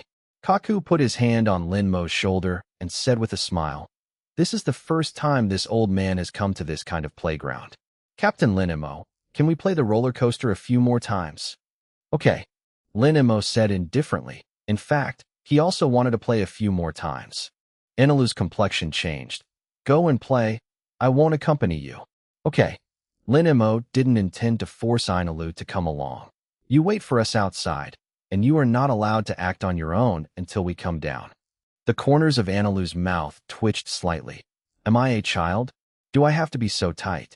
Linimo didn't want to take care of him, but once Anelu was allowed to wander around in Chambord by himself, it would probably cause him a lot of trouble. Just listen to Captain Linimo. Kaku helped Linimo and said, "It's boring to play alone in this kind of playground. It's interesting to play with everyone. There are not many people in line now. You just wait for us for 10 minutes at most." Anelu was silent for a moment and said impatiently, "Okay, I see. 2 to 10 minutes. Please hurry up." Then, Linimo and Kaku went to line up again. Anelu sat down on a long wicker chair next to the roller coaster project, crossed his legs, leaned on the back of the wicker chair, and basked in the sun. 10 minutes later, after passing by, on the road of the roller coaster project, all the tourists who came to play suddenly changed their expressions and knelt down on both sides of the road. A bloated, fat, ugly, snot-nosed male celestial dragon, wearing a bubble hood, was surrounded by 2 bodyguards, riding a wounded man with slaves around his neck. The strong man with the collar swaggered over. Chapter 193, Unavoidable Trouble in Shampooland. Enelu noticed the group of people who suddenly knelt down. He didn't think much. When the male Tianlong passed by the long wicker chair he was sitting on, he stopped. The male Tianlong turned his head to look at Enelu, but he didn't speak yet. Enelu first said in disgust, "It's really disgusting to have a runny nose at such an adult." Although his voice was not loud, everyone who knelt on the ground around him and didn't even dare to raise their heads felt a chill in their hearts. Who is this guy? It's too arrogant. He dared to say such things to the Tianlong people. This kid is finished. Offending the Tianlong people is a capital crime. We shouldn't be implicated, right? I really want to run away now. The people kneeling on the ground started whispering in a very low voice. No matter how quiet their voices were, Enelo could still hear them clearly, and a slight look of surprise flashed in his eyes. That's it, a celestial dragon? He thought how awesome the Tianlong people with such great power were. That's it? Disgusting? Who are you talking about? The male Tianlongren asked with a gloomy expression as if he was not a smart person. Enelu still sat arrogantly on the rattan chair, with his hands resting on both sides of the backrest, and said in a calm tone, I didn't say anything about you. Of course, Enelu is not afraid of this Tianlongren, but Kaku said before, don't conflict with Tianlongren, otherwise it will attract generals, and he doesn't want to fight with generals. The male Tianlongren said in a displeased tone, I'm in a good mood today, so I don't need to kill you. If you kneel down and kowtow to me 10 times, I will spare you. Hee. Enelu sneered. You are still the first person who dared to call me, Thor, to kneel down. If it weren't for the sake of the Navy, you would be dead now. In Ainelo's view, a conflict is a fight against the opponent that he was merciful and didn't do anything, so he wasn't fighting the celestial dragons. Damn it. The male Tianlong was angry and immediately pulled out his own gun, pointed the muzzle at Ainul's head, and shot Ainul directly without saying a word. Enelu turned his head lazily, avoiding the bullet very easily. The male Tianlongren clenched his teeth and fired several shots at AI Nilu in a row, but AI Nilu avoided them all. Moreover, AI Nilu sat there the whole time without moving his body at all. After the male Tianlong finished firing all the bullets in the gun, Enel yawned dully. Tianlong was so popular that he immediately ordered his bodyguard. Get rid of that guy. His bodyguard swiftly attacked Ainulu. Not close yet. Ainulu lazily raised his right hand, stretched out his index finger, and a frightening electric current flashed from his fingertips, directly electrifying the 2 people who were trying to attack him. The face of the male Tianlongren suddenly changed. Who the hell are you? How dare you disobey me? I am the god of thunder. Enelu's mouth curled slightly, still looking lazy. The male Tianlong said with a smile, Thor? We Tianlong are the descendants of gods. If you don't want to die, immediately kneel down and apologize to me, and then change your name to me. Descendants of God? Ridiculous. Enelu yawned again. I don't remember having a descendant like you. Page 232, you bastard. I'll let the Navy kill you. The male Tianlong said angrily. Anilu couldn't help but frown slightly. At this time, Lin Mo and Kaku came back. When they saw that the Tianlong people were confronting AI Nilu, and there were 2 bodyguards who were shocked by the electric shock, they knew that AI Nilu was in trouble again. This guy? Did you remember what the old man said before? Kaku said with a headache. It's all right now. It will be troublesome if you offend the Tianlong people. Lin Mo walked towards AI and I Road with a gloomy expression. Sensing the presence of Lin Mo and Kaku's return, Enelo immediately got up from the rattan chair and tried to justify his behavior. I just killed 2 useless bodyguards of this guy. If he does it, can this also attract the admiral? Lin Mo didn't say a word and directly punched Enelu in the head. Enelu received a solid punch, staggered, and almost fell. Lin Mo didn't use all his strength to fight Enelu every day. The male Tianlong saw that AI Nilu was punched by Lin Mo and didn't dare to fight back at all, so he decided that AI Nilu was afraid of Lin Mo and continued. Do you want to fight against the world government? I don't want to, Lin Mo said lightly. His answers were all within the expected range of Kaku and Anilo. Humph, the male Tianlongren sneered. If you don't want to, let the guy who killed my subordinates kneel down and apologize to me and become my slave, and I will let you and that long-nosed guy go. Otherwise, all 3 of you will die in Chambord.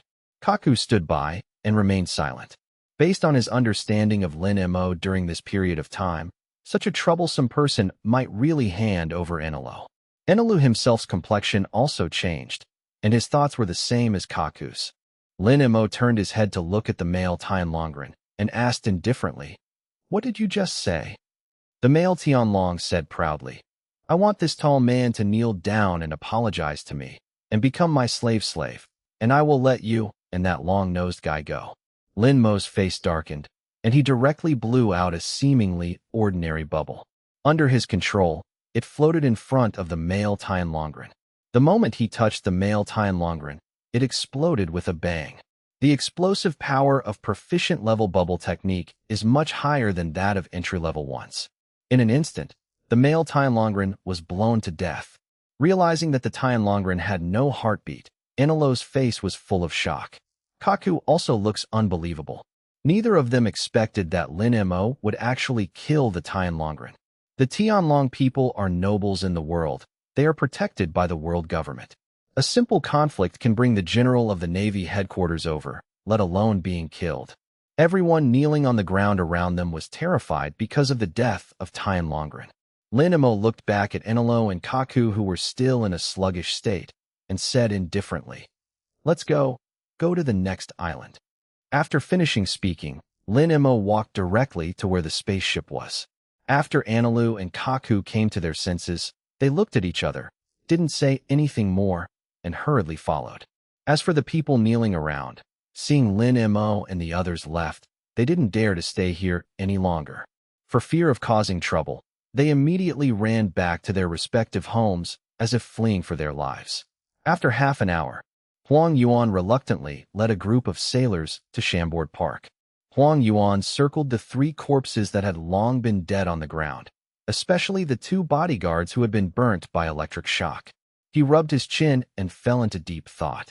Chapter 194. Chambord departs for the next stop. A sailor bravely came to Huang Yuan and said with an ugly face, "Tianlong people can dispatch the generals of the headquarters with only minor injuries, but now they are dead. What should we do? If the real culprit is not caught, the world government will definitely blame it." Huang Yuan originally thought that the task of coming to Shampoo Land this time was very simple, and he just passed it by just messing around. But he never expected that he would encounter everything. "Well, it's really troublesome." Huang Yuan touched his chin and asked slowly, "When the Tianlongren was killed, were there any witnesses?" "Yes, they are all residents of Chambord, but they have all gone back, and we are not sure who saw the killing of the Tianlong people with their own eyes." It was the sea soldier who answered Huang Yuan's question. Huang Yuan continued to ask, "What about the person who came to report the crime?" Hai Bing shook his head helplessly. "That man came to report the case with a mask on, and ran away after reporting. Even if you look for him now, you may not be able to find him." Huang Yuan scanned the surroundings, but found no surveillance bugs. That is to say, even if he already had a candidate for the murderer in his mind, there was no witness or physical evidence, and the other party was not a pirate. He couldn't just randomly arrest people. Maybe he was wrong. How bad it would be to misunderstand good people. But after all, it is Tianlong people who died now. If they don't give an explanation to the world government, I'm afraid it will be very troublesome. Huang Yuan was having a headache as to how to deal with the mess in front of him. Not far away, a sailor trotted towards him. "General Huang Yuan, we have found an eyewitness."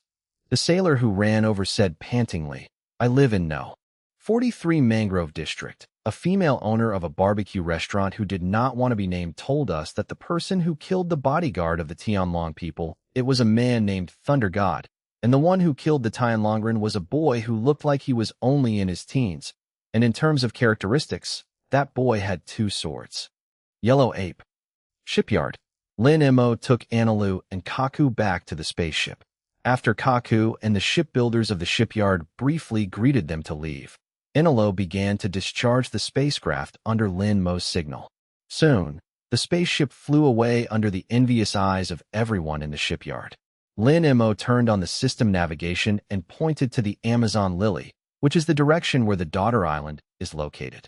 After letting Anilu go in the direction he pointed, he took out his fishing rod on the deck of the spaceship just like before, ready to fish.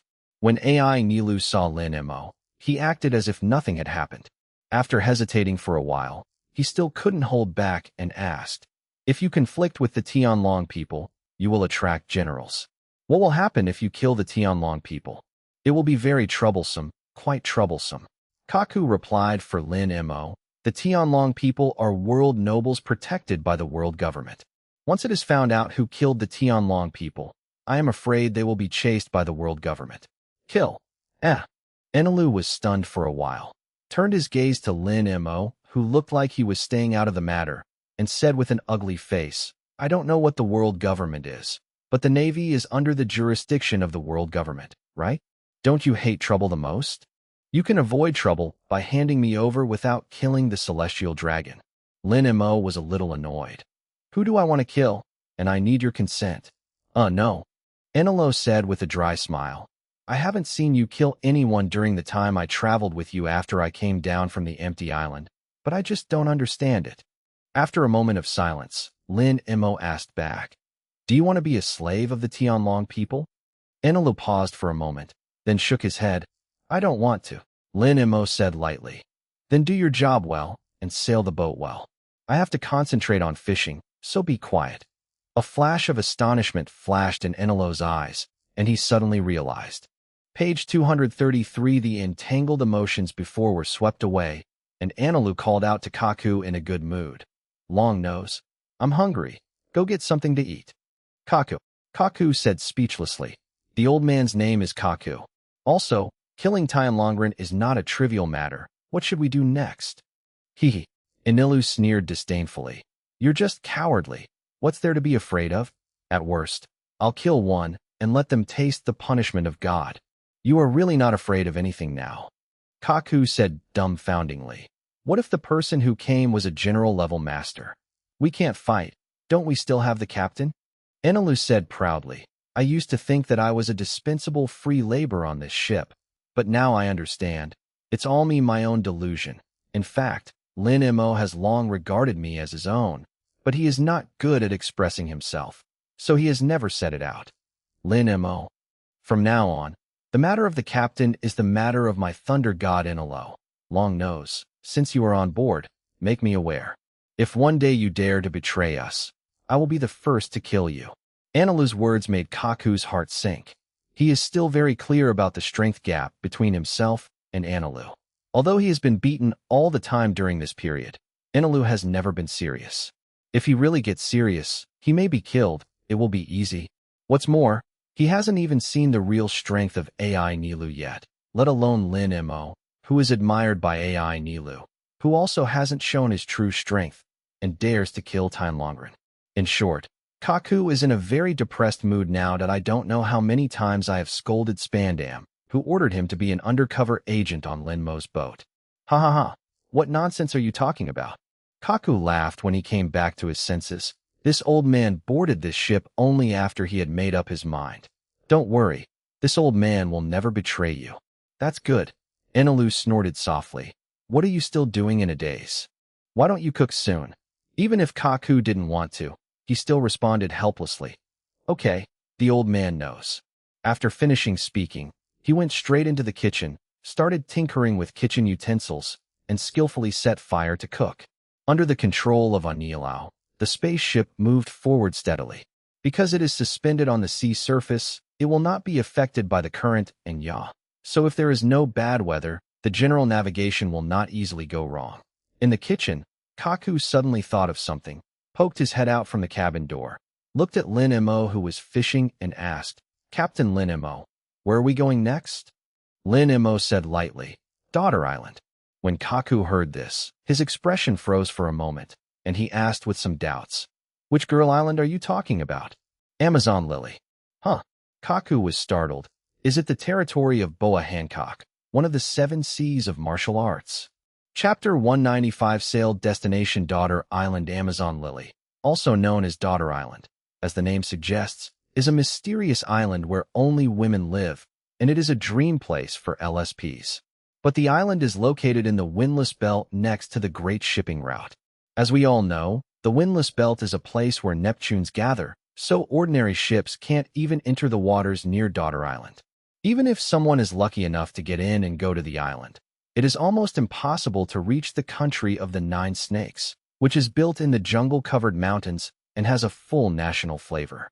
Because there are many jungle beasts in the dense forest, the beasts on Daughter Island are several times more ferocious than those on many islands outside. Even if you are lucky enough to enter a village in the country of the 9 Snakes, you will be immediately expelled or directly executed by the girls living on Daughter Island. The island has an absolute norm of men's ban hundreds of years ago. Once a man enters this place, he will be wiped out. If it was a girl who entered Daughter's Island, the end would be better. The most important thing is that the girls on Daughter Island are born to be raised as warriors, and almost everyone has the strength to go out to fight. Moreover, the people here have a snake in their hands. When it comes to Daughter Island, The first thing Lin Mo thinks of is the king of Daughter Island, the captain of the 9 snake pirates, and Boa Hancock, one of the king's 7 Marshalseas. Boa Hancock was rated as the most beautiful woman in the world by many people in One Piece world because of her peerless appearance. Not only that, but she is also a superhuman sweet fruit-capable user who can use her ability to petrify people. Her strength is not bad, but there is one thing that cannot be ignored. This so-called pirate empress is usually arrogant, self-willed, and extremely contemptuous of others. Because of some dark experiences in her childhood, she hated men even more. Therefore, when the 3 of Lin Mo go to the island, they will definitely become the target of the entire Daughter Island. Especially Hancock. She will definitely have her hands on them. Lin Mo himself doesn't care. Anyway, he is not afraid of Hancock at all, but he can't guarantee Enelo and Kaku. When Kaku heard Lin Mo say that he was going to Amazon Lily, he even had the idea that Lin Mo was joking with him. Although I have never been there, I have heard from others that Amazon Lily is a place where men are forbidden to enter. Kaku said dumbfoundedly, "If the 3 of us really go to the island, I am afraid that we will be arrested before entering the town." Drive away. A place where men are forbidden to enter? Enelo rubbed his chin and pondered. So, the island is full of women. Kaku nodded. That's right. Oh, that's really funny. Enelu said with a look of contempt. If the island is really full of women, how do they reproduce? Could it be that all the women on the island popped out from the cracks in the rocks? When Enelu said this, Kaku was embarrassed. This old man doesn't know. It's just an illusion to deceive outsiders. Enelu said to himself, there must be a man hiding on the island. Do you dare to come and make a bet? Kaku couldn't laugh or cry. What's the bet? AI Nilu looked at Lin Mo and continued. Lin Mo, let's bet on whether there are other men on the so-called Daughter's Island. Lin Mo was speechless. Boring. Enelu lazily picked out his ears. Anyway, idleness is idleness. If I win, you will let me be the captain for 3 days. If I lose, you will let me go east and I will never go west. Is there any difference between your bet and your current state? Kaku asked jokingly. Enelu's backhand was a lightning strike. You bastard has a long nose. Get the hell out of here in the kitchen. This time, Kaku had prepared a long time ago and immediately took out a small lightning protection device from his clothes. At the moment when Enelo's lightning strike was about to hit him, he used this thing similar to a small lightning rod to beat Enelo over. The lightning strikes were all absorbed, but because the power of the lightning strike somewhat exceeded the upper limit load of the lightning protection device in his hand, it exploded almost as soon as it absorbed the lightning. Fortunately, this device absorbed most of the power of the lightning strike, so Kaku didn't suffer too much injury, but his hand was numb from the shock. Enelo stared at Kaku in surprise and asked, what did you just take? It's just a small lightning protection device that can absorb the power of lightning. Kaku shook his numb hands and said, the shipwrights in Chambord sent me some books on making precision instruments, and I studied it for a while. I tried to improve and made this thing myself. It seems to have failed, huh? Enel said speechlessly. You really have a lot of time. Page 234 as far as he knew. In addition to studying books on ship repair and shipbuilding, Kaku also studied recipes and cleaned the whole ship every day. He also practiced gymnastics when he had time. Fortunately, he had more things to learn now. Where does this guy get so much time? Don't you have to sleep every day? Ha ha ha. Kaku laughed loudly. This old man is like this. If you don't want to learn, you must learn the best. Don't worry, the old man knows his time. Crazy. Enelu waved his hand. Whatever you want. You deserve it if you're exhausted. Ha ha ha, the old man's life is at stake. It's not that easy to die. Kaku said indifferently. Okay, I'll go get the vegetables first, and we'll have dinner in about half an hour. Enelu responded casually. Oh. After Kaku entered the kitchen again, Enelu was about to pass the time with a magazine. Lin Mo suddenly said, learn more from Kaku. Enelu was stunned, pointed to himself, and asked, me? Lin Mo otherwise. That's not necessary. Enel said with a dry smile. With my strength, I don't have to work hard like a weak chicken with a long nose. Lin Mo couldn't help but chuckled and continued. Do you dare to make a bet? Huh. Enela looked confused. What do you want to do? In 3 years, Kaku's strength will overtake you. Ah, Enel couldn't help laughing. Impossible. I'm Thor. How could I be overtaken by this idiot with a long nose? You think too much of that long-nosed bastard. So, the corner of Lin Mo's mouth hooked slightly. You dare not bet? AI Nilu calmed down, stared suspiciously at Lin Mo, who was still fishing, and said strangely, "No, you talk too much today." Lin Mo. Humph. Okay, since the captain has spoken, I will naturally give you face. Enel continued, "What bet?" Lin Mo said calmly, "You won, and I will let you be the captain for 3 days." The corner of Enel's mouth twitched slightly. Isn't this the bet I just said? You are too perfunctory. Do you want me to be the captain for 3 days, and you won't fight back if I beat you or scold you? Lin Mo. That's all you can do. Lin Mo responded speechlessly. Yes. Okay. AI Nilu didn't even listen to what the bet would be if Lin Mo won, and said directly, "Bet. From now on, until now 3 years later, I will show you what it means to be unsurpassed strength." Chapter 196 Sailing Old Man has a small suggestion. Lin Mo is not surprised at Enelo's blind self-confidence. Anyway, this guy's personality is like this. After a moment of silence, Lin Mo asked back, "Don't you ask what punishment you will receive if you lose?" Enelu picked his ears and said lazily, "Anyway, I will definitely win, so you should be ready to be a crew member for 3 days, and then don't play tricks, ha." Lin Mo was speechless and continued, "If I win, you will shut up for a week, and you only need to say a word during this period, and you will roll off the spaceship for me." Enelu was stunned. "Are you trying to drive me off the boat?" Lin Mo shrugged his shoulders and said nothing more. AI Nilu didn't believe that Lin Mo really wanted to drive him away. Cut. You should have a degree when you become angry. I found someone to build this ship for a long time.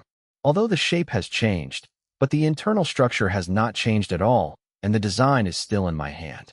Humph. It is no exaggeration to say that if I really disembark, this ship will never be able to fly again. Once there is a problem with the internal structure of the ship, there will be no design drawings. This ship will be scrapped. Otherwise, what do you think I'm going to do by accepting the card library? Lin Mo suddenly poured cold water on Inalu. The power of the spaceship is lightning.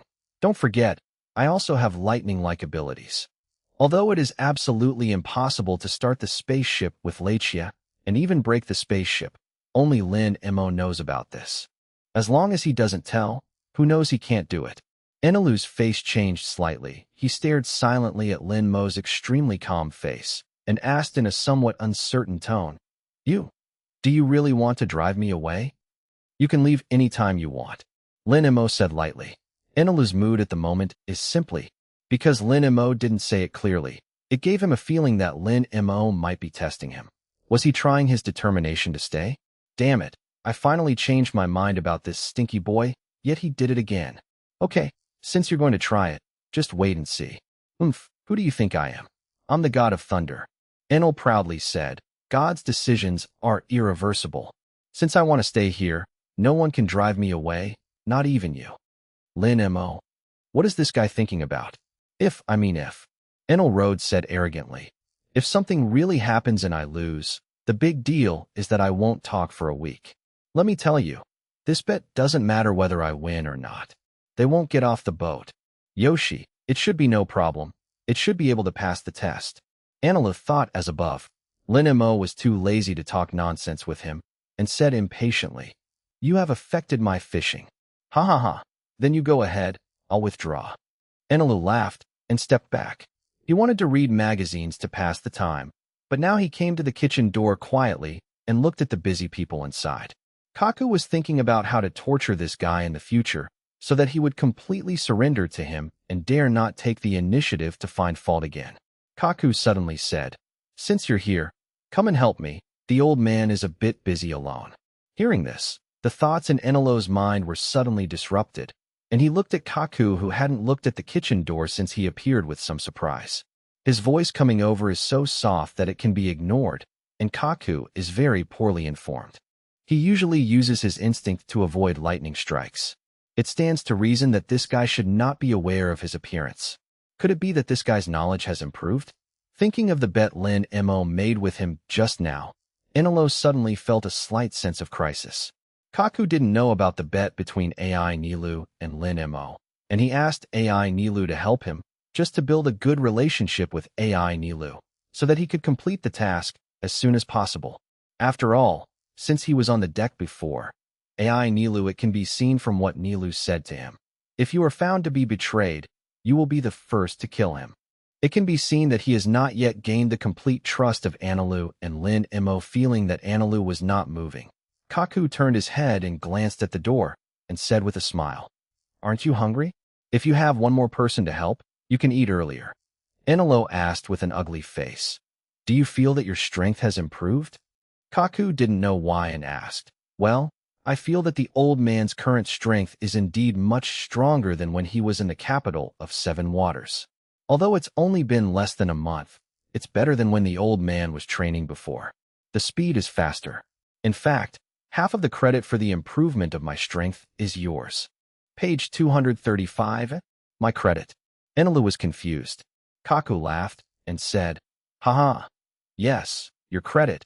If it wasn't for you beating the old man every day for nothing, and most of the attacks were without warning, if the old man didn't work hard or desperately improve himself, he would have you should be beaten into a cripple." Enel. By the way, Kaku continued, "Your strength is very strong, and the old man recognizes it. But apart from the ability of knowledge, color, and fruit belt, your other skills can only be said to be indescribable. You have just left after practicing armed color. You were more active in the capital of Seven Waters, but then you became lazy, and the old man didn't see you practice during the week in Chambord. It's not okay to go on like this." The corners of Enelu's mouth twitched slightly, and he said in an unhappy tone, "Why? Even you want to take care of me?" No, I don't mean that." Kaku said helplessly, "Your talent is very high among all the people I've met. Your strength can only stay here forever, and there will be more people with amazing talents and hard work who will surpass you in the future. The bastard has a long nose. Are you saying that you will surpass me sooner or later?" You're paying attention to the wrong focus," Kaku said dumbfoundedly. "What I mean is, I hope you don't keep slacking off. Even if you only spare 2 or 3 hours a day to improve your strength, I can assure you that it will take half a year at most. Your strength will be significantly improved." After listening to Kaku's words, Enel fell silent. Seeing that Anilu was hesitant, Kaku continued, "So, the old man has a proposal. Before going to bed every night, set aside 3 hours, 1 hour to practice armed color, and 2 hours, the old man can guide you some basic gymnastics." Physique. Anilu was stunned. "Why should I learn physique? Isn't my physique not strong?" Kaku. "Your three-legged cat's kung fu can also be called taishu. If it weren't for the fruit's strong ability, with your bad temper, you would have died hundreds of times already." How should I put it? Kaku scratched the bridge of his long nose and said with an embarrassed smile, "In the eyes of this old man, your physical skills are in a mess." Chapter 197. The Windless Belt shocked Enelo's defeat. If the usual Enelo had heard Kaku's last words, he would have been struck by lightning. But this time, he didn't do that. Instead, he felt a little surprised. "Why did you help me?" Kaku laughed and said, "Ha.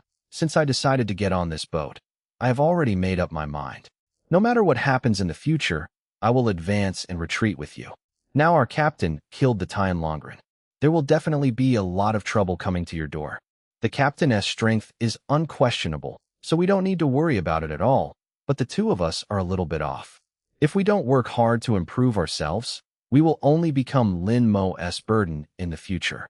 Every time you encounter danger, wait for Lin Mo to come to your rescue, right?" Kaku's words made Enelo silent again. Indeed, even if not all vice admirals in this world have the strength of Kaku, he has seen the strength of generals before, and Whitebeard, one of the 4 emperors, is a guy with terrifying strength. With his current strength, he really had little hope of defeating them. Although I am used to salty fish, once my real strength has been stagnant, maybe one day Lin Mo will really drive him away in disgust. After thinking about it, Enelo made a decision. "Okay, then do as you said." Ever since, the two reached a consensus so happily. Lin Mo didn't pay attention to the conversation between the two of them, so he didn't know what the two of them were planning. In the next few days, except for a few sudden changes in bad weather, the road was unimpeded. Soon, the spaceship flew into an extremely calm sea area without any ripples. Lin Mo glanced at the location of Daughter's Island marked on the system navigation. It was very close, and it would take half an hour at most. It's a windless zone. Kaku came to the deck, looking at the extremely quiet sea around him, and said with some concern, I heard that the Amazon lily is in a windless zone. I guess we're almost there. The windless belt? Enelo suddenly remembered that there was an introduction in the magazine he read before. Is it a gathering place for Neptune? Kaku nodded and said, That's right. Kaku turned his head to look at Lin Mo, who was still fishing at the bow of the boat, and said helplessly, There shouldn't be any fish that can be caught in the place where sea kings gather? Lin Mo said calmly, Kaku, get ready. Kaku was stunned for a moment and asked puzzledly, What are you going to do? The corner of Lin Mo's mouth curled slightly. We will eat Neptune for lunch. After finishing speaking, Lin Mo pulled back the rod fiercely, and the hook with the bait was pulled up from the calm sea. At the same time, the area where the hook came out of the sea suddenly rolled out a huge wave.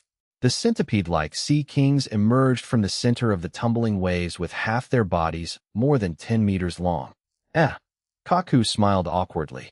Is this a centipede? You can't eat a centipede. Don't worry, there are more. Lin Mo said lightly. Immediately afterwards, around the giant centipede, 5 strange-shaped sea kings appeared at once, and one of them was similar to a giant manatee, which seemed to be edible. Lin Mo pointed to the giant manatee and said, That one, come Kaku, and Enelo will take care of it. Are you fighting the sea kings? Kaku didn't know whether to laugh or cry, and Ai Nilu, who was next to him, had already turned the golden stick in his hand, tapped the thunder drum behind him twice, and a thunderbird flew out of it, directly penetrating through the centipede sea king who was closest to them. However, his attack did not cause much damage to the sea king. Oh, it seems that the Neptunes in this sea area have good vitality. Enelu hooked the corner of his mouth and tapped the thunder drum behind him a few times. The Thunderbird just now had only 3,000 million volts. This time, the thunder he released, it is the Brontosaurus with 6,000 million volts. After the Thunder Dragon penetrated the body of the giant centipede like the Thunderbird, this time, the centipede was completely electrified, fainted, and slammed heavily on the calm sea in the windless zone, causing a large splash of water. As for the other sea kings, they ignored the same kind that sank into the sea, surrounded the spaceship where Lin Mo and the 3 were in from all directions, and then attacked the spaceship at the same time. Seeing that there was really no way out, Kaku sighed helplessly, so he showed 2 newly bought knives from Shamboard, jumped onto the deck railing, looked at Enelo, and asked, There are 5 more. Is it okay for people to solve for? Enelo smiled disdainfully. It's just a few sea kings. In my Thor's eyes, they are garbage. Except for Lin Mo, everyone is rubbish. Kaku complained speechlessly, without saying anything more. With a bounce, he jumped very accurately to the top of the giant manatee that was 40 meters away from the spaceship. Kaku's jumping ability has never disappointed. And Enelo, using his own lightning, controls a chimney-like exit on the top of the spacecraft, from which black mist gushes out and sprays into the sky, which is less than 100 meters away from the top of the ship. A large thundercloud with lightning flashes spread out. The device on the ship was what Enelo used to assist him in unleashing a large-scale attack. After using it once on Sky Island, he never used it again. Yahaha! Come on, taste the taste of Wanlei. Enelo laughed and pointed the golden stick at the thundercloud. In an instant, countless thunderbolts, like rain, fell from the sky and avoided the spaceship directly hit the Neptunes around who were trying to approach. Wanlei is a large-scale attack move. The attack of a single thunderbolt is actually not particularly strong, even worse than that of a thunderbird, but being hit by dozens or hundreds of lightning strikes at the same time is no joke. Soon, the Sea Kings who were hit screamed in pain. Due to the riots of the Sea Kings in the surrounding sea, the calm current suddenly became extremely unstable. Fortunately, the spacecraft was flying above the sea, so it was not affected by the waves, but it was still somewhat affected by the waves slapped by these Neptunes. Enelo enjoys this kind of painful moment when his opponent is electrocuted by him the most. He even forgot that he is a devil fruit-capable user. He was directly splashed by a wave of sea water, and his whole body lost his strength in an instant. With a bang, he collapsed on the deck wetted by sea water. On the other side, Kaku combined the 6 styles with his own sword skills, and with a little effort, he completed the task that Linimo gave him, and cut off a large piece of meat from the manatee, ready to go back when I saw Enelu falling down. I thought it was an enemy attack, so I stepped on the manatee's body and jumped onto the spaceship. Kaku put down the manatee meat in his hand and hurried to check the situation of Enelu.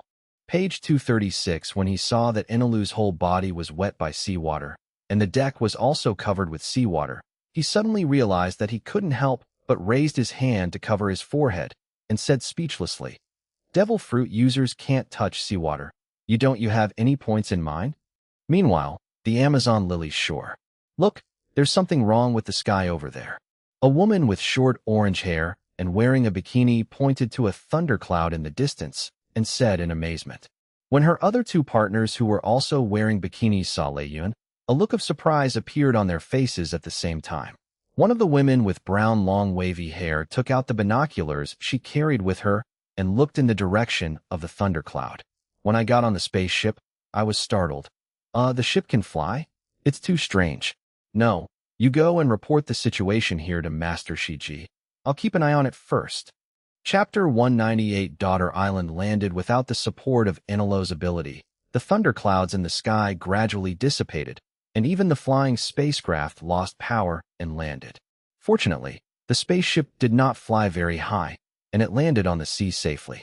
And those 4 Neptunes, who were devastated by lightning, became angry after the lightning strike disappeared, roaring and rushing towards the spaceship again. Kaku stared at the Sea Kings who were getting closer and closer to them with a gloomy face.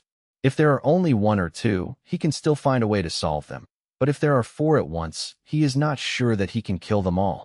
"Captain Lin Mo, there are 4 more. How to solve it?"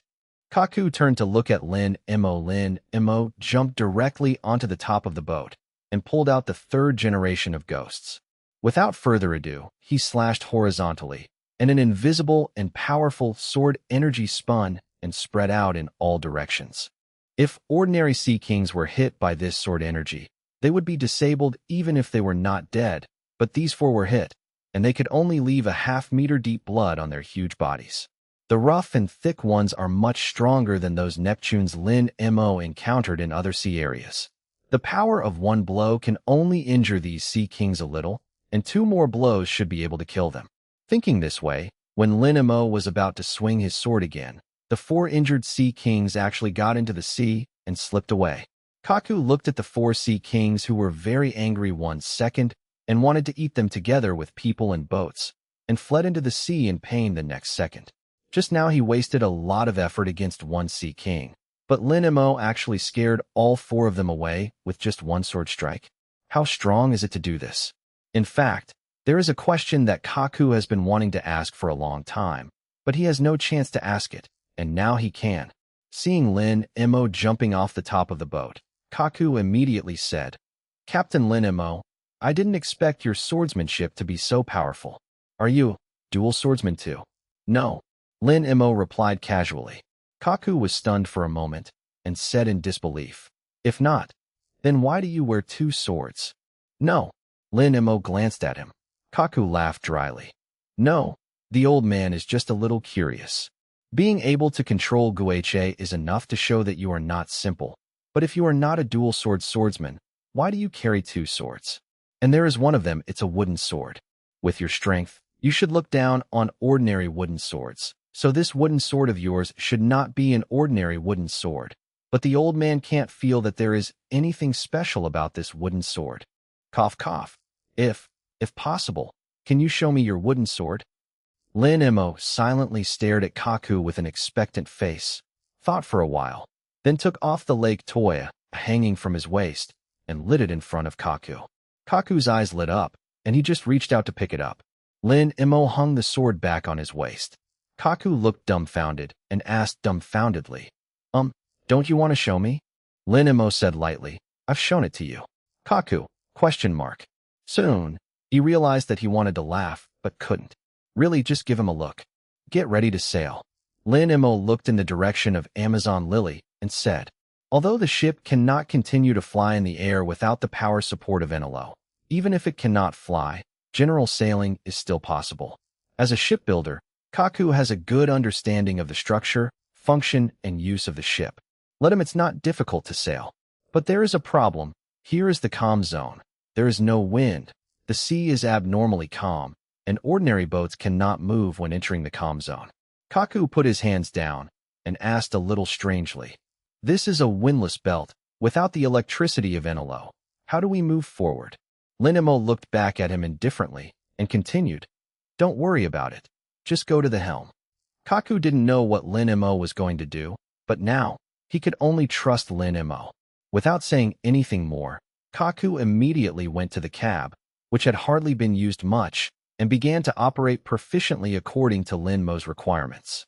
Linimo, on the other hand, came to the stern deck, stepped on the moon steps to the sky more than 20 meters behind the ship, began to mobilize the chakra in his body, and then used the surrounding sea water to quickly condense into a water dragon, which went straight to the back of the spaceship. 5 meters the left and right positions rushed over. Just heard a loud bang that a powerful impact immediately pushed the spaceship away. Kaku didn't know what Linimo was doing, but felt the spaceship was moving, so he quickly controlled the rudder to keep the ship from yaw. Linimo returned to the deck of the ship at the moment the ship was blown away by his own attack. Amazon Lily's on the shore. The girl who had been observing the movements of Lin Mo and the others with the binoculars had seen clearly what Lin Mo and the others had just done. The girl was extremely shocked, especially when she saw the spaceship flying towards the island. The girl's face became more and more ugly. Oops, it seems that the purpose of these people is to go to the island. No, they must not be allowed to go to the island. The girl frowned and immediately picked up a small whistle hanging around her neck and was about to blow it. The boat carrying the three of Lin Mo was several times faster than she had expected. It had already passed over her head without any brakes and knocked down several big trees along the way before stopping. It will take a long time to repair again. Kaku came out of the cockpit, and seeing the smashed bow, he couldn't help having a headache. Lin Mo jumped off the deck directly. The moment his feet touched the ground, the system's notification sounded in his mind. Didi, congratulations to the host for successfully arriving at the check-in location Amazon Lily. The check-in progress is 10, and the current total progress is 10. The reward for the Overlord Color Domineering level is 1, and the current Overlord Color level is LV7. In an instant, a powerful force spread out centered on Lin Mo. The girl who originally wanted to blow the whistle to find rescuers saw Lin Mo get off the boat and stopped blowing the whistle less than half a second later. She rolled her eyes, lost consciousness, and fell on her back to the ground. Even the little green snake on her shoulder fainted. Although Kaku on the boat didn't faint like the girl, his whole body was suppressed by this powerful domineering, and he couldn't move at all. He even had a feeling that he was about to die. Fortunately, this feeling only lasted for a moment, and Kaku returned to his original state, but some cold sweat still broke out on his forehead, and he looked at Lin Mo, who had already disembarked with a strange expression. Lin Mo originally thought that there would be new skill rewards. Page 237, however, if the reward is Overlord Color, it's not a loss. You stay here. Lin Mo looked back at Kaku, who was still on the deck in a daze, and said, look at the boat and NLO. Chapter 199 Daughter Island. What to do? What to do? Number 1. Although Kaku has never been to Daughter's Island before, he has some understanding of Daughter's Island. This place is not for everyone, especially men. Okay, the old man understands. Kaku had no objection. Anyway, no matter what he said, it's useless. It's better to just listen to Lin Mo and stay here for now. Lin Mo nodded lightly, then turned around, found a random direction, and entered the dense forest on the island. After he left, Kaku noticed the coast. The girl who was stunned by Lin Mo's domineering couldn't help being stunned and seemed to understand the reason for Lin Mo's sudden domineering just now. Use domineering to deal with a girl. What a luxury. Lin Mo entered the dense forest where all kinds of ferocious beasts were hidden on Daughter Island. Along the way, he saw many beasts who were also fainted by his domineering upgrade. Lin Mo ignored the beasts lying around and asked as he walked, "System, how many missions are there on this island?" Didi, in addition to the first signing task, there are currently 4 progress tasks to be completed, one of which accounts for 30 of the progress, and the other 3 progress tasks each account for 20. Lin Mo continued. Check 30.00 of the task details. Every time he arrives at a new check-in location, Lin Mo can check the details of a progress task. Didi, with the approval of the Pirate Empress Boa Hancock, the host will get 30 of the sign-in progress. Hearing this, Lin Mo couldn't help but stop. He knows Boa Hancock's character very well. With Hancock's character, it is basically impossible to get her approval. Even facing the subjects on her own island, she looks like a tyrant. Not to mention she is also a person who hates men very much. As for why she hates men, the main reason is what happened to her when she was a child. Boya Hancock was abducted by human traffickers and sold to the Tianlong people when he was young, and became a slave of the Tianlong people. After several years of abuse, Hancock, who already despises men, hates men even more. Therefore, it is not easy to complete this task. Just because Lin Mo is a man, Boya Hancock already hates him. Although he can continue to mix tasks with salted fish as before, the situation here is special after all. If he continues to let nature take its course, he may not be able to leave this daughter island. He doesn't want to stay here forever. It seems that a battle plan must be formulated. Just as Lin Mo was thinking, there was a sudden sound of footsteps not far away. 2 scantily dressed, wildly dressed women with spears in their hands came towards Lin Mo's position, talking and laughing. Lin Mo didn't think about it anymore. He jumped easily and landed lightly on the branch of a big tree next to him. I heard that there is a flying ship on the East Coast. I have never seen a ship that can fly. Really? How can a ship fly? Really, it was Jasmine who saw it with her own eyes. She was still waiting on the shore for the soldiers protecting the country to pass by. Huh? Can you actually alarm Margaret? We are very close to the East Coast now. Why don't we also go and see what the flying ship looks like? It's better not to. I heard that Master Shiji may also go. If Master Shiji sees that the 2 of us have not patrolled the forest properly, he will definitely be angry. Hey, that's really a pity. What happened? Why did all the animals in this area fall to the ground? Are they dead? The 2 women immediately checked the fallen animals around them. Although the animals were still alive, they both felt that something was wrong. Looking around, especially on the way to the East Coast, a large number of wild animals and animals fell down. The expressions of the 2 changed drastically, and they looked at each other. A woman with short brown hair immediately took out a phone bug from her chest. When I was just about to report to my companions, a palpitating force suddenly appeared, overwhelming her. Almost instantly, the 2 of them fell headfirst to the ground and fainted. Lin Mo jumped down from the tree and turned back in silence. At the same time, on the East Coast, on a spaceship, Kaku prepared some equipment for repairing the ship and began to repair the damage to the bow. Enelu has almost recovered now, and when Zhenghua wanted to vent his anger, he sensed a group of people getting closer and closer to them under his powerful knowledge. It's just right.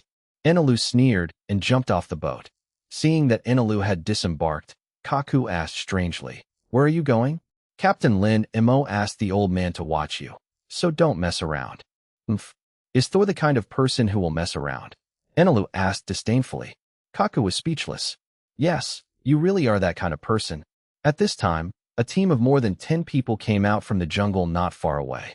Among the 2 people walking in front, one was a young girl named Margaret with curly blonde hair and a quiver tied behind her thigh.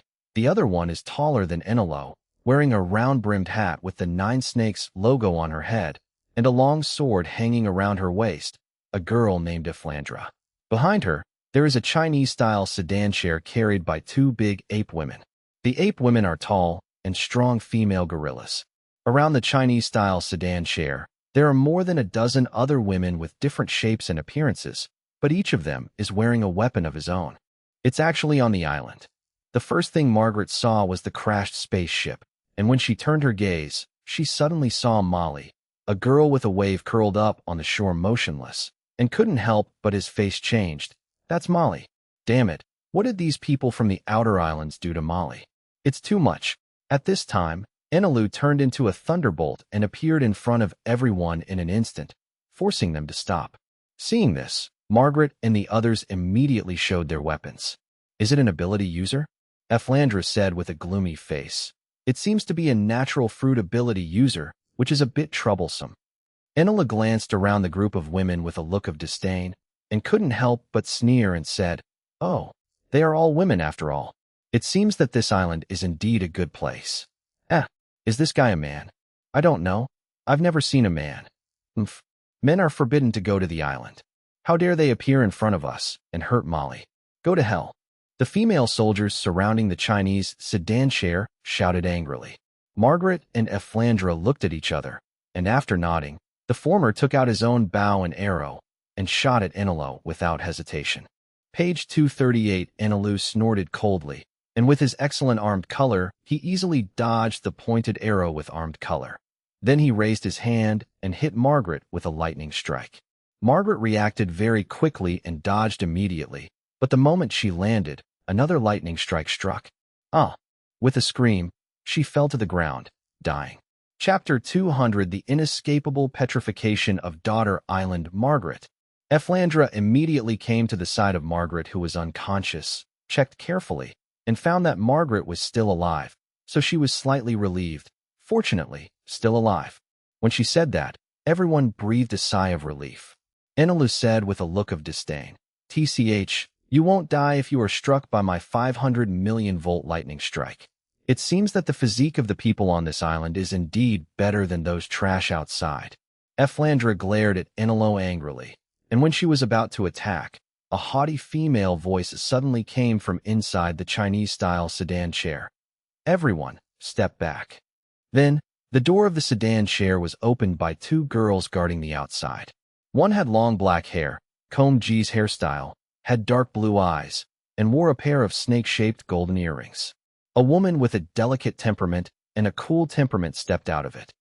"Master Snake, Margaret was injured by the intruder. Molly's life and death are unknown, and the opponent has a very strange ability, which seems to be able to control lightning," Efflandra said with a serious face. "The woman known as the Snake Princess is Boa Hancock, the king of Daughter Island and one of the Shichibukai." Boa Hancock glanced coldly at Margaret, who was lying unconscious on the ground, and Molly, who was not far away, and turned to Enelu, his eyes full of disgust. "Even the people from the world government cannot approach our island within 3 kilometers. These people can actually pass through the windless belt full of vicious sea kings. Lord Snake, this guy's strength should not be underestimated, so be careful," Efflandra said with some concern. Boa Hancock waved his hand slightly, saying that he didn't have to worry about her at all. With just this small movement, all the people behind her became excited with love in their eyes. As expected of Lady Snake, any movement is so beautiful. Master Snake Princess, the corner of Boa Hancock's mouth hooked slightly, and he gently brushed his long hair, and then her subjects went crazy again. Enelu stared at Boa Hancock with a strange expression and was speechless about this inexplicable woman. Originally, he wanted to hit Boa Hancock directly with a lightning strike, but for some reason, the first time he saw her, he had a feeling that he couldn't refuse and hurt her. Boa Hancock put one hand on his hips, raised the other hand and pointed at Enelu, nodded slightly, and said proudly, "No matter what I do, even if it is murder, I will be forgiven. But I don't want to be dirty. With your own hands, can you die by yourself?" "Enel, there is something wrong with you, woman," Enelu said with a speechless face. Boa Hancock snorted coldly. "A man is a man, and it's useless to pretend to be calm in front of the concubine's absolute beauty." Hancock suddenly formed his hands into a heart shape and continued, "The guilty heart that fell in love with my concubine will harden your body and become obsessed with Gonfo." Then, circles of pink-purple heart-shaped light circles spread out from the heart shape formed by her hands towards Enelu. Enelu sensed a sense of threat and wanted to get out of the way, but his body didn't listen to his orders, and he just stopped in place, so he really suffered from Boa Hancock's move. Infatuated with Gonfo, in an instant, he turned into a human-shaped stone statue. Kaku noticed the movement outside, put down the tools in his hand, came to the side of the ship and looked in the direction of Enelu. When he saw Enelu turned into a stone statue because of Hancock's ability, he was stunned. Hancock looked indifferently at Kaku on the spaceship. It would be better if they didn't look at each other, but once they saw each other's eyes, Kaku couldn't take his eyes off Hancock. Just like Enelu just now, he also had a kind of feeling that he couldn't refuse Hancock. A feeling of, is it because of the assistance of the fruit ability? Kaku looked dignified, but he wanted to leave here immediately, but he couldn't control himself. Oh, Hancock sneered and walked slowly towards Kaku, and the subjects behind her immediately lifted the injured Margaret and the fainted Molly, ready to take them back for treatment. Infatuated with Gonfone, Hancock didn't even bother to ask and directly attacked Kaku. Kaku frowned slightly, and at the moment when he was hit by the obsessed Gonfone, he immediately forcibly pulled out one of his sabers and slashed his arm without hesitation. As the blood flowed out, the tingling sensation diverted his attention. The trick of obsessing with Gonfone can only be effective for those who are attracted by Hancock and focus all their attention on Hancock. Therefore, Kaku's pain transfer perfectly avoided the crisis of being petrified. Hancock glanced at Kaku's injured left arm indifferently and said with a sneer, "Heh, it seems like a smart monkey to use pain to divert attention." "We have no malice," Kaku said with a sullen face. "We are travelers. We came to Amazon Lily. We just stay here temporarily, and we will leave here soon." "Traveler," Hancock said disdainfully. "It's ridiculous. You think you'll be fine if you hurt yourself? Stupid." After finishing speaking, Hancock trotted forward 2 steps, quickly jumped onto the spaceship, and kicked Kaku directly. Seeing this, Kaku jumped back immediately. Hancock kicked the cabin door, and in an instant, the part that was kicked by her began to petrify. Kaku saw that the door of the cabin had turned into stone, and a cold sweat broke out on his forehead. Boya Hancock is the king's Shichibukai, and the person who can sit in the position of Shichibukai is not an easy person. In addition, the opponent's fruit ability is too special, and ordinary people really have no way to resist her. Fortunately, I escaped just now, otherwise it would be me who was petrified. Kaku doesn't intend to stay on the spaceship any longer, and now the only way he can think of to solve the current crisis is to find Lin Mo, who has just left. However, just as he thought about leaving, Hancock quickly attacked again. "This concubine is so beautiful. Are you willing to leave?" Just this emotionless, understated sentence made Kaku, who had already turned around to leave, feel his heart skip a beat, and his movements slowed down by several beats. Shit. Kaku knew that he couldn't run away, and when he was kicked by Hancock, he happened to see a familiar figure moving towards the spaceship in the distance. When Lin Mo rushed back, he didn't even have time to stop him, and saw the scene of Kaku being kicked into a stone statue by Hancock. Hey, there's actually one more.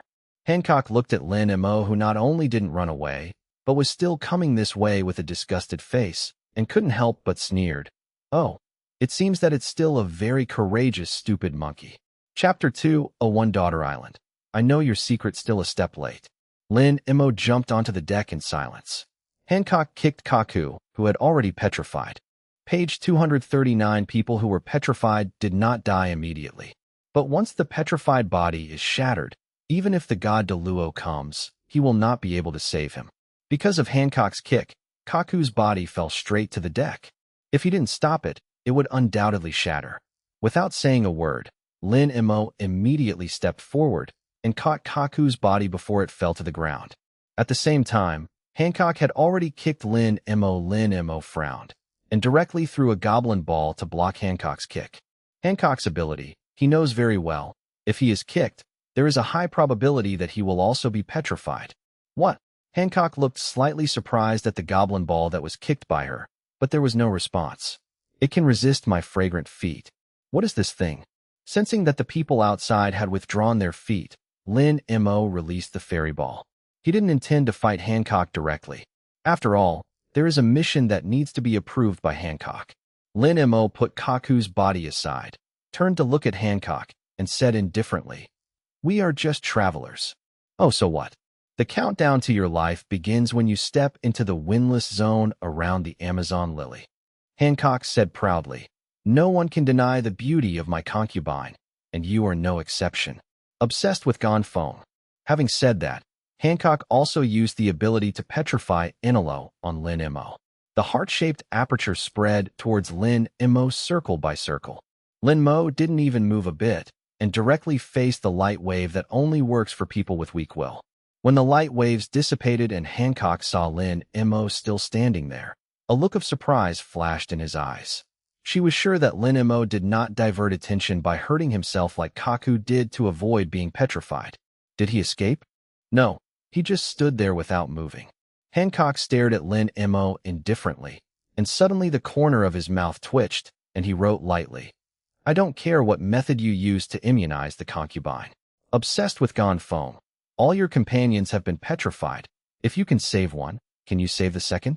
Hee hee, come on, smash that guy with long earlobe for me." "Yes, Lord Snake Princess." Everyone on the bank responded, took out their weapons without hesitation, and threw them at Inalu. And Hancock stood in front of Lin Mo and said with a sneer, "I want you to watch your companion die helplessly before sending you on your way." "Oh, it seems that it's not good to speak well." Lin Mo also sneered, and just when everyone was about to hit AI Nilu, he directly made the most convenient domineering look, which stunned everyone on the bank. "Overlord." Hancock's face changed slightly. "You can actually be overbearing." The corner of Lin Mo's mouth hooked slightly, and he said casually, "It's just a domineering look."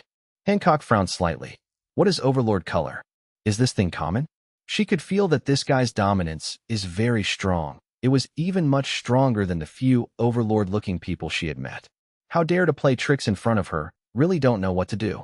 Hancock quickly returned to his previous calm appearance. He didn't care about the fainted subjects, raised his hand, and lightly touched his lips with his fingers. Seeing her posture, Lin Mo decided to use the captive's arrow to deal with him. The captive's arrow is a substance that can change into a huge pink peach-colored heart, and then pull it back like a bow and arrow. It will shoot a lot of pink arrows, and the target will be petrified regardless of whether it is tempted by Hancock or not moves. What a hassle! Lin Mo saw that Hancock had already created a big peach heart, and while drawing his bow, Lin Mo said, "I know your secret." Hankook couldn't help but hold the bow. "Nonsense, I have no secrets." After finishing speaking, Hancock continued to draw the bow, and countless small pink arrows gushed out from it, shooting towards Lin Mo densely. Lin Mo immediately took the petrified Kaku and jumped off the boat. The deck and railings hit by the captive's arrow turned into stone just like the cabin door kicked by Hancock before. Lin Mo quickly came to AI Nilu's side. Without much hesitation, he directly tried to put AI Nilu and Kaku into the system space first. Just as he thought, the petrified Inalo and Kaku were successfully transported into the system space, just like the body of Perona, whose soul came out of the ghost island. Without thinking about it, Lin Mo ran directly into the deep forest and said while running, "Since you don't care, then I will announce your secret to other people on the island." Hancock, ? Could this kid really know her secret? Hancock was not sure, but looking at Lin Mo now, it seemed to be true. After a moment of silence, Hancock immediately chased after Lin Mo. "Hey, stop. Tell me everything you know." Lin Mo didn't use Shuanpa, so Hancock quickly caught up. "I know all about your unbearable past," Lin Mo said indifferently. Hancock couldn't help being stunned for a moment. The dark experience in his childhood emerged in his mind. His face suddenly became gloomy, and the eyes he looked at Lin Mo became even more indifferent. Whatever this guy knows must die. Hancock speeded up, stood in front of Lin Mo, and acted like a domineering king, trying to control Lin Mo's actions, and then used the captive's arrow to attack Lin Mo again. Lin Mo. Hancock's arrogance did make Lin Mo pause for half a second, but it didn't have any substantial impact on him. Lin Mo also fully output his domineering look at the moment Hancock used the arrow of captive. A more powerful deterrent force than that on the coast just now spread out suddenly, as if the whole world had quieted down at this moment. Hancock's bow hand shook involuntarily, and many fine beads of sweat appeared on her forehead. Although she was still standing, her body was extremely heavy at the moment, as if she would fall down if she relaxed a little. Who is this kid? Hancock stared at Lin Mo in disbelief. Lin Mo walked towards her indifferently, staring at Hancock's eyes as well, and said, Release the petrification state of Inalo and Kaku. In exchange, I will not tell your secret. Who are you? Hancock asked with an ugly face. Lin Mo pressed down his hat and continued. Just an ordinary traveler. Page 240, Chapter 202, the so-called 3 chapters of Daughter Island, Ordinary Traveler? Who are you fooling? How could ordinary people have such arrogance? Hancock said indifferently. You still want to fool my concubine with such a clumsy reason? Humph, how bold. Lin Mo shrugged, not caring whether Hancock believed his words at all, and said directly, You have no chance to choose. If you don't want others to know your secret, just do as I say. What arrogance? Hancock sneered. Do you think you can do whatever you want with this concubine if you are so domineering? Just kidding. I'm the pirate empress. How can you be threatened by a brat like you who doesn't know where she came from? What's more, few people know about my past. How old are you? What do you know? If you want to fool me, it will take a few more years. Seeing that Hancock still looked disbelieving, Lin Mo thought about it, decided not to beat around the bush, and said directly, You should have a mark on your back. Hancock! Exclamation point. The imprint that Lin Mo mentioned is a kind of imprint that will be imprinted after becoming a slave of a Tianlong people. Even if he is rescued, this mark will remain on his body and become a shame. Hancock's secret is this. As the king of Daughter Island, she would never let others know that she was a slave. Even the subjects of Daughter Island did not know about it. As Hancock said, there are very few people who know about this at present, and only Hancock's 2 sisters and the daughter of the former king of the island, Galoliosa, know about it. Seeing Hancock's face gloomy again, Lin Mo thought for a while, and continued, We just came from Chambord. As soon as he mentioned Chambord, Hancock immediately came back to his senses and stared at Lin Mo again in disbelief. Rayleigh and I are drinking buddies. Lin Mo casually moved Raleigh out, in order to make Hancock relax a little bit. Because the 3 Hancock sisters escaped from the Tianlong people, Raleigh also helped some, and they were considered Hancock's benefactors. Anyway, Rayleigh is not here, so let's borrow his name first. It shouldn't be a big deal. At the same time, in a gambling house in the Chambord Islands, Rayleigh was playing dice with a group of people there, and just about to bet all his money on the points he was optimistic about. Before he made a bet, he sneezed suddenly. The people around couldn't help laughing. Are you okay? Have you caught a cold? Hurry up and place your bets. Lose everything quickly. Go home and take your medicine. Huh? Where do you want to go? I will never go where you go. Rayleigh touched his nose, grinned and said, Ha ha, it's all right. Let's continue. Amazon Lily. You actually know Raleigh? Hancock asked in surprise. Lin Mo nodded lightly. However, knowing Rayleigh is not enough. With Hancock's personality, she is not the kind of person who would be grateful to her benefactor. Therefore, something that happened before can be done now. Come in handy. I killed a Tianlongren. Lin Mo still acted as if nothing had happened. Hancock was stunned for a moment, and then laughed loudly. Ha! I'm really lying, and don't blush. The backing of the Tianlong pigs is the world government. With the protection of the admiral, you can kill them? Lin Mo shrugged and said, Believe it or not. After finishing speaking, Lin Mo released the domineering look. Hancock felt relieved. Her expression remained the same, but she lost the momentum that she wanted to kill Lin Mo just now. But she is not the kind of person who will easily trust others. The concubine can relieve the petrification status of those 2 people, but you must immediately get out of Amazon Lily now. No, Lin Mo said directly. I want to stay here for a while. Hancock was angry. Don't try to challenge my concubine's bottom line of patience. As soon as he finished speaking, Hancock suddenly changed his state, raised his hand and put his right index finger on his lips, pouted slightly, looked shy, and said softly, I don't like you very much. Can you leave here immediately for the sake of my concubine? The reason why Hancock is like this is because most men can't bear her acting like a baby. Lin Mo.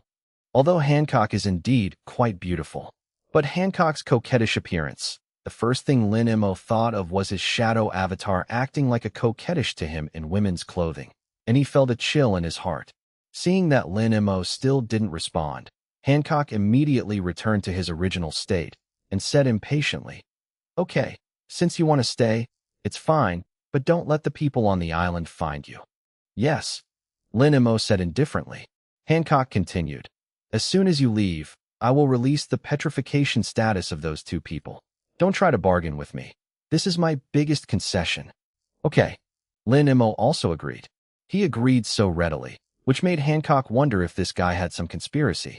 However, now is not the time to waste time. Hancock snorted coldly, didn't say anything more, turned around, and walked directly to the coast where his subordinates were. Lin Mo didn't follow, but found another direction casually, planning to go around the island before deciding what to do next. When Hancock returned to the coast, her men were still awake. The gentle sea breeze stirred his long black and flowing hair. Hancock stared at the calm sea in front of him without saying a word, thinking about a lot of things until her men woke up in a daze. Hey, what's wrong with us? Master Snake Princess? Are you all right? Master Shiji, where are those intruders? Did you kill them? Everyone was dumbfounded and started talking in a few words. Hancock came back to his senses, turned around, resumed his calm state, and said indifferently, "Go back to the city." Then, she directly boarded the ape girl car. Everyone looked at each other with smiles on their faces, and they all agreed that Hancock had killed the intruder. After returning to the palace, Hancock went straight back to his room, took out the little phone bug that had been placed in the bottom drawer of the dressing cabinet and had never been used. After hesitating for a moment, he dialed it. Not long after, the call was connected. Page 241, a lazy female voice came out. "This is Xiachi Bar. Do you want to make a reservation?" "It's me," Hancock said indifferently. "Huh? The voice sounds familiar." Xiachi thought for a while and asked, "Hancock?" "Yeah." Hancock continued. "Old woman, do you and that stinky old man know a bastard who claims to be a traveler?" "The bastard who claims to be a traveler?" Xiachi was stunned for a moment, then smiled. "Oh, you are talking about Lin Mo? He was still drinking with that fellow Rayleigh at my place a while ago. Huh? Is he going to your side? You are really brave, that boy. But if you think about it, even if you dare to kill the Tianlong people, it is not surprising to go to Daughter Island." Hancock was stunned for a moment and said in surprise, Did he really kill the celestial dragon?" Xiachi lit a cigarette for herself and continued, "Huh? Didn't you read the newspaper?" Chapter 203. Lin Mo, who was offered a reward on Daughter Island. As soon as Xiachi finished speaking, she realized a problem. "Oh, by the way, it seems that the delivery bird can't fly into the Amazon lily. The fact that Lin Mo was offered a reward was just announced yesterday. It's normal if you don't know." Hancock was silent for a moment. Even though he was shocked again, he still tried his best to calm himself down and asked again, "Why did he kill the celestial dragon?" Xiachi said with a half-smile. "It seems that he did it because the Tianlong people threatened him and asked his crew to be slaves." "How is it? That kid is not bad, right?" What's not bad? Didn't he just kill a celestial dragon?" "That's not the reason why he can go to the island. Amazon Lily is a place where men are forbidden." Although Hancock's impression of Lin Mo has changed now, but this was not enough for her to accept Lin Mo to stay here.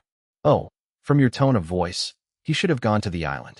If you've already dealt with him, you wouldn't call me now to confirm his information," Xiachi said lightly. Hancock's face darkened again.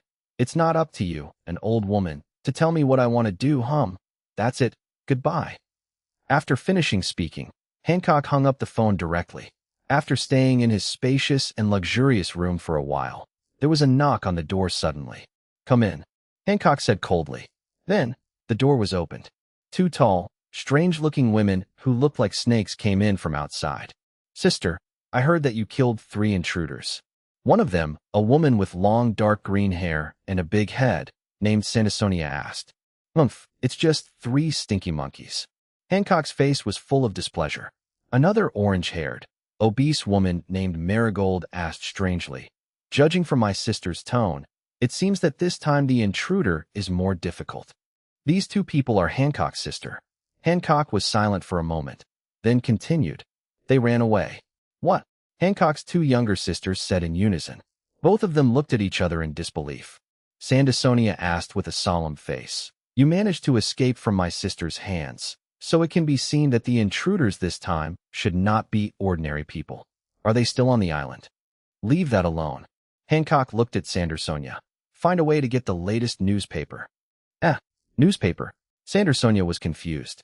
In her impression, Hancock is not someone who likes to read newspapers. Although it is not clear what Hancock's purpose is, since Hancock has spoken, just a newspaper to say, "Okay, I got it." East China Sea, Windmill Village, Makino Bar.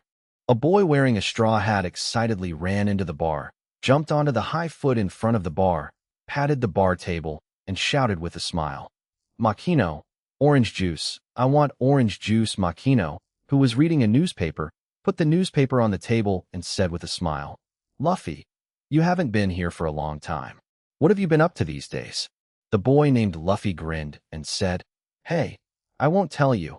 I'm doing secret training with Ace in the valley every day to prepare for going out to sea as a pirate." Makino covered her mouth and smiled.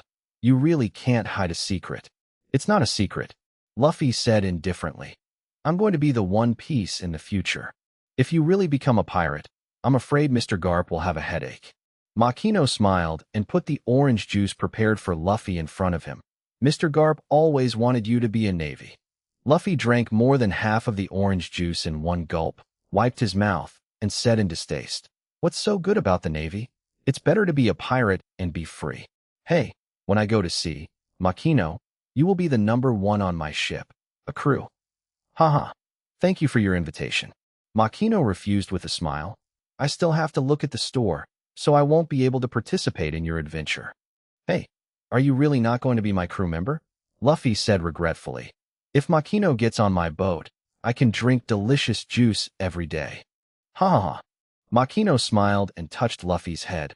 "Luffy, are you 12 years old?" "Yeah." Luffy quickly returned to his original state and grinned. "I'm going to go to sea in 5 years. I'm really looking forward to it. I hope to see Shanks soon."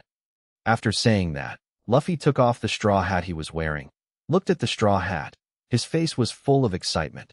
"This is the agreement between me and Shanks. I will definitely become a big pirate recognized by him." Makino looked at Luffy with a smile, and suddenly thought of something, and immediately flipped through the newspaper he was reading just now, and took out a reward order from it.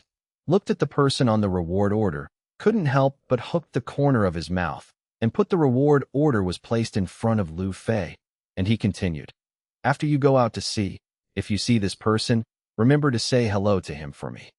Luffy looked at the reward order, the man with a stinky face as if everyone owed him money, and said strangely, "Who is this? 1, 2, 3, 4, 5, 6, 7, 8, 9. The 10 digit is how much? But it's amazing. This person looks about the same age as Ace. Has he already been offered a reward? Who is he?" "His name is Lin Mo." Makino smiled. "He was the one who rejected Shanks' invitation to board the ship. I remember it was 5 years ago, when he was only 10 years old." "Huh? 10 years old?" Luffy counted with his fingers. "Is he only 15 years old now? He was offered a reward at the age of 15. That's amazing. I want him to be my crew member." "Uff, you should give up this idea. Lin Mo said that he wants to be a traveler, and he probably won't be a pirate on your ship." "Hey, Luffy, are you alright?" At this moment, at the door of the bar, a boy named Ace with black hair and freckles on his cheeks called out to Luffy impatiently. Luffy immediately drank the remaining orange juice in the glass, then picked up the reward in front of him, and said with a smile, "Then I'll go first. I'll take the reward." Before Makino could say anything, Luffy had already trotted towards Ace. After leaving the bar, the two were on their way to the valley. Ace casually glanced at Luffy holding the bounty list and asked wordlessly, "Do you know the people above?" "Do not know." "If you don't know me, what are you doing with the reward order?" "Hey." Luffy grinned. "I've decided. I want him to be my future crew member." "Ace, why don't you go to sea a few years later and be my crew member too?" Ace grinned disdainfully. "The guy who has never hit me once, don't talk about this kind of nonsense. You are almost as good as my crew." "Umph. I can't beat you now, but it doesn't mean I can't beat you in the future, stupid Ace." "Huh? How dare you say I'm stupid? Who is that stupid?" Ace directly pulled Luffy's face to both sides. Chapter 204 Daughter's Island is Lin Mo's friend's Donghai, Shuangyue Village, Isan Dojo. In the tea room, Koshiro was reading a newspaper while drinking tea. When he saw a certain piece of news in the newspaper, the usual smile on his face suddenly froze. Page 242, Father, I want to compete with Zoro for the 760th 5 times. Please be the referee. At this time, a tall and thin girl with short hair and a very heroic appearance appeared at the door of the tea room. Along with her was a young man with short green hair and 3 swords hanging from his waist. It was Goena and Zoro who came. It's the same no matter how many times you compare. Sauron's mouth curled up slightly, and he said confidently, "You can't win back the words of the Tao." Don't get carried away. Goena gave Sauron a dissatisfied look, and then said triumphantly, "I can't beat you, and you can't beat me. Don't forget, I beat you 2000 before. After 1 game, we were all tied, but you never beat me once." Sauron, "Okay, you two stop fighting." Koshiro put down the newspaper and sighed helplessly. "You two come here." Both Ka and Zoro looked at each other strangely, walked into the tea room, and before asking anything, Koshiro continued, "There is news about Lin Mo." Hearing this, both Kana and Sauron were overjoyed and asked in unison, "How is he now?"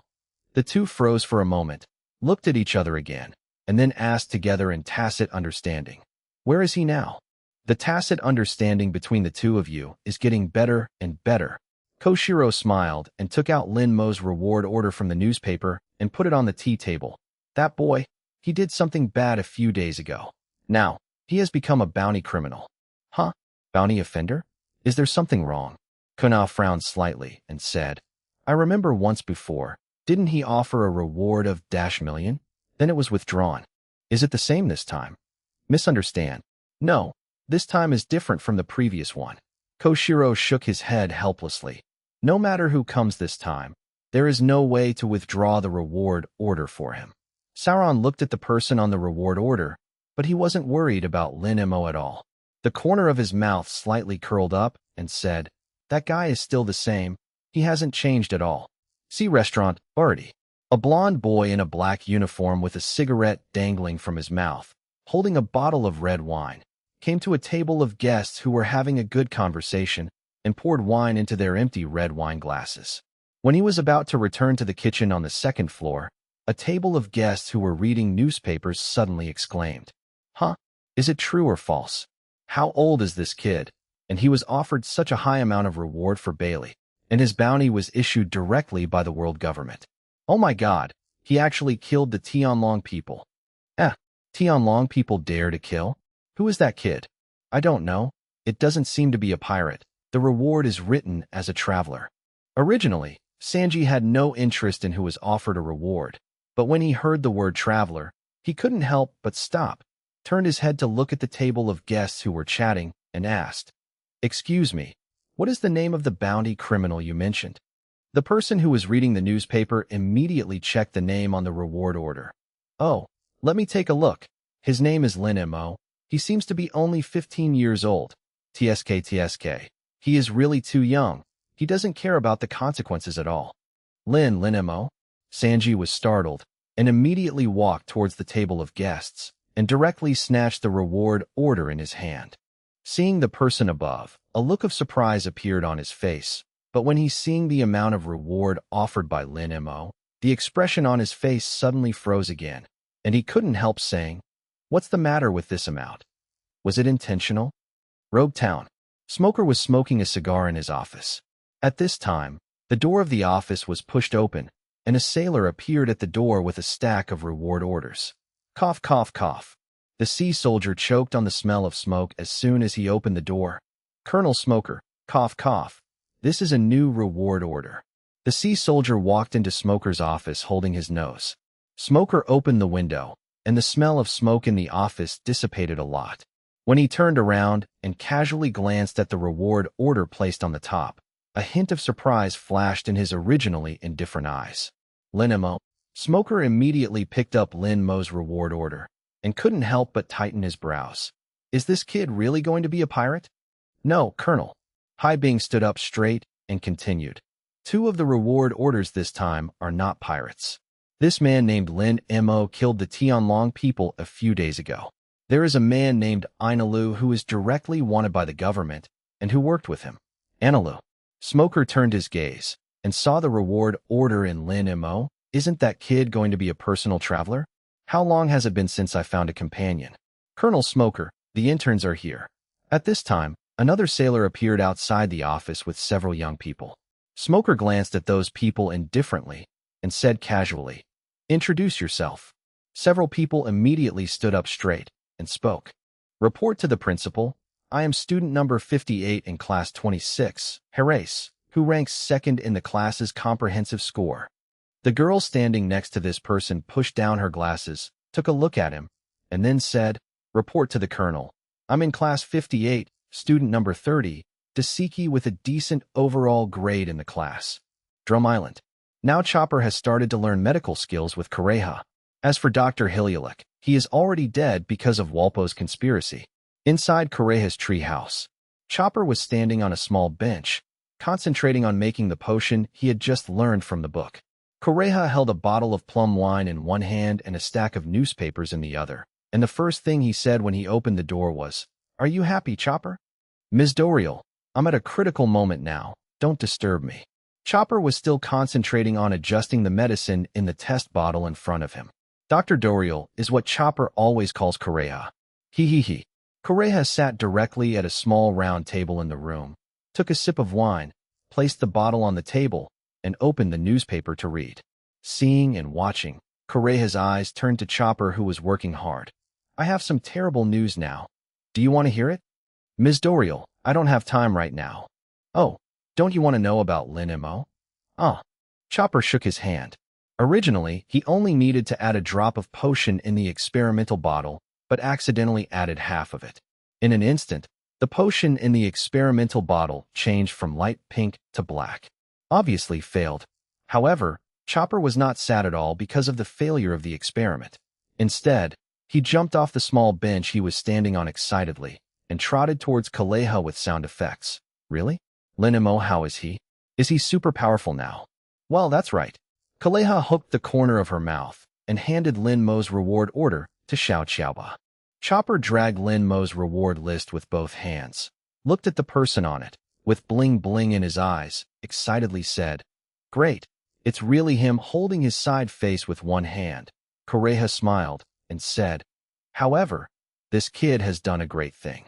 He killed a Tianlongren who no one dared to touch. He was only 15 years old, and he was offered a sky-high reward."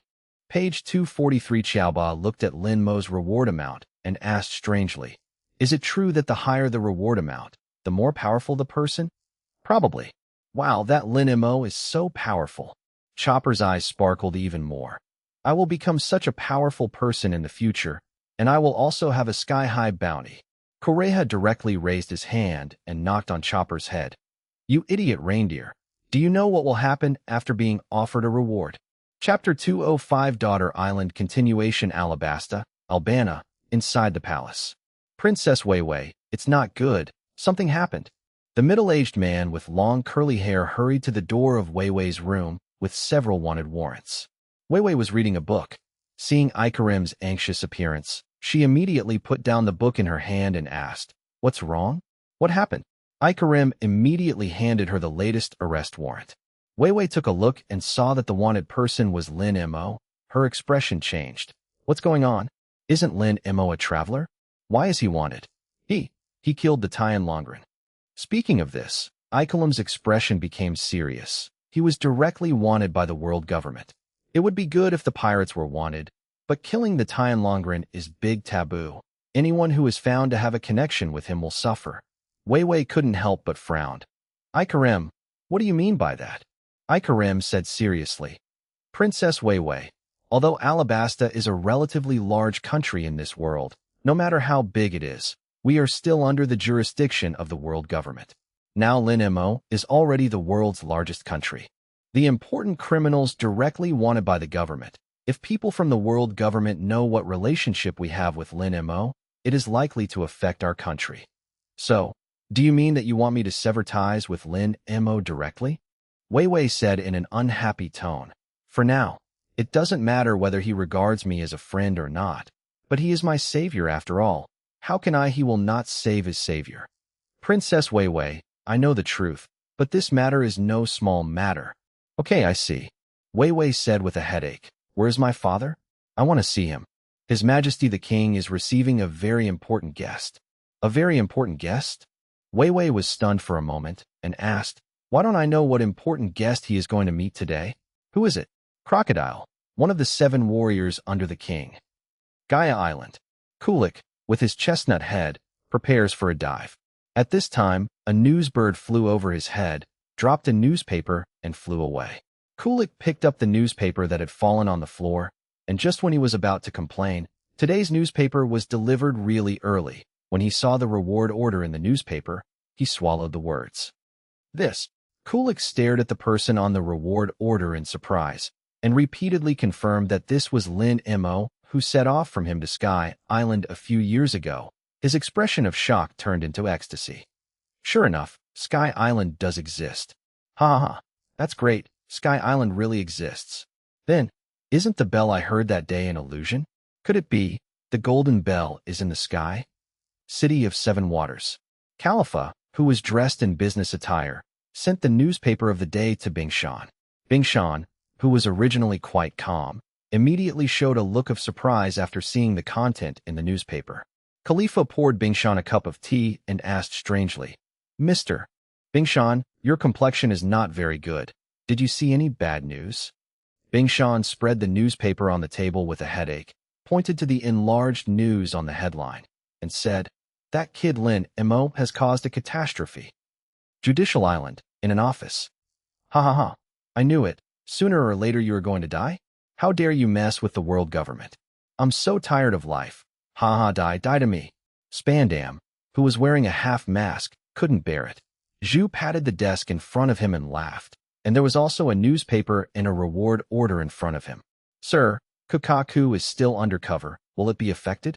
A soldier standing next to Spandam asked worriedly. Spandam stopped laughing and glanced coldly at the soldier who was speaking. Don't mention that guy to me. How dare you hang up on my phone? And he hasn't called back to report the work situation until now. I see him, I want to rebel. Yes, but what? Spandam said coldly. Based on what I know about the world government, everyone related to Lin Mo will be unlucky. Don't forget, Kaku is now Lin Mo's crew. Just because you didn't hang up the reward order this time, doesn't mean you won't hang up in the future. Kaku was sent by you as an undercover agent. If you make it clear to the world government, Kaku should be fine, right? Huh? Talk to the world government? Are you kidding me? Spandam said with a smile. I won't negotiate with those troublesome guys for a disobedient pawn. Baldigo, Long is having a meeting with the cadres of the Revolutionary Army. At this time, a short man in a white hat, holding a newspaper in his hand, excitedly broke into the conference room. Boss, good news, something big happened at Chambord. Sabo, who sat closest to the dragon, curled his lips and asked, what can make you so happy? Hey. The visitor put the newspaper in the middle of the conference table, spread it out, pointed to the headlines on it, and continued.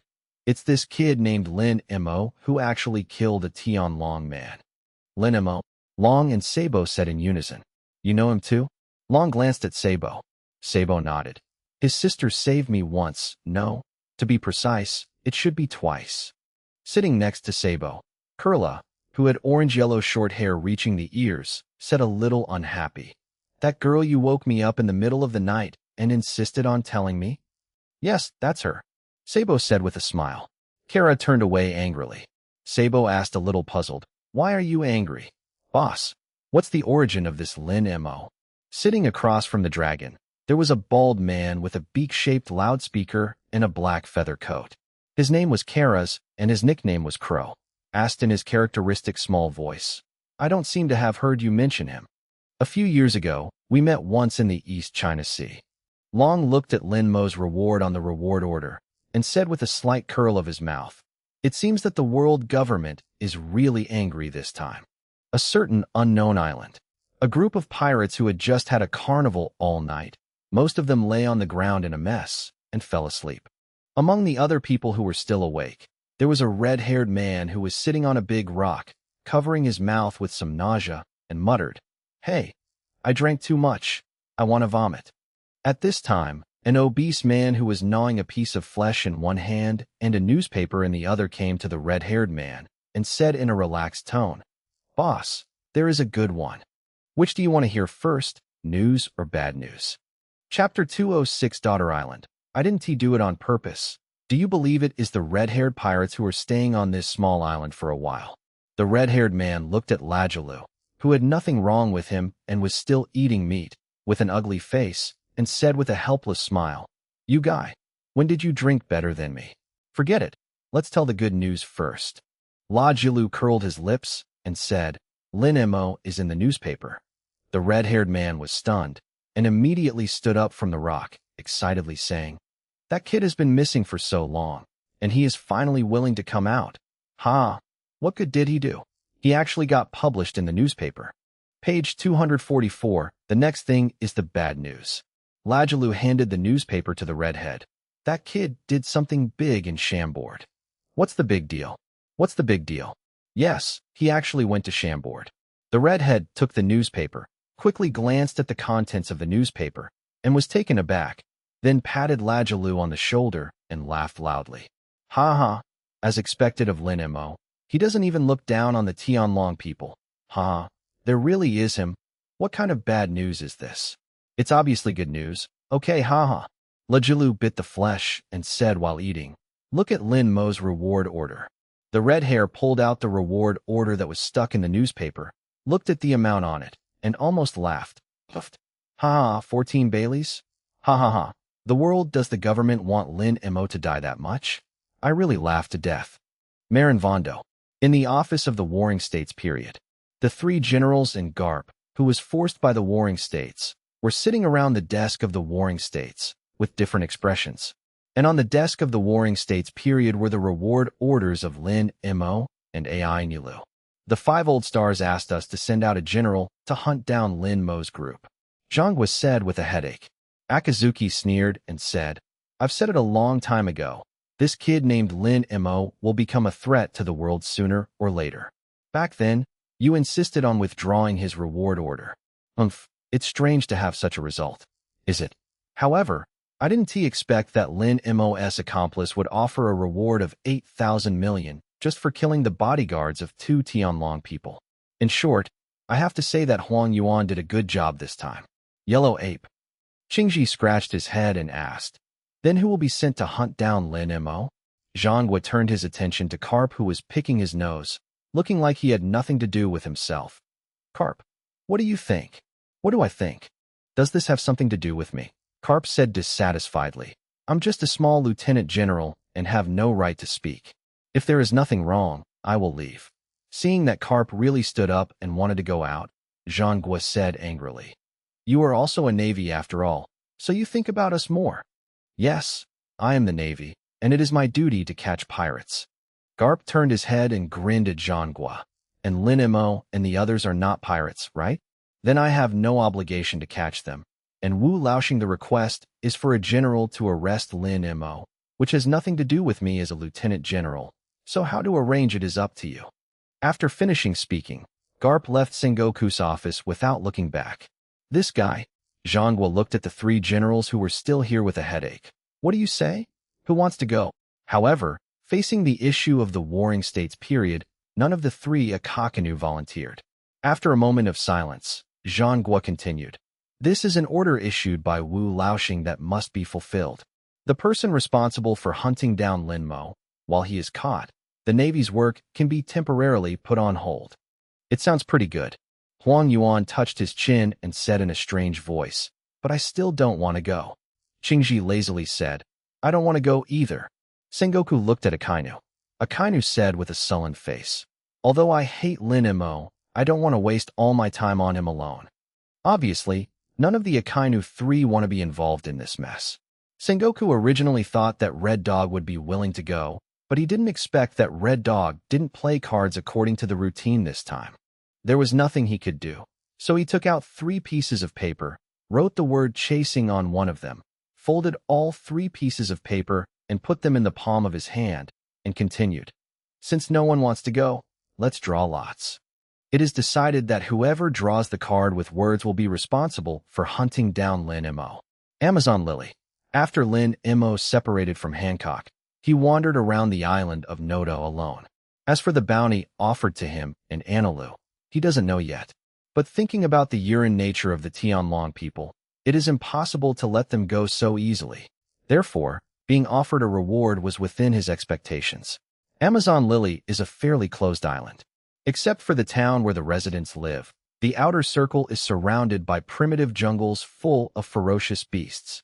Even though the beasts here are more ferocious, they are still a little bit worse than those large beasts living in Apiato, the Sky Island. Anyone who dared to attack Lin Mo was sent flying by him. It took almost a whole day for Lin Mo to go around the Amazon Lily's primeval jungles and mountains except for the town. Except for those wild beasts that are not afraid of death, he really didn't find anything novel. Because of the special terrain, there are very few people who can come to Daughter's Island. If you want to complete the sign-in progress task, you may have to go to the town. Looking at the already dark sky, Lin Mo immediately rushed towards the only bustling town on the island with the help of knowledgeable color without saying a word. Soon, he came to the roof of one of the 3-story Chinese restaurants.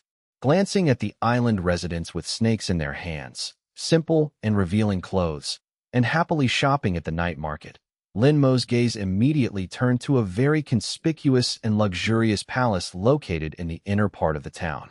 He didn't think much about it. He speeded up and jumped forward between the roofs. After avoiding several groups of patrolling guards in the palace, Lin Mo climbed directly to the roof of the largest building in the palace, followed Hancock's breath, and came to the top of a room. Although it is very convenient to find someone with knowledge, but with his current ability, he still can't find out exactly what this person is doing. Lin Mo lifted off a tile on the roof, and when he saw the misty water below, he immediately realized what Hancock was doing. Just as he was about to put the tile back, a sharp and angry female voice came from underneath. Come up. Who dare to peek at my concubine taking a bath? Unforgivable. Immediately afterwards, a piece of soap flew up from the room, directly piercing through the roof tile where Lin Mo was standing. Lin Mo turned slightly, raised his hand to grab the soap, and at the same time, the roof collapsed. Chapter 207 Daughter Island is not stealing if you pay. Lin Mo didn't expect that the roof of the palace bathhouse was so brittle. At the moment of falling, Lin Mo quickly stepped on the moon's steps and landed smoothly next to the gap. What a joke! Can he fall like Luffy in the future? This is impossible. Surprise or surprise, surprise or surprise. At the same time, when Lin Mo stood firm, in the bathroom downstairs, Hancock had already put on thin clothes and looked at the gap where a hole had been opened on the top of his head with his face full of anger. Although the person on the roof did not fall, she had roughly guessed who it was. Everyone on the island knew that when she was taking a bath, no one was allowed to approach her, so anyone who dared to take a peek could directly exclude her own people. So there was only one person left. Men are all the same. Lin Mo, don't think that I dare not kill you. Hancock immediately caught up to the roof. However, when she came to the roof, Lin Mo had already run away. Looking at the piece of soap next to the gap in the roof, a certain empress couldn't help but fell into deep thought. And Lin Mo himself has already returned to the roof of the restaurant where he entered the town at the beginning. Smelling the fragrance of wine coming out of the restaurant, he is hungry. Page 245, but he is a boy, and he also promised that Hancock would not appear in front of those subjects, so it is not appropriate to just go in and buy wine in such an open manner. At this moment, he thought of some jerk dressed in women's clothing. After thinking about it, he decided to forget it. After all, there were only so many people on the island, and everyone knew everything about it. A stranger who came would definitely arouse suspicion. Then there is only one last resort left. Thinking of this, Lin Mo went directly into the wine warehouse of the restaurant, put all the wine in it into the system space, left behind a small pile of treasures, and then withdrew. As soon as he left, the female owner of the restaurant, who was going to get drinks from the barn behind, was stunned when she opened the door. King Kong Barbie rubbed her eyes, then looked at the small pile of treasures in the middle of the wine warehouse. Her expression couldn't hold back, and she said angrily, "Damn it! You dare to steal my wine. How bold! Don't think you are leaving the treasure is useful. Don't let the old lady catch you. Otherwise, see if the old lady doesn't peel your skin." Sister Wu, the guests are still waiting for the drinks. At this time, a 13-year-old girl from the restaurant who came to help gently urged her as she passed by. King Kong Barbie, known as Sister Wu, said in a displeased tone. Why do you serve when the wine is gone? The wine is gone. This is impossible. The little girl trotted over immediately. When she saw the empty warehouse with only a pile of gold and silver treasures left, the corners of her mouth twitched. What's going on with that pile of treasures? What? It was left by the wine thief. Sister Wu said angrily. The little girl smiled dryly and said, Then this wine thief is quite conscientious, but I only came to the wine warehouse half an hour ago, and there was still a lot of wine at that time. How many people came to the wine thief? Within hours, without anyone noticing, they took away all the bottles of wine in a warehouse. Besides, there are also problems with these treasures. Sister Wu walked into the wine warehouse, picked up a gold coin in the pile of treasures, looked at it, and continued, Every time Lord Snake G brings back most of the spoils, I will give them to the everyone. I have never seen you get this kind of gold coins. Even if you want a drink, you can just buy it in the store. There is no need to steal the wine. Therefore, the person who takes the wine away is definitely not a local of our Amazon lily. What? This? The little girl asked with a strange expression. Is it someone from an outer island? But since I grew up, I have never seen an outer islander. Isn't it impossible for them to pass through the windless belt around the island? That's not certain. Sister Wu shook her head and said, There were 3 intruders during the day today. I heard that Snake Princess has already dealt with them. Maybe there are still people who sneaked ashore and haven't been found yet. This is too scary. Although she said it was scary, the little girl had a look of anticipation on her face. Sister Wu could see what this girl was thinking at a glance. She tapped her on the head and reminded, Outsiders are forbidden to go to the island, especially men. This is the Iron Order of Amazon Lily all along. You don't have any thoughts about the invaders. If the soldiers who protect the country find out, be careful and be punished. The little girl grumbled and complained, But I'm really curious about the people on the island. I know that men are forbidden to go to the island, but you haven't seen what a man looks like, right? Come up, we can't distinguish each other. So, what is the difference between men and us? This. Sister Wu said awkwardly. I haven't seen it either. If you ask me, who should I ask? Well, let's not talk about it. The theft of a wine warehouse is not a trivial matter. I can't hide it from the restaurant. You have to watch, Xiaolan. You go to the National Protector or the 9 Snake Pirates to report the situation here. Well, I know. Although she was not very willing, the little girl named Xiaolan immediately ran out of her legs. When she was running towards the palace road, in the moonlight, a figure flashed quickly above her head. Xiaolan looked up and just happened to see a figure walking across the roof. Xiaolan immediately rubbed her eyes, and when she looked again, the figure she saw had long since disappeared. Yes, hallucinations? Xiaolan muttered and scratched her head. At this time, a crisp voice suddenly came. Aren't you going home so late? A woman with a bald head, a bazooka on her shoulder, and a twig in her mouth appeared behind her. Xiaolan looked back, saw the person coming, and said happily, Master Cosmos. I am so lucky to be able to meet Mrs. Cosmos. Cosmos came to Xiaolan, touched her hair with a smile, and continued, Look at the direction you are going. Are you going to the palace? If you have anything to do, you can tell me first. Actually, it's nothing. Xiaolan pouted. Sister Wu's wine store was stolen, and she asked me to report the situation. Stolen? Cosmos was surprised. Everyone knows so well. No one would do such a thing as stealing, right? That's right, and I don't think it's considered stealing. Xiaolan said seriously, although the wine in the barn is indeed gone. The person who took the wine left a pile of treasures as money for the wine, and it's not that they didn't spend the money. I think Sister Wu is thinking too much. Cosmos was silent for a moment, then returned to its previous appearance, smiled, and said, Okay, I see. You go back first. I will take care of the next thing. Well, actually, there is no need to deal with it. Really, after paying the money, it is not considered stolen. Then I will go first. Bye-bye, Mr. Cosmos. Xiaolan waved her hand happily, and he ran towards the direction of the restaurant. After Xiaolan left, Cosmos's smiling face sank again, and without saying a word, she immediately walked quickly to the palace. When Xiaolan passed the restaurant, she didn't go directly into the restaurant, but just let her go, took an oil lamp from the night market stall, and ran out of the town. She couldn't believe that she was hallucinating. Therefore, she firmly believed that the figure she saw was from the outer islands. It's okay if she didn't see it, but since she saw it, she must see the true face of this outer islander.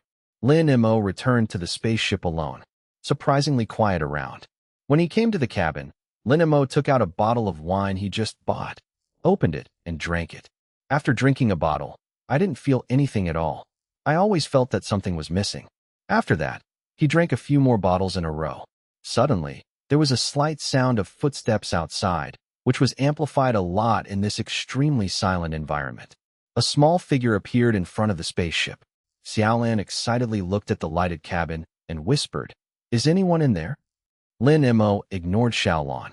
He had promised Hancock not to appear in front of all the residents of the island, but the premise was that he would not show up on his own initiative. Now that someone came to the door by himself, he naturally didn't need to deliberately hide. Seeing that no one answered her, Xiaolan was a little disappointed, but that didn't mean she gave up. Without thinking too much, she climbed onto the deck of the spaceship by herself and walked lightly to the door of the lighted cabin. When she saw that someone was really inside, the excitement on her face was even greater, but out of embarrassment, she didn't dare to go in, so she stood at the door, stared at Lin Mo, and asked in a low voice, "Well, are you the one who traded treasures for Sister Wu's barn?" Lin Mo glanced at her lightly, but said nothing. Xiaolan wasn't embarrassed at all and continued to ask, "It doesn't matter if you don't answer this question, but the next question, please answer me seriously." Lin Mo. Curious light flashed in Xiaolan's eyes, and she hurriedly asked, "Are you a man or a woman?" Lin Mo. Chapter 208 The Cheeky Little Girl in Daughter Island. This question asks, "Pretty rascal." Even if Lin Mo already knew about the situation in Daughter's Island, it doesn't mean that he will become the little brother next door who answers any questions. Therefore, Lin Mo directly gave Xiaolan the order to chase away guests. "You get out." "What? Is it difficult to answer this question?" Xiaolan muttered. "Don't you know whether you are a man or a woman?" Lin Mo. Page 246. Although men are not allowed on the island, I am the only one here now, Xiaolan said with a smile. "It's okay. I won't tell you about you. So, are you a man or a woman? Please, answer me. You told me. I will leave. Really, I swear." As she said that, Xiaolan clasped her hands and clasped her fingers together, as if I would never leave unless you told me. Lin Mo said speechlessly, "I'm a man. You can go." "Huh? Really?" Xiaolan's eyes flickered and she said excitedly, "Are you really a man? This is the first time I've seen a man. What's the difference between you and us women? Obviously, you look pretty much the same." Lin Mo. If it weren't for the fact that Xiaolan was younger than him, and that she really didn't know the difference in Daughter's Island, Lin Mo would have wanted to hit her. "Let's talk. I'm really curious." Xiaolan plucked up her courage and tried to enter the cabin. Lin Mo glanced at her coldly. Xiaolan was startled. She couldn't help but pause and said aggrievedly, "You are so scary. I'm just curious. If you say one more word, I'll kill you. Get out." Lin Mo said indifferently. Xiaolan curled her lips, slowly moved out of the cabin, then turned around and ran back, before running a few steps, thought for a while, then turned back, still pawing at the cabin door, looking at Lin Mo, and said with a smile, "Just now I'm asking too much. Sorry, don't be angry, and I won't tell others about you, I swear. There are many ferocious beasts on the island. Don't run around if you are fine. I will come to see you again tomorrow, and then I will bring you some delicious food. Hee hee. Then I'll be leaving. Goodbye." This time, Xiaolan really left. Lin Mo didn't get up until he couldn't feel Xiaolan's breath and walked to his room. He didn't worry at all whether Xiaolan would talk too much and tell about his time on the island. Even if he did, it didn't matter. It's just that this girl is too thick-skinned. Forget it, so be it. Lin Mo didn't bother to think about it, so he went back to his room and went to sleep. The next day, before dawn, Lin Mo got up. He set up his own fishing rod directly on the coast and started fishing. Just hanging for a few minutes, the fish took the bait. Lin Mo slammed the lever, and the head of a 6-meter-long fish popped out of the sea. The moment he pulled the whole fish out of the sea, not far behind the big fish, suddenly another one was 7 or 8 meters long, similar to a 7-star eel. The Sea King swallowed the big fish that Lin Mo caught together with the bait that the big fish was biting, and then sank into the sea. Lin Mo didn't even have time to react. He only heard a crack, and his fishing rod broke. Looking at the giant 7-star eel that was about to completely disappear into the sea, Lin Mo threw the broken fishing rod on the ground in silence, and immediately stepped on the moon to chase after the giant 7-star eel. The meteor fist directly knocked the giant 7-star eel out of the sea, and it flew hundreds of meters away in just a split second. With a bang, it sank into it again with stars in its eyes. Up the sea. Sure. Xiaolan was holding a pile of food, and looked at Lin Mo, who was flying on the sea surface in astonishment, and knocked the Sea Kings away with his fists. Okay, that's amazing. The expression on Xiaolan's face became more and more excited, and she immediately shouted at Lin Mo. It's the first time I've seen someone who can fly a Sea King with his fist, and you can actually fly. That's amazing. Are people on the outer islands as powerful as you? Lin Mo walked back to the shore on Moon's steps, glanced at Xiaolan, walked past her without saying a word.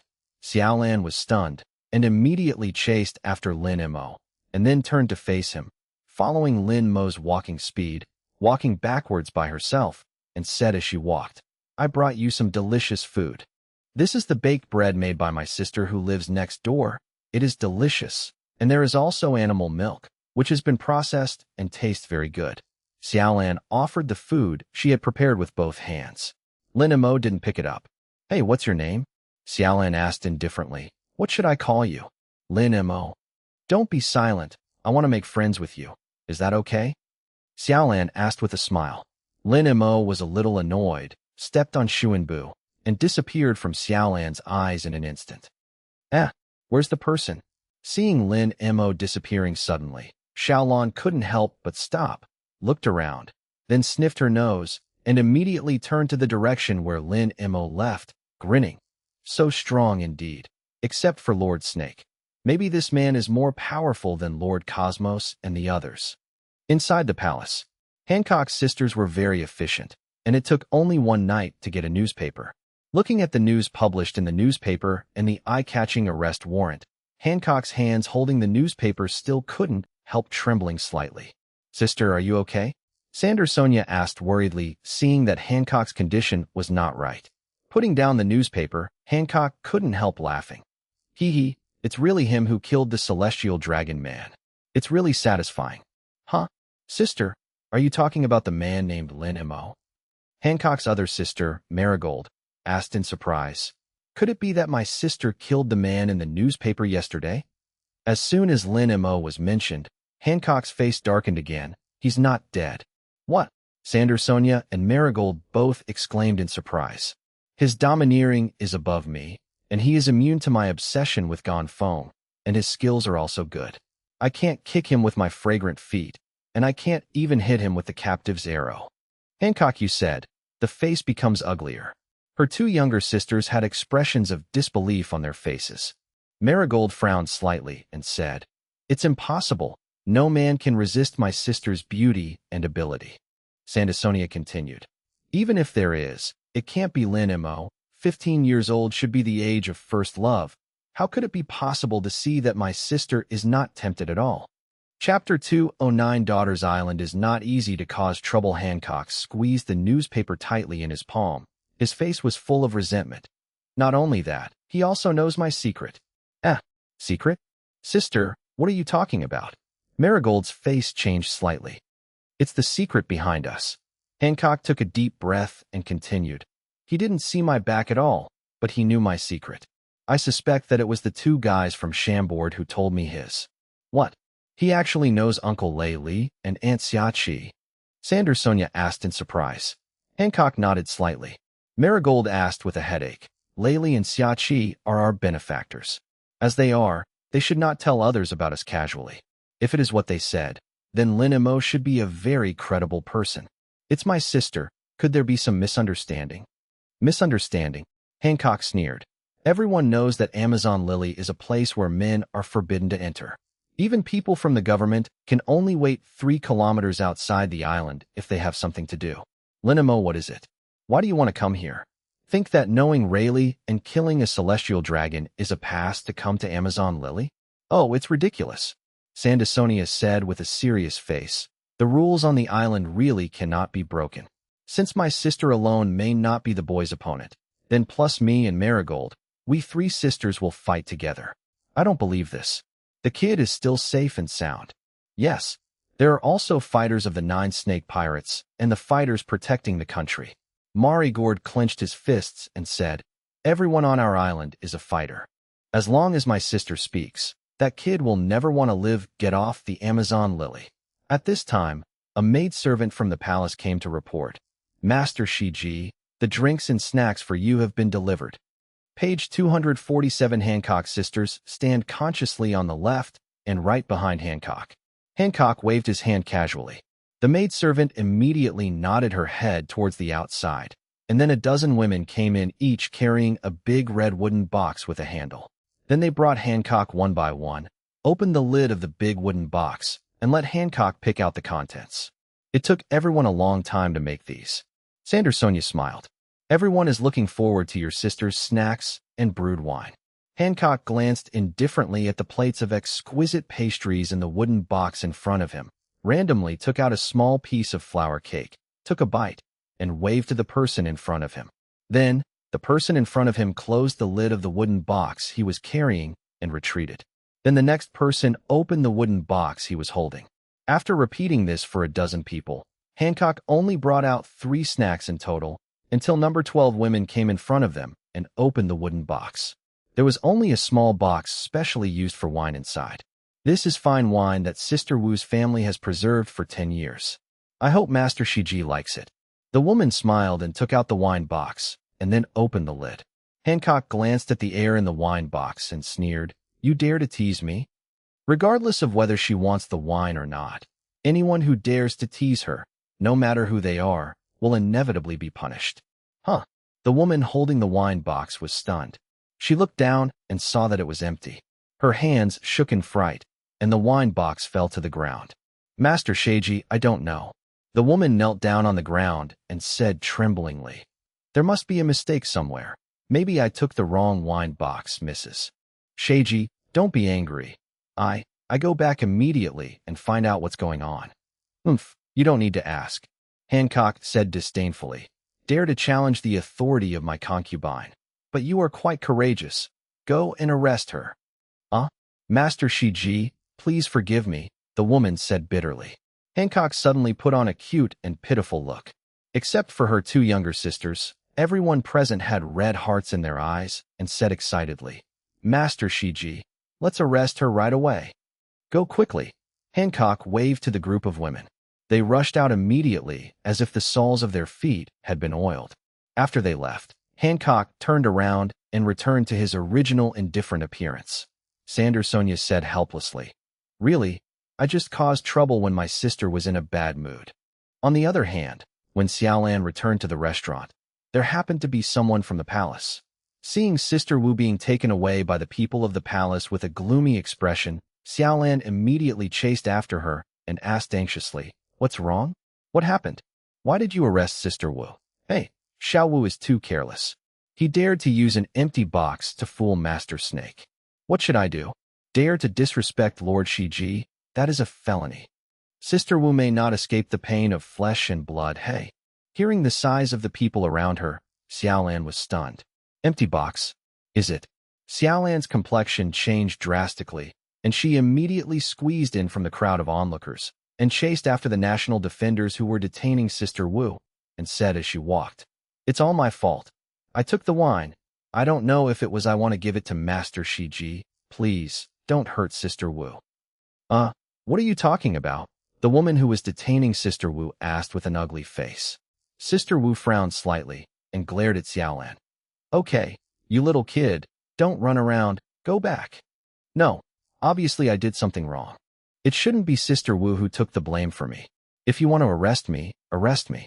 It's my fault that I took the wine dedicated to Lord Snake Lady.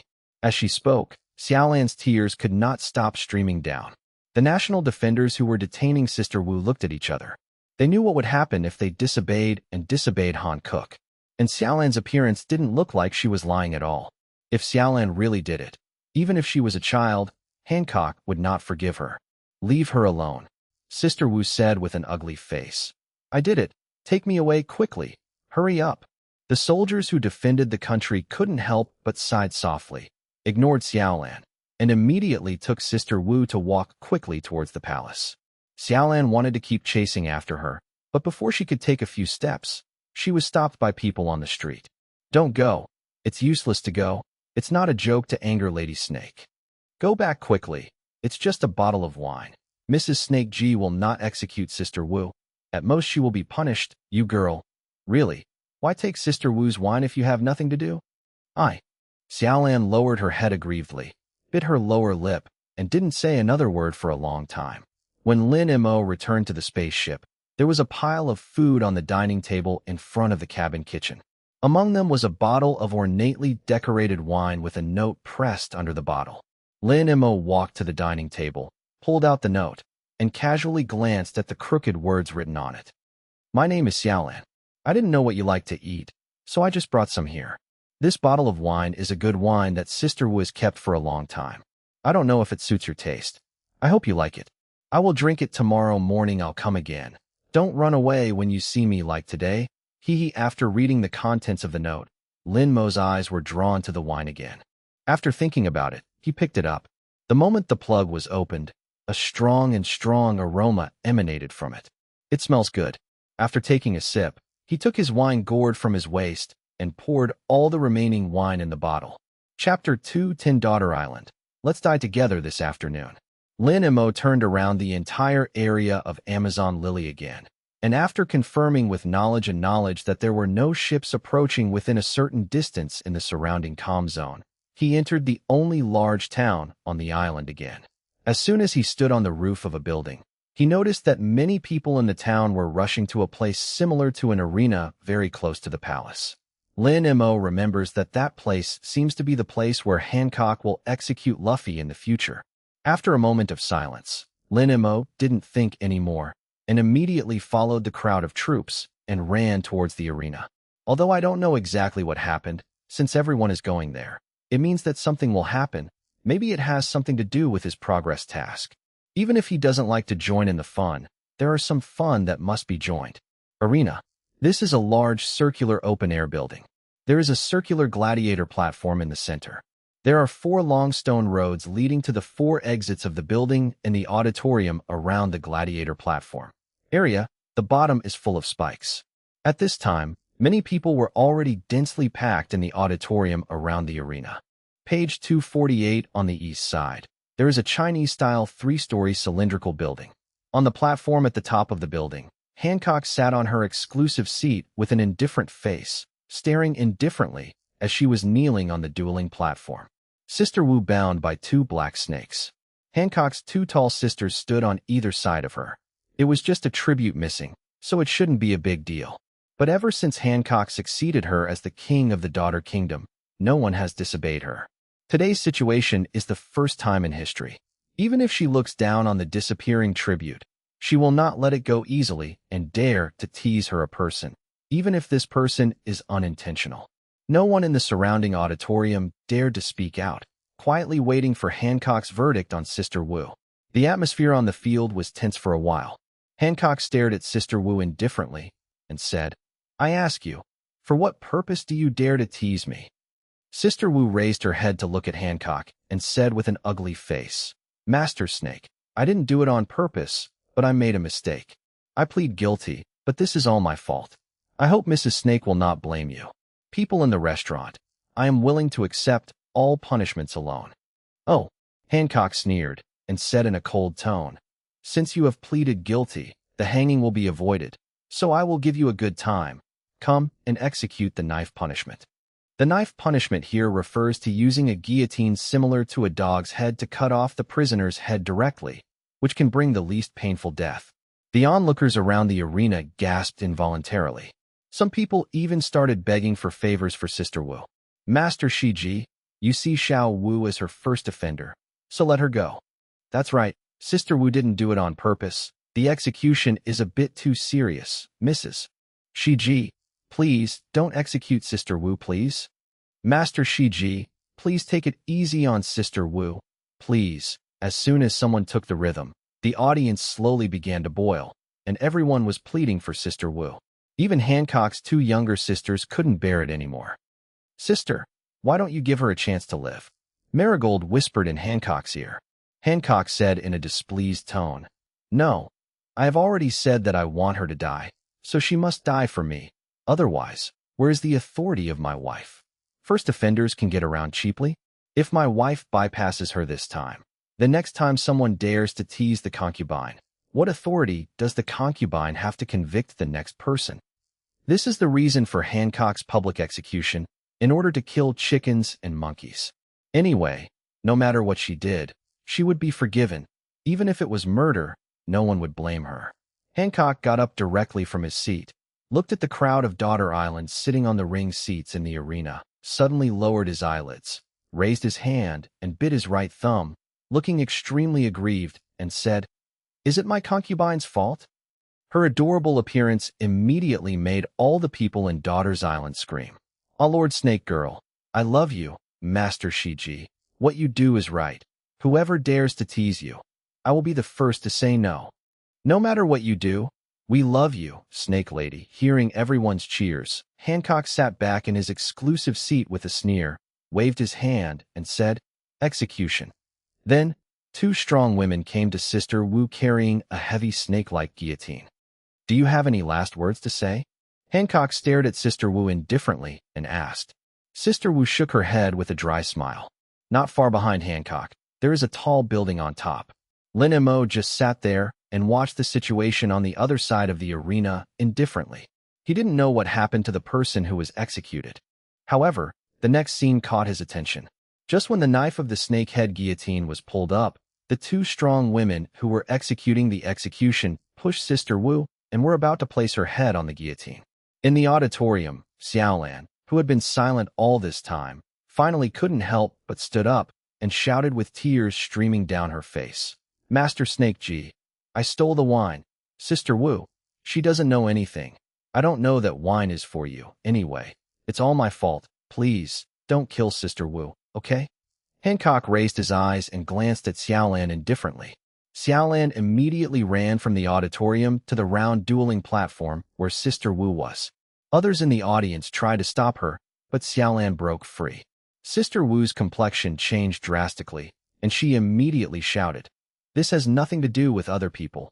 I did it, Master Shiji. Kill me quickly. No, I stole it.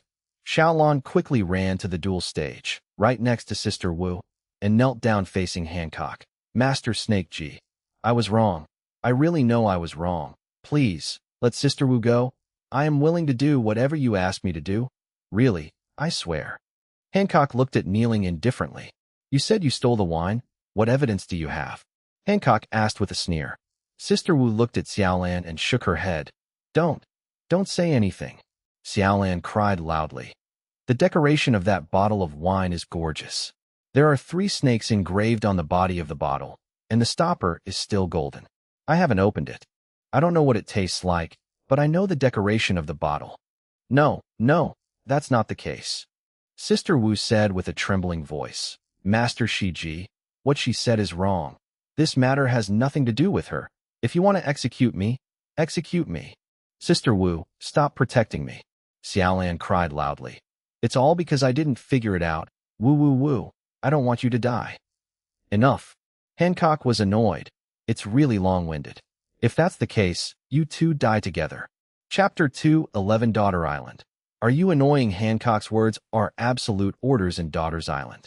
No matter how tyrannical she is, as long as she winks and acts coquettishly, everyone will immediately forgive her. All characters are formed for a reason. To put it bluntly, her bad temper is caused by these people's brainless pampering. Lin Mo glanced at his wine gourd. Xiaolan's description just now is obviously the bottle of wine that Xiaolan left in the cabin in the morning. So, that little girl gave him the wine that was supposed to be enshrined to Hancock. Also, he drank. But I have to say that the wine dedicated to the Empress tastes really good. Arena. The two people in charge of the execution looked at each other. Page 249. The people around also shut up and said nothing. Everyone knows that it is impossible to change Hancock's mind. Besides, Stealing the tribute enshrined to Hancock is already a very serious matter and will be executed, and Xiaolan and Sister Wu can only blame themselves for their own responsibility. Hancock said indifferently, "Let's start." When the two executioners were about to strike, suddenly, a powerful force hit their heads and covered their faces.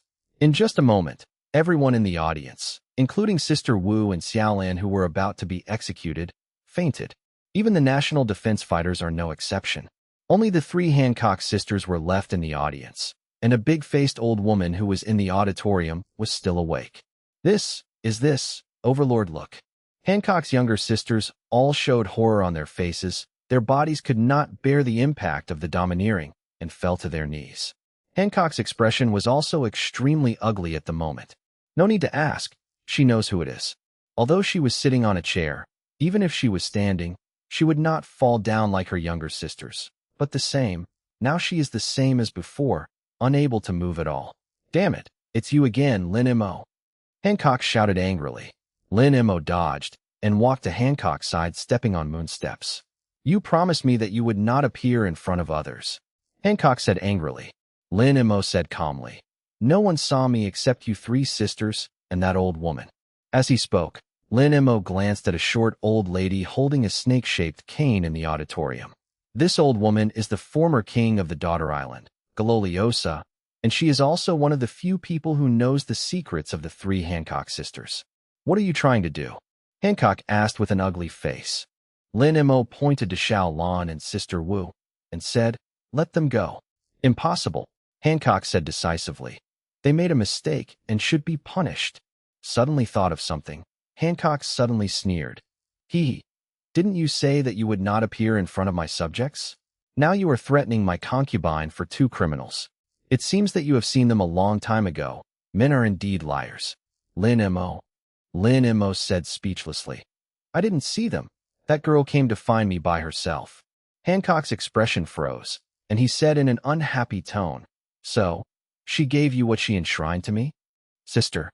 Sonia squatted on the ground, barely supporting her body with her own hands, and said weakly, "I can't hold it anymore." Marigold was also sweating profusely and said, "Me too. It's so uncomfortable." Hancock glanced at his two younger sisters, clenched his fists, and compromised. "Okay, I can let those two go. You let Marigold and Sonia go first." With just one thought, Lin Mo restrained the domineering energy released. At the same time, Gololiosa immediately rushed to the dueling platform and asked seriously, "What's the matter with this kid? Why do men come to the island?" The most important thing is that now it seems that even Hancock can't do anything about this foreign boy, which makes Gololiosa very puzzled. How can there be a man who is not interested in Hancock? Incredible. However, now is not the time to think about it. Amazon Lily is a place where men are forbidden to set foot. Even people from the world government cannot enter. So this man has committed a big taboo. Gololiosa pointed her snake-shaped crutch at Lin Mo and said in a displeased tone, "Boy, this is not the place for you to come. Even if the opponent's strength is higher than hers, she will not hesitate." "Grandma knew," Sonia said with an ugly face. "His dominance is higher than that of his sister, and we are not rivals." "Grandma knew is what the people of Daughter's Island call Gololiosa." "So what?" Granny Nyo said with a firm tone, with a look of resignation.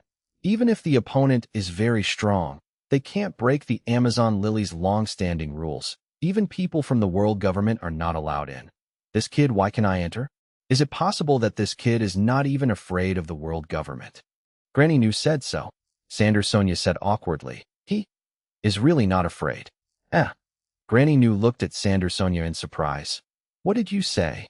Sonia didn't speak anymore and silently glanced at Han Cook. Granny Nyo immediately looked at Hancock and asked, "What's going on?"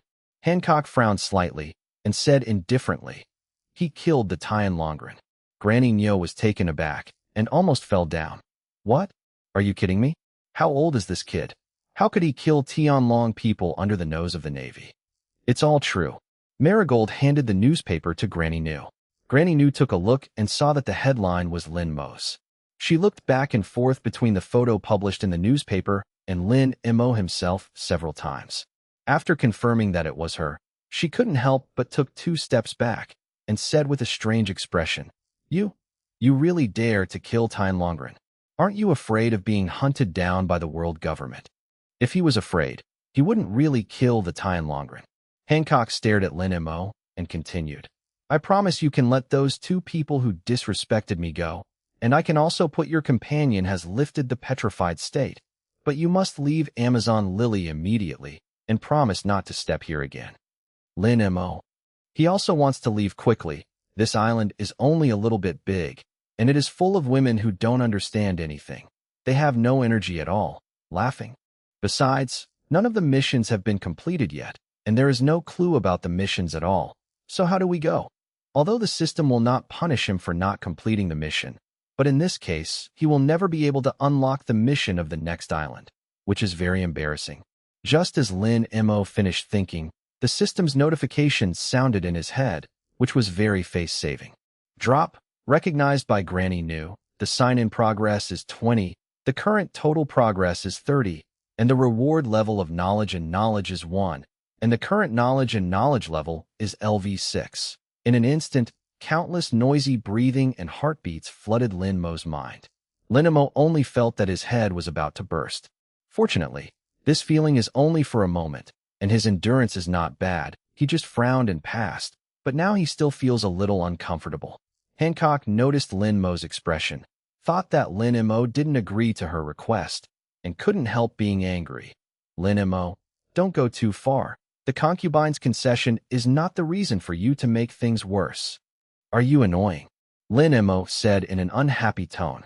Just these 4 simple words made Hancock take half a step back in astonishment like a bolt from the blue. Marigold and Sandersonia asked worriedly, Sister, are you all right? Page 250, Hancock said with an ugly face. You actually find it annoying? No one in this world can refuse the beauty of the concubine. Illusion. That's right, the concubine must have heard it wrong. Chapter 212, Daughter Island. Hancock's enlightenment. This guy has too much stuff in his head. Lin Mo originally wanted to take a roundabout route and take care of Hancock slowly. Now he regrets it. Hey, the boy named Lin Mo. Granny Nyo stared at Lin Mo and asked seriously, You must have killed the Tianlong people by mistake, right? When Granny Nyo said this, Hancock suddenly felt that it made sense. It was rare for him to stand by Granny Nyo. He looked like I had known him for a long time. He returned to his original indifferent expression and said with a sneer, Although I hate the world government, but I have to admit that once the world government takes action, no matter how powerful you are, you will not be able to escape their pursuit. Humph. In fact, you are already trembling with fear. Kaweihai is the 7 great pirates recognized by the governments of the world. Only those pirates who are well-known or powerful enough to shock everyone are eligible to be selected as the Kaweihai under the king. Half of the reason why Hancock agreed to become Shichibukai was to protect Amazon Lily from being besieged by the Navy.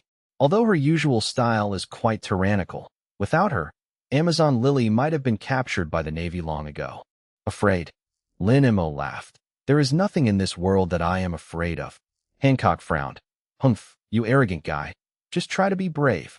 Granny Nyo made a gesture to speak to her, glanced at Lin Mo, and asked, Why did you kill the dragon man? Lin Mo said indifferently, It has nothing to do with you. Granny Nyo showed the newspaper in front of Lin Mo that published information about Lin Mo and his group, and continued, The newspaper is very vague, without explaining the reason at all, but your bounty is as much as 14 billion. Even your accomplices have 8,000 million, and this is the first time I have seen a 15-year-old kid actually have a bounty of 14 billion. So it can be seen that you really angered the Tianlongren this time. 14 million? Lin Mo couldn't help but frowned. He would have thought of offering a reward. But this time, a reward of 14 billion was offered. The life of this trash Tianlong is really precious enough. Forget it. Let's solve the immediate problem first, and then think about the future. Thinking of this, Lin Mo glanced at Han Cook, and then, stepping on Xuanpa, disappeared. Hancock and the others were stunned, completely unaware of what Lin Mo was going to do. In just a few seconds, Lin Mo came back with the petrified Inalo and Kaku. In order not to reveal that he has system space, he can only pretend like this, laughs. So fast, Sandersonia said in surprise. Lin Mo sneered, looked at Hancock again, and said, "Release their petrification state." Hancock also sneered. "Are you ordering the concubine?" Lin Mo responded indifferently. "That's right." Hancock. Humph. Hancock put on a shy state again, raised his hand to cover his lips lightly, and whispered, "Even if I don't get rid of their state, you will forgive me, right?" Although she failed to act like a spoiled child to Lin Mo once before, Hancock just couldn't believe it, and she just wanted to try again. Lin Mo stared at her indifferently, then walked towards her suddenly. Hancock thought that Lin Mo had taken the bait, and he was laughing at Lin Mo for nothing more than that. Just listen to the sound of pop. Lin Mo jumped up and slapped her on the forehead. In front of the 190 Empress, Lin Mo, who has grown 5 centimeters and is only 155, is still a dwarf. Hancock took half a step back unpreparedly, his face full of disbelief. Even her 2 younger sisters and Granny Nu were shocked. Lin Mo didn't use his weapon, so this palm didn't do much harm to Hancock. "Wake up, you," Lin Mo said indifferently. Hancock looked at Lin Mo, who was not moved at all, in astonishment, not to mention how entangled he was in his mood at the moment. "Impossible, impossible." Hancock shook his head and said, "No one can refuse the beauty of a concubine, whether it is a man or a woman. So you are not human at all." Lin Mo. If it weren't for the task that Hancock needs to approve, he would have already done something heavy. The reason why Lin Mo has never done anything is because Hancock's situation is quite special, because he was sold to Tianlong people by human traffickers when he was a child, and he has already experienced countless tortures. It may be recognized by Hancock, not only that, but it will make him hate him even more. In this case, he will never be able to complete the task here. Although the system won't punish him if he can't complete the task, but the progress has not moved, he can't unlock the progress of the next island, and he can't continue to fish. But he didn't want to be so passive all the time. Just when Lin Mo was still thinking about how to solve this problem. Seeing a chance, Hancock kicked Lin Mo, who was close at hand. In just a split second, the moment Hancock's foot was about to kick Lin Mo directly grabbed Hancock's ankle and forced her to stop. Lin Mo raised his head and stared at Hancock coldly. Without bothering to say a word, he directly pulled back the hand holding Hancock's ankle without mercy. A scream. Hancock was on his back and fell to the ground in embarrassment. Lin Mo let go of his hand indifferently. Hancock's 2 younger sisters immediately surrounded Hancock anxiously. "Sister, how are you?" "Damn it, it's really possible to do it, sister. I want to avenge you." After saying that, Hancock's sisters glared at Lin Mo angrily.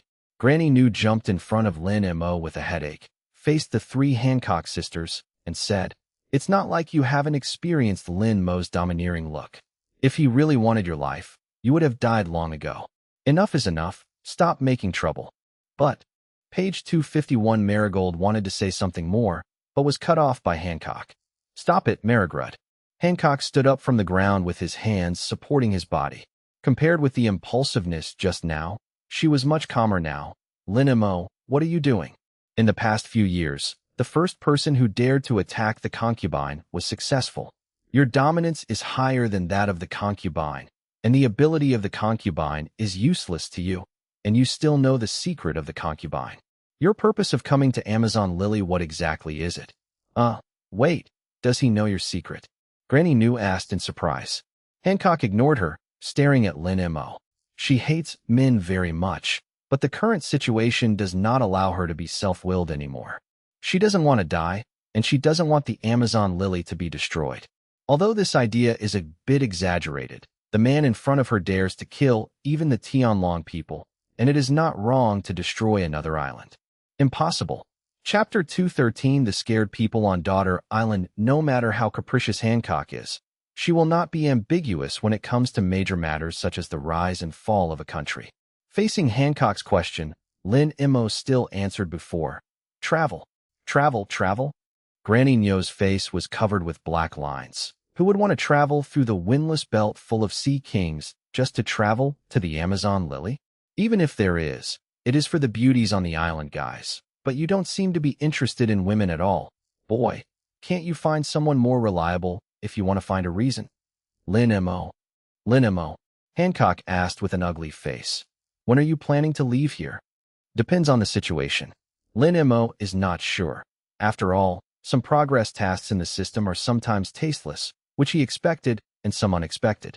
He has already dealt with Hancock with the Overlord color, and it was a fight with Hancock, but the progress task was not triggered, which surprised him a bit. The system did not play cards according to common sense this time. The concubine can agree to let you stay here. Hancock's sudden words caused her two younger sisters and Granny New's expressions to change drastically. Sister, you can't do it, Sander Sonia said nervously. He is an outsider, and he is a man. Men are not allowed to stay in Amazon Lily. Granny Neo said with an ugly face. Snake Girl, have you forgotten the rules of this island? Hancock frowned, glanced at his younger sisters and Granny New, and said in a displeased tone, This is a decision made by my concubine. All you have to do is to obey unconditionally. Then, Hancock looked at Lin Mo again and said indifferently, Your request, I agree, but the same sentence, before you leave, you can't appear in front of my subjects, and neither can your companions. If you agree, this concubine will release your companion's petrification state now, and pardon those two taboo sinners. Lin Mo. Although this sentence is similar to what Hancock made with him yesterday, it is not that simple to Lin Mo. You are not qualified to bargain with me. Lin Mo didn't bother to talk nonsense with her, and said directly, Besides lifting the petrification state yourself, there is another way. Hancock's face froze. Her younger sisters also had guarded looks on their faces, and they reflexively protected Hancock behind them. Granny Neo said with a headache, That's right. As long as the ability user is killed, the ability of the ability user can also be released. It seems that we are the ones who are threatened. Lin Mo. Hancock trembled angrily. I can talk to you here. It's enough to give you face. What do you want? Aren't you bothered to ask the same questions so many times? Lin Mo said impatiently. Speed, don't challenge my patience. You? Hancock gritted his teeth, but there was nothing he could do. She couldn't deal with the man in front of her. No matter whether it is ability or beauty, there is no way to shake the body and mind of the person in front of him. She lost, and she lost completely. Okay, this concubine fulfills your request. Hancock stretched out his hands to Enel and Kaku with an ugly face, directly releasing them from the state of petrification. When Anelo and Kaku returned to their original state, both of them were dumbfounded. Where's this? What happened? Why are we here? Kaku asked, touching the back of his head. When Enelu saw Hancock, he was stunned for a moment, and immediately thought of what happened to him. The palm of his hand was filled with fine lightning, and he said in an unhappy tone, How dare you tease me? Interesting, woman, you are dead. Wait, don't be impulsive. Kaku also remembered this moment, and immediately stood in front of Anelu, and said dumbfoundingly, She is Shichibukai after all, a pirate who cooperates with the world government. Don't mess around. Besides, Captain Lin Mo is still here. Let's see the situation first. What's the situation?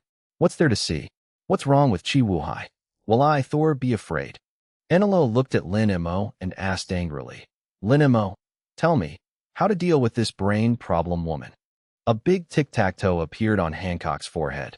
There is something wrong with your brain. Asshole, do you still want to turn into stone again? Try again if you have the ability. See if I don't electrocute you, but chop you up into a human-shaped barbecue. Enel said angrily. Hancock couldn't bear it anymore, and made a gesture to release his obsession with gone foam, and just said the word fan. Lin Mo slapped her forehead again, and slapped her on the forehead, interrupting her skill release. Hancock took another half-step back, caught off guard. Her two younger sisters immediately supported her. Hancock's face turned blue and red, and he was about to curse. Anelu's voice of protest rang out before her. It's not fair. You beat me with the same armed color. Why not beat her? Is it because she is a woman? When did you become so merciful? If you can't bear it, then I'll hit her. As he said that, Enelo rubbed his fists and rubbed his hands. Okay, let's go.